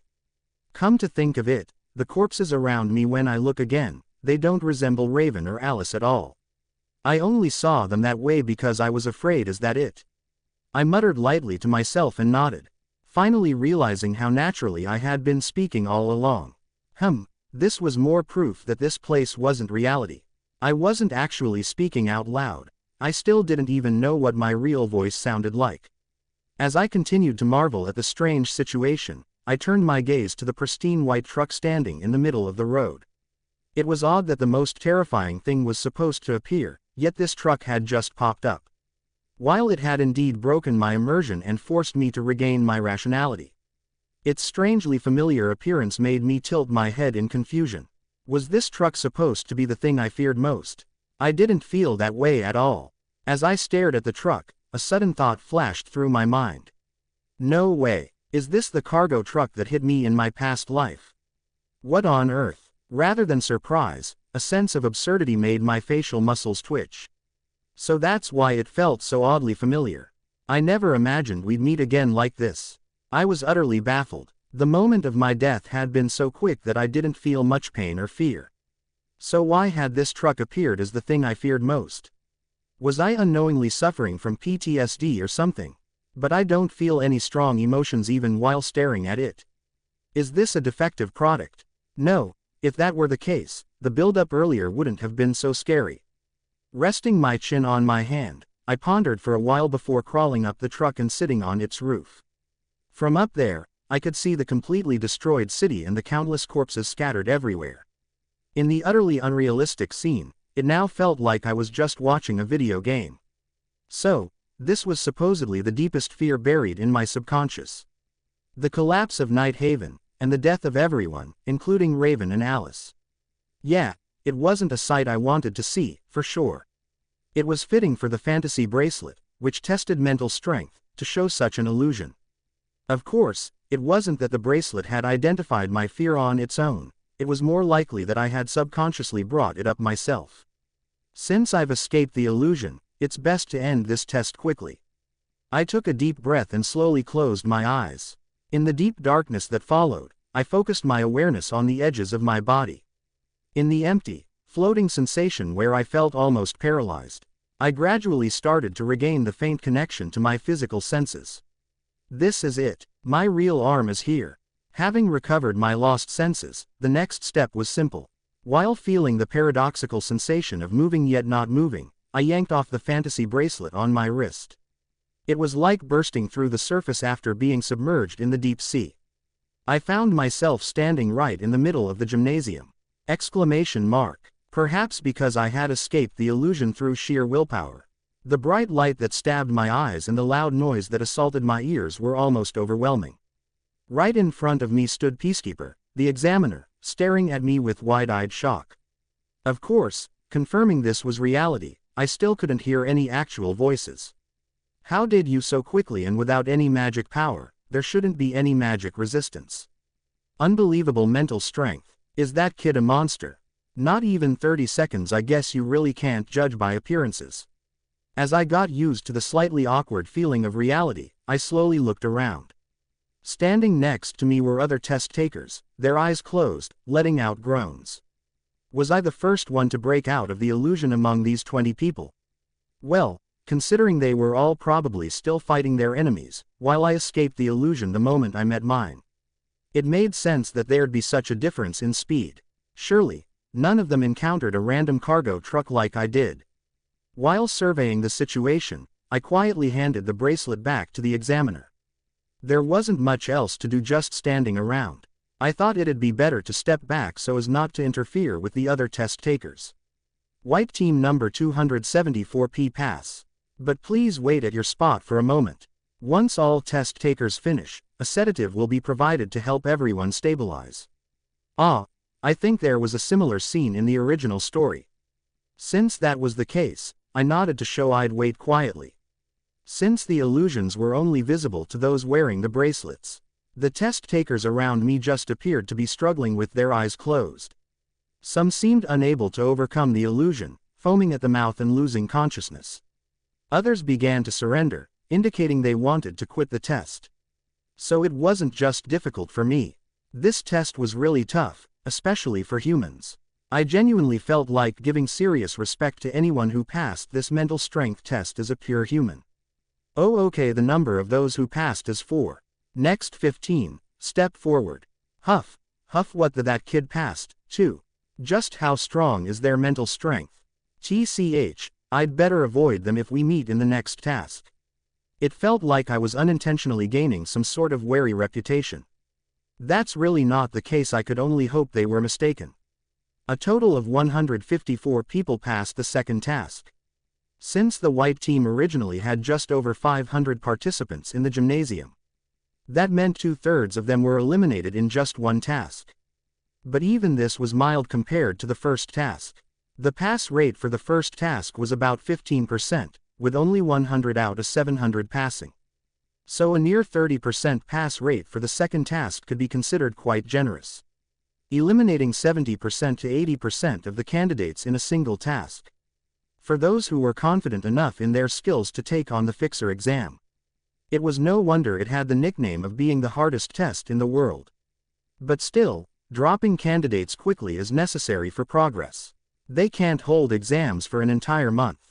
In a way, this rapid pace was an inevitable outcome, since only a handful of people would pass in the end anyway. If they eliminated candidates little by little, it would take far too long. Didn't they recruit 300 fixers through the exam every year? That was true, if you considered the entire world. Being a fixer was an international profession with operations across the globe. The association had agreements with over 200 countries. Because of that, there were more than 50 fixer association branches worldwide. Naturally, gathering the hundreds of thousands of test takers in one place was impossible. So the fixer exam was held simultaneously at various branches. With 2 exams per year and 300 slots, that meant 150 people were chosen per exam. Dividing that across 50 branches, each branch would produce about 3 successful candidates. But at the Night Haven branch alone, there were as many as 10,000 test takers. It was inevitable that each task would result in a massive wave of eliminations. That was quite an interesting dream. Did you think so too, baby? So now was the time when the difficulty would properly ramp up. As I thought this, I stared quietly out the window at the scenery. Vespera, who had been in the last group, approached me with a perfectly calm expression. Her words were absurd from my perspective. A strong aptitude for magic also meant strong resistance to magic. There was no way she could have been affected by the weakened illusion magic meant for the candidates. She could have at least pretended to sweat and struggle like the other candidates.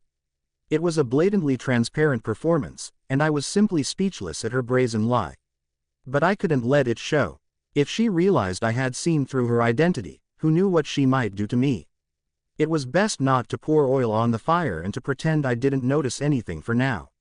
Still, the fact that she's deliberately hiding her strength must mean she has a specific purpose.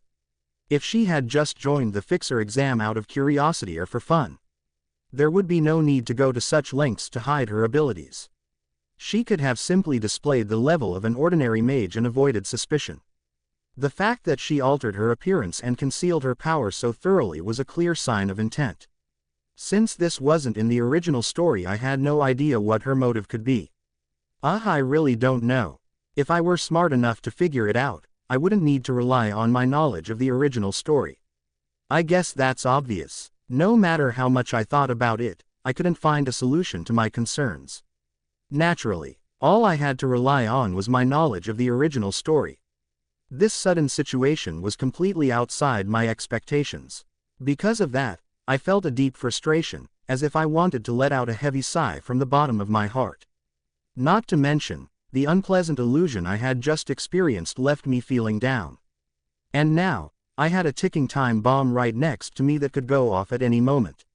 I almost wanted to ask someone why this was happening to me. Staying still like this is the worst option. I need to make a decision. Either take action to gather information or admit I can't handle this and give up.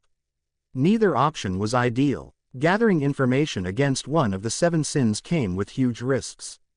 But if I gave up, I would worry about Alice and David, who were taking the same test. Why not just inform the exam staff that this person was dangerous? The problem was that my knowledge of her identity came only from the original story. I recognized Vespera's appearance. I had no solid evidence or method to convince anyone. And if it turned out to be true, there'd be a mess about how I figured it out. What if I pretended not to know, and Vespera ended up harming Alice, a fellow candidate? Exclamation mark. What's wrong? Are you tired of looking outside? Wanna play with your big sis? In that short moment of hesitation, I made up my mind. The truth was, Night Haven and the people around me had become too precious to me. I had to admit it. If it showed up in my illusion magic, that said it all. So I had to figure out her intentions, no matter what. And once I did, I'd make sure Alice and David wouldn't get hurt.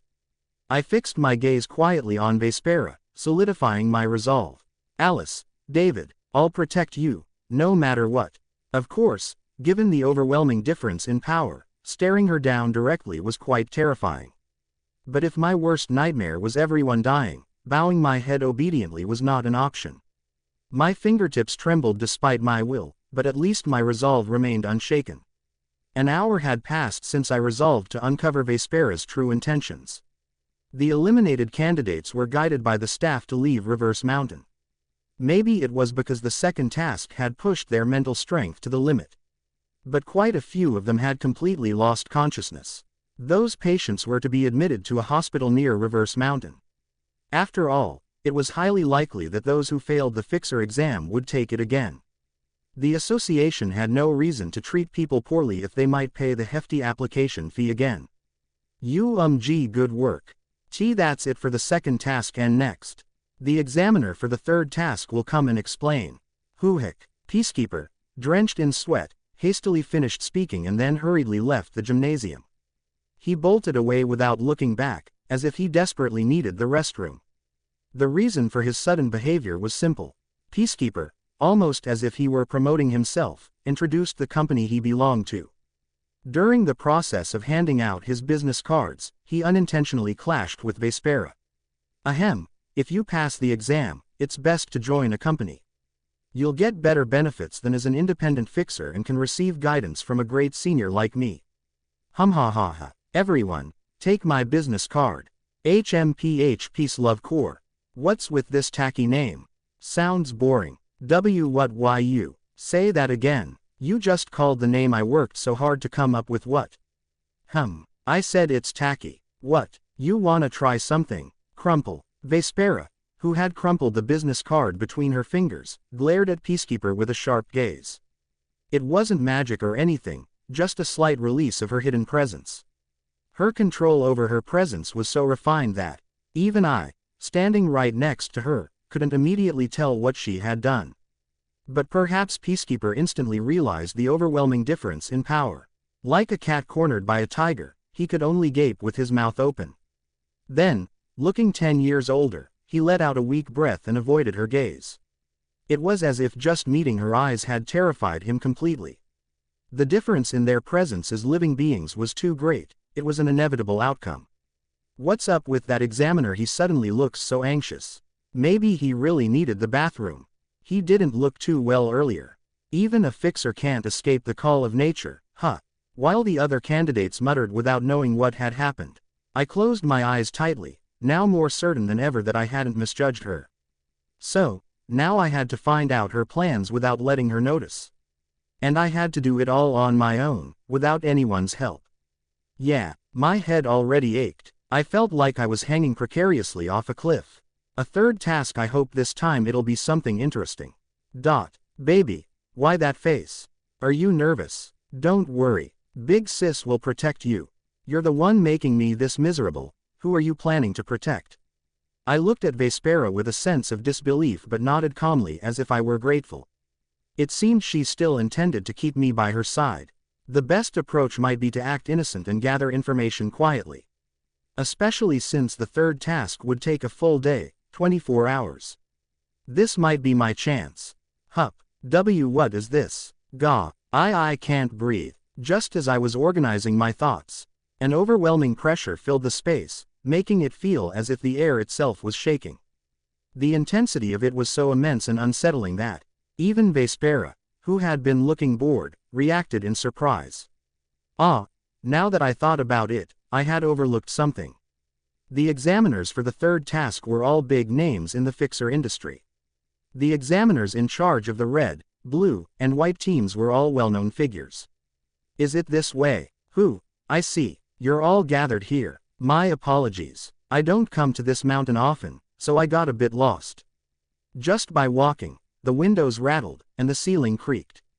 It wasn't magic but a natural phenomenon caused by the sheer density of his magical energy. The door opened, and a muscular old man in a suit appeared. The candidates' jaws dropped as soon as they recognized him. Well, it wasn't strange for them to react like that. Nice to meet you, candidates. My name is Tempest. I may not be much, but I serve as the mayor of Night Haven. The examiner for the white team was none other than the dragon mayor, Tempest. His overwhelming presence filled the entire space. Tempest, the mayor of Night Haven, was an old man with a stern and resolute expression. The term Iron Man suited him better than any other descriptor. His face held a solemnity so intense that it seemed a needle wouldn't draw a drop of blood.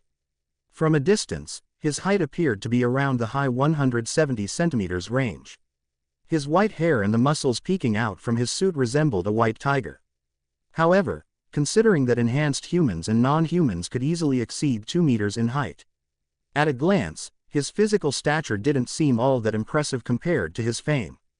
But that was a foolish assumption. His appearance was merely a result of magic-based camouflage. Beneath that seemingly ordinary exterior lay a monster capable of splitting the sea. His presence as a living being is on a different level. Just sharing the same space with him makes me shiver. Tempest probably had no intention of applying real pressure. From his perspective, why would the presence of mere kids be worth his attention? This intimidating aura was likely just a casual greeting. However, because he was a creature at the top of all life forms, even that light presence made my mouth dry and my body lean forward precariously. Had I not previously faced the 7 sins, I might have collapsed to the floor in tears.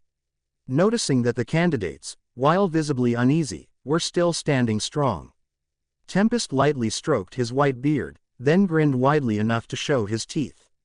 I see. The second task was the fantasy duel, right? Evaluating people based on mental strength does seem to have filtered out the weak. Everyone looks to be in decent shape. No one had collapsed. They all stood firm against his overwhelming presence. Perhaps that fact pleased him. The dragon mayor seemed genuinely satisfied. It was as if he wanted to memorize each face, his eyes scanning the room. But then his gaze stopped near me for a moment. Judging by the direction was he looking at Vespera, who stood beside me. The moment I realized this, a sharp, piercing dread struck my heart. Despite the warmth of the gymnasium, cold sweat trickled down my back. It seemed he had immediately seen through her disguise. There was no other reason for him to stare so intently with such a sharp look. Of course, a powerhouse like the Dragon Mayor wouldn't fail to recognize Vespera. Yes, that's it. If you've figured it out, get rid of her. You could win, right? To me, this was excellent news. Even though Tempest was well past his prime, he remained one of the strongest figures in the world. He was a monster who could defeat Vespera, albeit with some difficulty. If he took action, I wouldn't have to figure out her motives myself. No matter what schemes she had, they'd be meaningless before such overwhelming force. It might sound selfish, but as long as Alice and David were safe, that was enough for me. However, despite likely recognizing her, the Dragon Mayor made no move to provoke Vespera. Instead, he casually shifted his gaze as if nothing was wrong. He's really just going to leave her alone. Sure, confronting Vespera's true identity here would be problematic, but no matter how conflicted I felt, he continued speaking to the candidates. Come on, come on. You can't let the future's hopefuls be so intimidated. You've got a long road ahead. All right, here's the deal. Anyone who comes up and throws a punch at me right now, I'll consider them as passing the third task. Tempest's words were nothing short of shocking.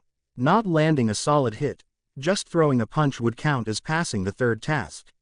It seemed so simple that the previously intimidated candidates began to buzz with excitement.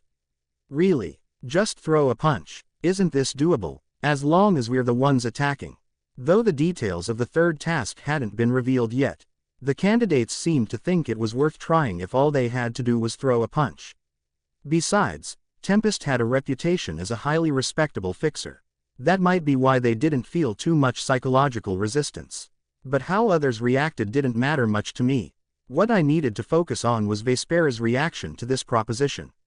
She didn't seem likely to draw attention to herself by stepping forward. But if she did, I needed to be mentally prepared. She doesn't look interested, that's a relief. I was worried I'd have to go up to the Dragon Mayor myself.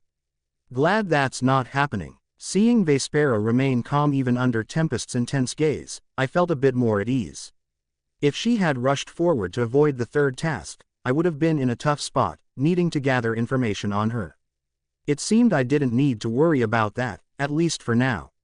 I'll go. Wait, me too, I can't miss this chance. Just as I thought things were calming down, the candidates who had adapted to Tempest's pressure began to step forward.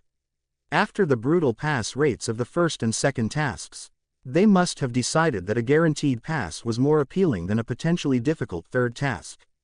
But the enthusiasm quickly evaporated after the first challenger stepped up. The bold candidate didn't even get close enough to throw a punch before fainting. He passed out. The pressure of a dragon is so intense it can knock you out. Phew, glad I wasn't the first one. Even from several paces away, the pressure was enough to make the skin crawl. Getting close enough to touch him must have been suffocating. The candidate's mistake was thinking it would be easy to pass the third task. Realizing this, the candidates backed away from Tempest as if they'd just seen a sacrificial lamb. Every exam, it's always fun to tease the spirited candidates. But how disappointing, only caught one this time. Hoo ha ha ha. Tempest grinned with a mischievous smile as he looked at the terrified candidates. Calculating risks and only taking on what they could handle was part of being a fixer. Perhaps his intent was to show them real pressure, and if they couldn't handle it and fainted, so be it.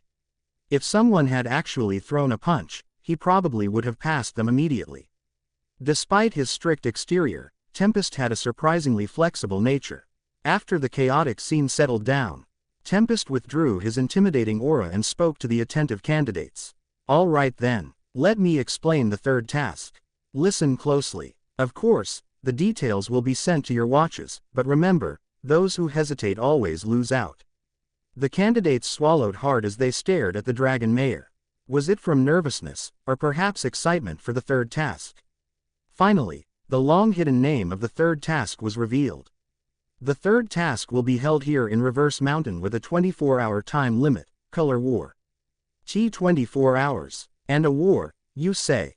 The third task, Color War, was the reason why the candidates were divided into the white, blue, and red teams after passing the first task. Seeing the heated reactions, Tempest chuckled as if anticipating great fun. Yes, it's a survival competition. His bold declaration instantly ignited the atmosphere, making it as hot as a freshly baked potato. Such a reaction wasn't surprising. The treasure hunt in the first task and the fantasy duel in the second task. For the truly skilled candidates, those were rather mundane challenges. But survival meant fighting against other candidates to secure victory. This marked the start of the real battle of skills. The third task of the Fixer exam, Color War, was detailed as follows through the watch. The participants consisted of 153 candidates from the white team after one had fainted earlier. 194 from the red team, and 178 from the blue team, a total of 525 candidates. The battleground was the entirety of Reverse Mountain, spanning several kilometers in diameter.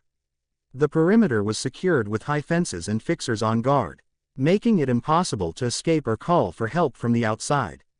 The task had only 2 conditions for passing. Keep the mark given by the examiner safe for the full 24 hours. Secure at least 1 mark of your target color. The white team needed to acquire blue team marks, the blue team needed red team marks, and the red team needed white team marks. It was essentially a game of rock, paper, scissors or tag. It looks simple on the surface, but it's a headache in many ways. The red team has the most people, but their target, the white team, has the fewest, which is a problem. Since this was a survival competition, attacking other candidates without hesitation was allowed. However, intentionally attempting to kill someone came with severe penalties. Most candidates were physically robust enough that even severe injuries wouldn't be fatal. The rule was a strong warning not to finish off a disabled opponent. Still, accidents could happen if things got too violent. But there wasn't much that could be done about that. The staff weren't there to babysit anyone.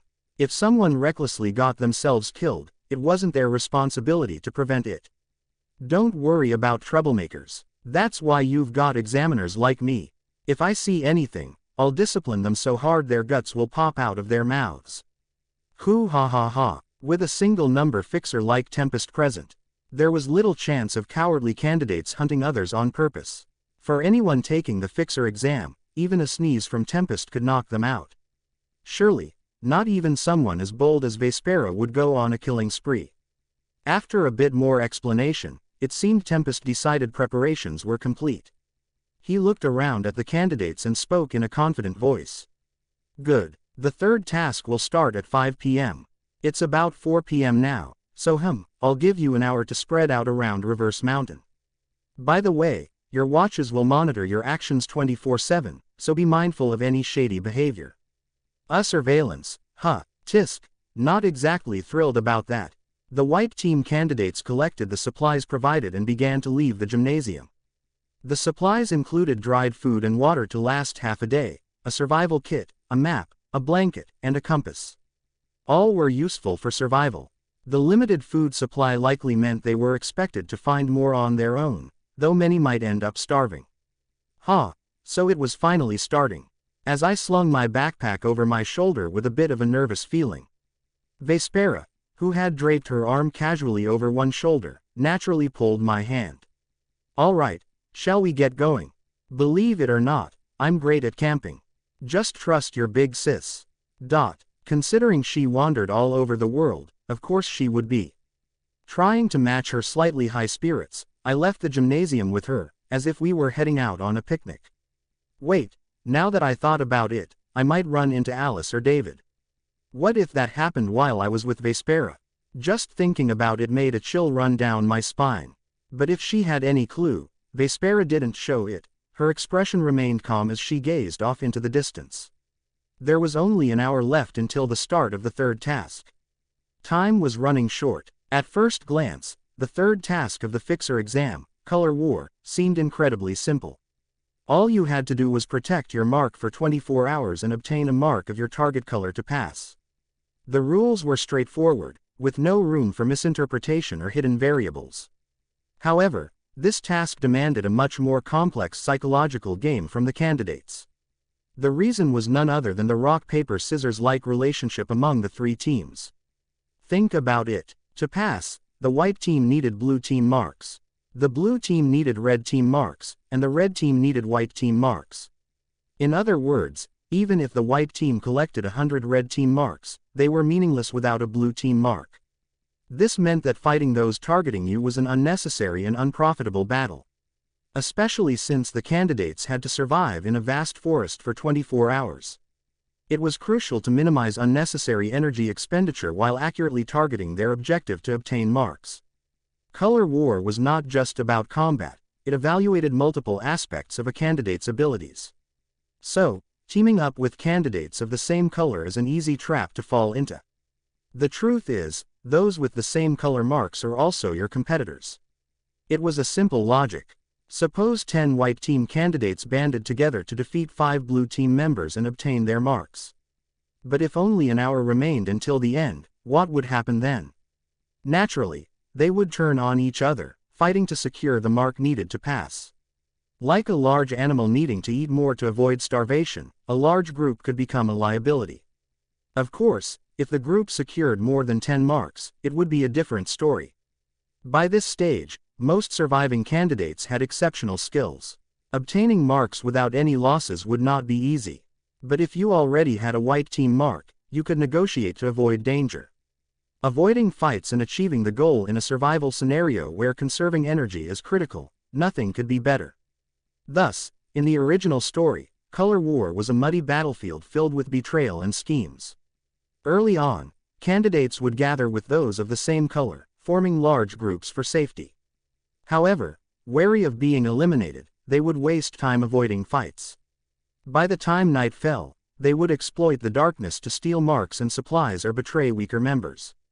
By morning, betrayal would tear apart large groups, and the test site would transform into a chaotic battlefield where everyone desperately tried to secure marks and survive.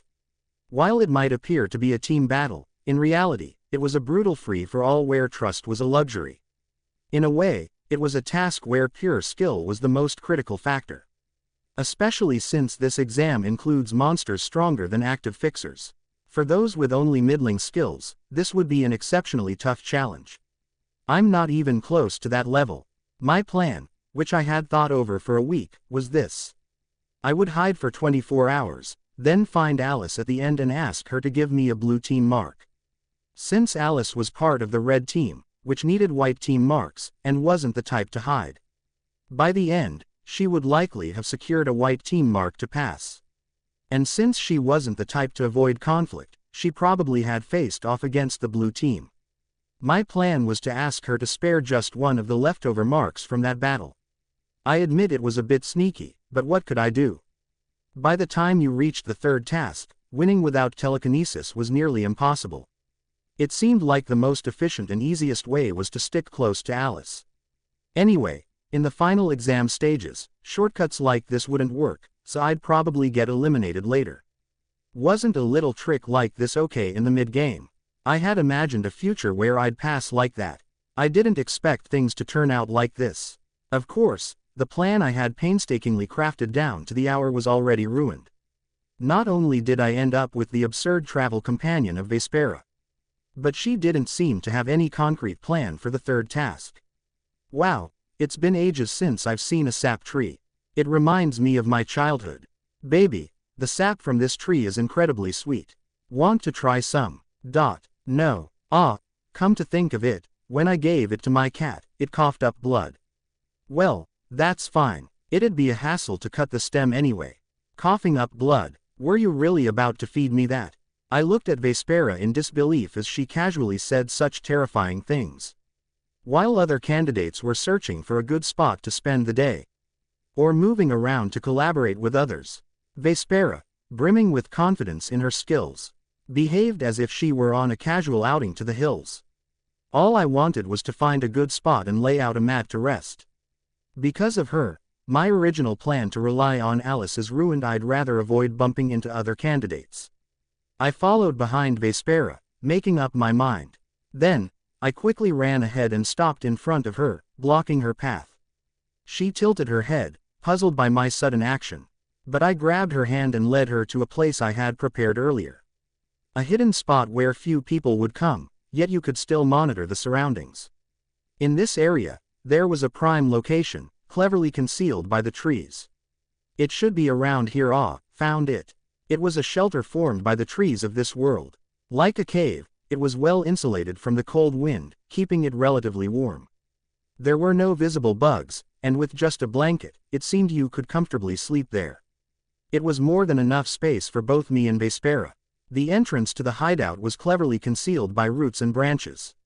Unless you pressed against it with your hand, you wouldn't realize there was a space inside. If Echo hadn't hacked and shared the results of her investigation of Reverse Mountain, I could have walked past this spot dozens of times without noticing. Perhaps Vespera also recognized this immediately with just a quick glance. She let herself be led inside, blinking in surprise as if genuinely impressed. Oh my, there's a space like this here. It doesn't look man-made, must be one of nature's wonders. Exclamation mark. Finding a place like this right away. You've got quite the talent, baby. You're not just a cute face, huh? Well, it wasn't really me. Echo had provided all the information. But since I had been the one to feed Echo energy, allowing her to function, maybe it wasn't entirely wrong to say it was my own skill. So I nodded lightly in gratitude to Vespera's words and dropped my bag to the ground. When I glanced at my watch, it was 4:53 p.m. There were only 7 minutes left until the start of the color war. Who would have thought such a prime spot existed so close to the gymnasium? Others probably couldn't even imagine it. I really have to stay here with her until 5 p.m. tomorrow. I just hope nothing bad happens. How would I get a blue team mark? What if I ran into Alice or David? My head swirled with worries and concerns. But those anxieties were somewhat eased by the tesseract hidden in my clothes and Echo, buried deep in my pocket. Having a last resort option I could use at the final, critical moment helped. Even though my mind felt uneasy, I could at least keep my sanity while staying next to Vespera. Whether she knew my feelings or not, Vespera, who had also set her things down, glanced at me and spoke with a casual, reassuring tone. Are you scared you might fail, baby? Don't worry. Big sis will definitely get you a blue one. Let's make sure we move on to the next task together, okay? You're the main source of my anxiety. I suppressed the urge to retort and forced a calm expression, nodding slowly. I had no idea what might happen if I upset her. It was unwise to clash with her out of emotion, no matter how much I wanted to. For now, keeping her in a good mood was the safest strategy. With my life potentially on the line, reason helped me maintain control over my emotions. Fixer exam third task. Color war has started. Remaining time, 23 hours 59 minutes and 48 seconds. While we quietly observed the surroundings from our hideout, the watch vibrated lightly, signaling the start of the third task. For reference, the watch had a feature to alert nearby staff, allowing candidates to call for help if their injuries were severe or if they wanted to forfeit. Considering that Tempest, a heavyweight among heavyweights, had been brought in as the examiner, this was likely an effort to minimize deaths or serious injuries among the candidates. Of course, none of that mattered to me. I had no intention of forfeiting until I understood Vespera's motives. Leaving now would only unleash her unchecked, which was a dangerous scenario. I had to remain until the very end. Well then, there are still too many eyes watching. Let's move quietly at night. It would be a problem if we drew unnecessary attention. Exclamation mark. Huh, you want to come too, baby? Sure, let's have a fun night walk together. While chaos stirred outside, we lazed around the hideout for quite some time. After having a simple dinner with the dried food from our bags, we finally left the shelter around 11 p.m. A night stroll filled with screams, alongside Vespera. It was the beginning of a terrifying spree of violence against the other candidates. Reverse Mountain was an artificially created mountain range. It was a masterpiece of humanity, crafted over more than a decade by hundreds of talented mages and thousands of scholars. The mountainous area, spanning several kilometers, was filled with flora and fauna from another world. It was as if a piece of a destroyed world had been transplanted here. In fact, most of the rare ingredients used in the first task were sourced from here. Whether for research purposes or species preservation, Reverse Mountain held immense value. It was no wonder the Fixer Association strictly prohibited external access. If left unregulated, poachers would turn the place into a chaotic mess. Protecting its value from human greed was an unavoidable choice. That's why Reverse Mountain is particularly dangerous at night. It's when the ferocious carnivorous creatures from another world roam. They're nothing like ordinary wolves or bears without magical power. To replicate the otherworldly environment as closely as possible while keeping civilians out. Reverse Mountain was home to numerous dangerous predators. Animals infused with magic were stronger and more vicious than Earth's creatures. For this reason, Reverse Mountain was considered one of the most dangerous places on Earth. Of course, if someone found themselves in real danger of being devoured, the staff would help. But asking for help meant forfeiting their candidate status and quitting the exam. There had been cases where candidates stubbornly refused help and ended up losing their lives. In short, it's like the world's most dangerous mountain. Though looking at this, it makes me doubt that. The wilderness was so perilous that even an active fixer could end up in critical condition if they weren't careful. However, the scene before me was so gruesome that it made those dangers seem unreal. A giant eagle, over 3 meters tall, lay on the ground with its head severed. An emerald tiger, its back split open, vomited blood that shimmered like jewels. A flame monkey, its heart pierced by a branch, lay dead where it fell. It was a horrific scene, so much so that without resistance, one might faint from the sight alone. It was grotesque, like something from a nightmare. The blood and entrails scattered around resembled a brutal crime scene. Yet the person responsible for this showed no sign of concern, only blinking innocently at me. Oh dear, they startled me so much I ended up using magic. Baby, you're not hurt, right? I nodded to Vespera's question. She had unleashed her magic the moment the beasts appeared. There was no chance of getting hurt, even if I had wanted to. In a way, you could say she had helped me. These magical beasts were far more dangerous than ordinary animals. With a weapon, defeating them might not be impossible, but it would be a significant risk. But despite the situation, I couldn't shake the cold sweat and rising tension. She had no hesitation or emotion about taking a life so brutally. Her actions exuded a twisted indifference towards life, too clear to ignore. Her perspective is definitely warped. Just because someone is nice to you doesn't mean they're a good person. It was like this. Imagine a rat suddenly fell from the ceiling. A dirty, filthy rat, a disgusting intruder in your space. So killing it wouldn't seem like much of a problem. But even if you killed the rat, you might use poison or an electric trap, and direct methods. No matter how unpleasant the intruder, making its death too gruesome would be unsettling. You would try to eliminate it as painlessly as possible.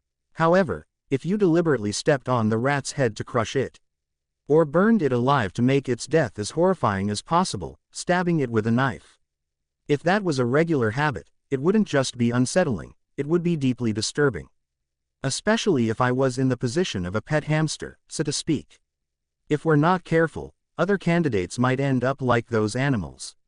Vespera was a progenitor who saw humans as nothing more than food. If it had been a human instead of a beast, she likely would have killed them just as brutally. She had always done so without hesitation, and she would continue to do so. The rule that intentionally causing a candidate's death led to disqualification was a relief. But if someone angered her, it was obvious what would happen next. I couldn't afford to relax. I collected my thoughts and quietly followed Vespera as she strolled leisurely. The path ahead, filled with blood and entrails, was now void of even the wild beasts that had once been watching us. Walking behind her, I started to feel like I was becoming a monster myself. I smell something around here. Ah, found it, ? How far had we wandered into the chilly night of Reverse Mountain? Just as boredom seemed to set in, Vespera looked somewhere and spoke. I turned quickly to follow her gaze. Indeed, faint lights could be seen in the distance. Starting a fire in this dark mountain. Surely, they knew light could be seen from kilometers away. I couldn't help but feel bewildered by the lack of caution. No way it's not Alice or David, is it? It was a possibility I couldn't ignore. If someone was confident in their abilities, they might not bother hiding. I could only hope the light didn't belong to Alice or David. And perhaps my prayers were heard. As I followed Vespera toward the light, closing the distance, I was relieved to find it was a group of male candidates. How carefree. They don't seem particularly strong, baby. Wait here. Big sis will be right back. Okay! ! As Vespera began to move away, seemingly to take care of them, I urgently grabbed her sleeve. If I let her go alone, who knew what could happen? What if she felt irritated and caused a massacre? That possibility couldn't be ruled out. And what if, by bad luck, someone I knew got caught up in it? Staying close to her would be my best chance to influence whatever happened. This decision wasn't an impulsive whim but a carefully considered strategy. However, she seemed to interpret my actions differently. She looked down at me as if I were a nervous puppy. Her expression filled with fondness as she gently patted my head. Okay, you don't want to be apart from big sis, huh? Then stay close and watch how cool I am when I work. Got it. This is strange. Isn't her affection toward me growing at an alarming rate? I found myself somewhat flustered by Vespera's seemingly disarmed attitude and nodded as if I understood. I was only trying to keep my guard up, fearful of what she might do next. Yet, without realizing it, I seemed to have raised her affection level by meddling here and there. Perhaps she could see through my mask and felt a genuine sense of familiarity with me. A face so charming it could even captivate the world's worst criminal. Maybe hiding behind a mask was indeed the right call. Ah, what a letdown. Those guys are red team. What we need are 2 blue marks. Tisk, should I just clean them up since it's a hassle? Huh, who's this chick? Hey, look, she's got a white mark on her chest. White team. Woo, 2 easy targets just rolled right up. Lucky. As we got closer, it was clear the candidates gathered around the fire were from the red team. 7 of them. Judging by their faces, none of them seemed familiar. They must have been extras. Well, Vespera was practically a walking disaster in Reverse Mountain. These guys weren't going to make it to the final pass anyway. Bad luck, I suppose. Since my baby seems a bit sensitive to gruesome things, maybe I should go easy this time. Like this. Huh, what do you goo? Magic. She's casting without incantations. Take her down first. Og. Monster. What happened next was nothing short of one-sided violence. Even without using her main power, blood magic, Vespera was still an exceptional mage. With incantation-free wind magic, she sent the candidates flying. Before they could even put up a proper fight, they crashed into the ground and trees, knocked out cold. At the very least, it seemed like she was aware of the rule not to kill anyone. Vespera appeared to be restraining herself, showing a measure of self-control. But still, arms twisted in unnatural directions, heads hit the ground first. She was handing out wounds that could take months to heal, or might never heal at all. She truly was a vampire devoid of human empathy. The candidates sprawled on the ground, screaming, crying, and wailing. My heart went out to them. But what could I do? At least they weren't dead. I could only hope they'd recover quickly. 7 red marks and 3 white ones. No blue. More wandering around, what a pain. Exclamation mark. I began jumping up and down on the spot beside Vespera, who looked annoyed. If she got too irritated, someone might end up dead. It was a thoroughly calculated gesture, a performance to keep Vespera's mental state in check. Perhaps my little act was enough of a comfort. Her growing displeasure seemed to shift back toward a more motivated mood, as if she would keep searching. Fixer Association, are you seeing this? I'm literally saving lives right now. Maybe I deserve a special pass. Just kidding, of course. What the hell? I'm wearing 10 anti-magic rings. There's no way arg. What a bother. Should I just cut off his hands so he never tries this again? Exclamation mark. The second candidate we found while wandering Reverse Mountain turned out to be from the blue team. He introduced himself as a swordsman who hunted mages, wielding a katana. His secret weapon was the 10 anti-magic rings he wore, designed to resist magic. But such things were useless against Vespera. She slowly escalated her magic, pressing him to the ground with powerful wind magic. The swordsman collapsed with his arms and legs bent at odd angles. Because anti-magic items were deeply unpleasant to a mage like Vespera, she conjured a blade of wind as if to cut off his hands. But when I clung to her and begged her not to, she hesitated and then dispelled the blade. She must have decided maintaining my favor was more valuable than a brief outburst. Oh my, this guy has 2 blue team marks. Was he a traitor or something? Well, not bad. For some reason, the swordsman had 2 blue team marks. Maybe he had betrayed his own team. Whatever the reason, I couldn't know. At least the good news was that we now had what we needed without further searching. Now all we had to do was wait until 5 p.m. tomorrow. I let out a sigh of relief, glad that nothing too disastrous had happened. Nothing much occurred after that. When we returned to the initial hideout, it was already 2 a.m. My eyes felt heavy, sleep was creeping in. Even if I could stay awake, maybe I should pretend to sleep. I lay down gently on the blanket we had set up in the hideout. Vespera, who had been sitting on a tree stump gazing at the moonlight, spoke. Going to sleep, baby. Don't worry. Big sis will keep you safe. Sleep tight, I'll protect you. I relaxed my body, nodding weakly as if I was too tired to respond. Then I lay back down, slowly closing my eyes. 1 minute, 2 minutes and soon 10 minutes passed. I breathed steadily, pretending to sleep. In the darkness, Vespera, who had been quietly watching me, moved. Well then I'll be back in a bit. Where was she going? I focused all my attention on her movements as she left the hideout. 1 step, 2 steps, 3 steps. When she was far enough away that I couldn't hear her footsteps. And I felt confident she wouldn't notice any movement from my side. I shifted as if dreaming, naturally sliding my hand into my pocket. Echo, you there? I need a favor. Yes, just say the word. Closing square bracket. Hack Vespera's watch. Make sure there's no sound. If she talks to someone, filter it through to me. Understood. Closing square bracket. Echo, an invader in the form of a device, could still function even with the power off. In other words, it could hack another device without being detected by my own watch.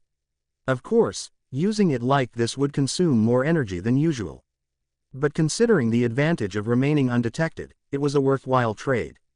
Not long after, it seemed Echo had successfully completed the hack. Through Echo's voice, I began to hear Vespera's words, translated from the other end. Under the moonlight, Reverse Mountain looked nothing short of magical. Every pastel-colored leaf shimmered in the dark, giving the forest a jewel-like appearance. It was not an exaggeration to call it a forest made of gemstones. But despite the mystical scenery, the soundscape remained eerily silent. Not even the faintest sound of insects, despite it being winter. Just standing there, the atmosphere of midnight in Reverse Mountain sent chills down the spine. Through this deathly quiet path, a woman walked leisurely forward. She suddenly stopped, looking down at a hidden device buried in the ground, and spoke into the air. I was wondering why it didn't feel as cold. You hid a device to keep the temperature from dropping below a certain level. The fixers are quite meticulous. It can't be helped. The creatures living in Reverse Mountain can't adapt to extreme weather. We've built a place for them to live, so it'd be a problem if they all froze to death. Despite speaking into what appeared to be empty air, a response came. From the shadows, an elderly man with a stern expression stepped forward. If any other guests of Reverse Mountain had been nearby, they would have been shocked by the sight. The old man was none other than Tempest, the dragon and one of the examiners of the third task. An unparalleled being considered the mightiest. In his prime, he was said to have power comparable to an emperor ruling dozens of kingdoms. Even now, with his strength diminished by age, he remained a contender for the title of the greatest mage. Having such a legendary figure wandering the test grounds would make even the most confident candidates too nervous to meet his gaze. Then why not make it somewhere warm from the start? Was there any reason to build it in such a cold place? This is a rocky area considered useless land. The land was relatively cheap. Yet, despite standing before Tempest, the woman showed no signs of nervousness. Her demeanor was so calm and unaffected that it was Tempest who seemed wary of her. Her long hair was braided, with bangs that nearly covered her eyes. Thick-rimmed glasses framed her face, and a long skirt reached her ankles. At first glance, she appeared to be the epitome of an ordinary, modest woman. But the long eyelashes behind her glasses and the sharpness of her jawline hinted at an allure that could not be hidden by her simple attire. Of course, the woman's true identity was Vespera, a progenitor vampire with blood close to purity. The strongest being facing the worst criminal, the queen of the night against the pinnacle of all creatures. A monster versus a monster. An air of solemnity hung between them as they faced off in the deep darkness. It was Tempest who broke the silence first. So, what brings you here, Vespera? You never struck me as the type to enjoy children's games like this. Oh my, I have no idea what you mean. Perhaps you've mistaken me for someone else. Don't play games. It seems you've used an artifact to diminish your presence, but surely you know that such tricks don't work on a dragon. His words hit the mark with perfect accuracy. The artifact Vespera used to hide her identity was a pair of glasses. An item of concealment magic that suppressed magical residue and minimized her presence. However, such tricks were meaningless against a dragon who could see the glow of one's soul. To Tempest, it was as if the artifact wasn't even there. Realizing there was no point in hiding anymore, Vespera took off her glasses with a smooth motion. And immediately, a heavy scent of blood and an overwhelming aura of killing intent filled the air around her. HMPH, a troublesome old man. What bad luck to run into you here. This was the true progenitor, who had devoured hundreds of thousands, if not millions of lives. The light-hearted woman who had been playing with a white-haired girl just moments ago was gone. Her presence was so intense that even a being born as the apex predator, like Tempest, wasn't overshadowed. Not to be outdone, Tempest also revealed his full presence, no longer holding back. Crackling sounds echoed as their magical energies collided in the air. The tension between them suggested neither would yield an inch. Vespera, her hair now loose and ready for battle, spoke first. Wouldn't it be better to talk this out? Dragon blood feels a bit too heavy on the stomach right now. Hey, a woman who destroyed a kingdom overnight just because she felt slighted, talking about negotiation. I'd rather talk to a dog. Oh dear, but the king and his people used divine power. And they called me a witch. The great progenitor being treated like that. Such a kingdom is better off gone. Vespera spoke as if recalling a cherished memory, her lips curling into a dangerous smile. It was the kind of smile so enchanting that even the strongest-willed man might fall under her spell. But not Tempest, who had lived twice as long as her. He merely crumpled his expression, as if witnessing something utterly unpleasant. Enough. There's no point in talking further. I'll keep this brief. Withdraw from the exam immediately and leave without a sound. Otherwise, what? You'll kill me. Hee hee. But can you handle it, old man?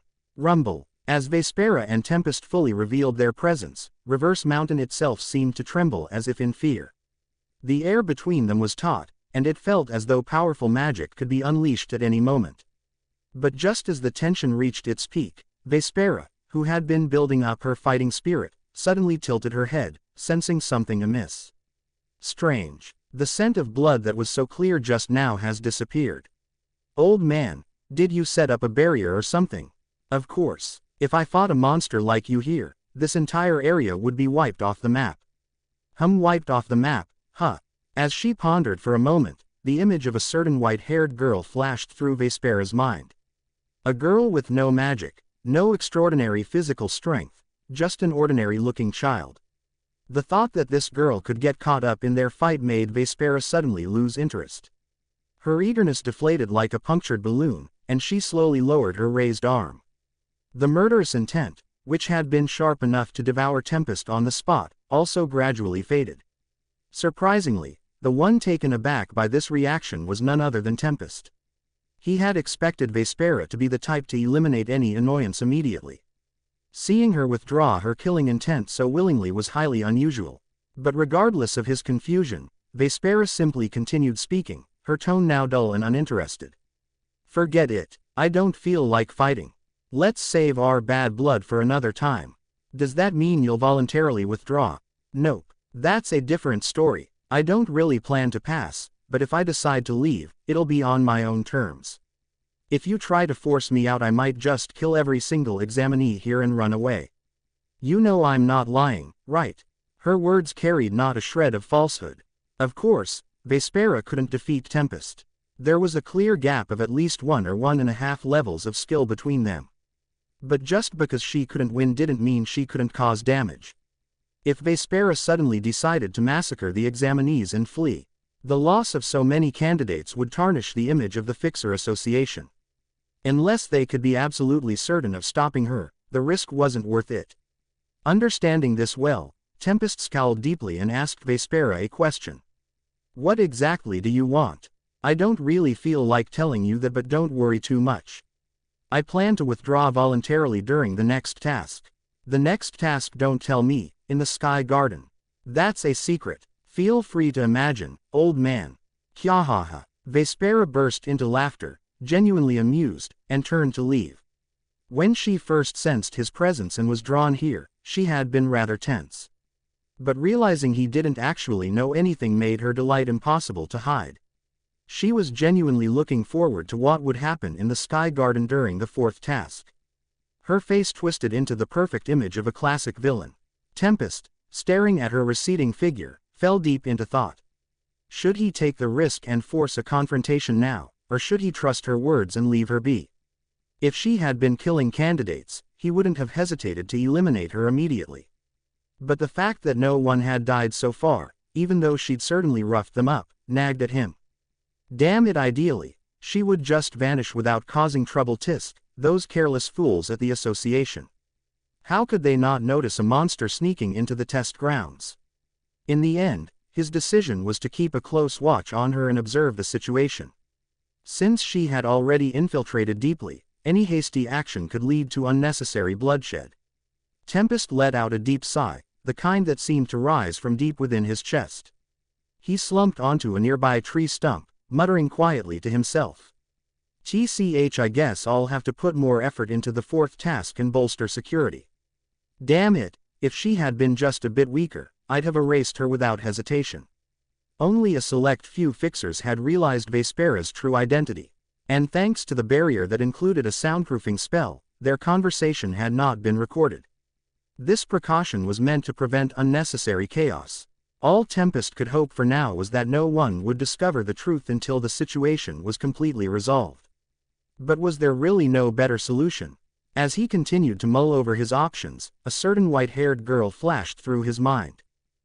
Come to think of it, that girl had a rather unique aura.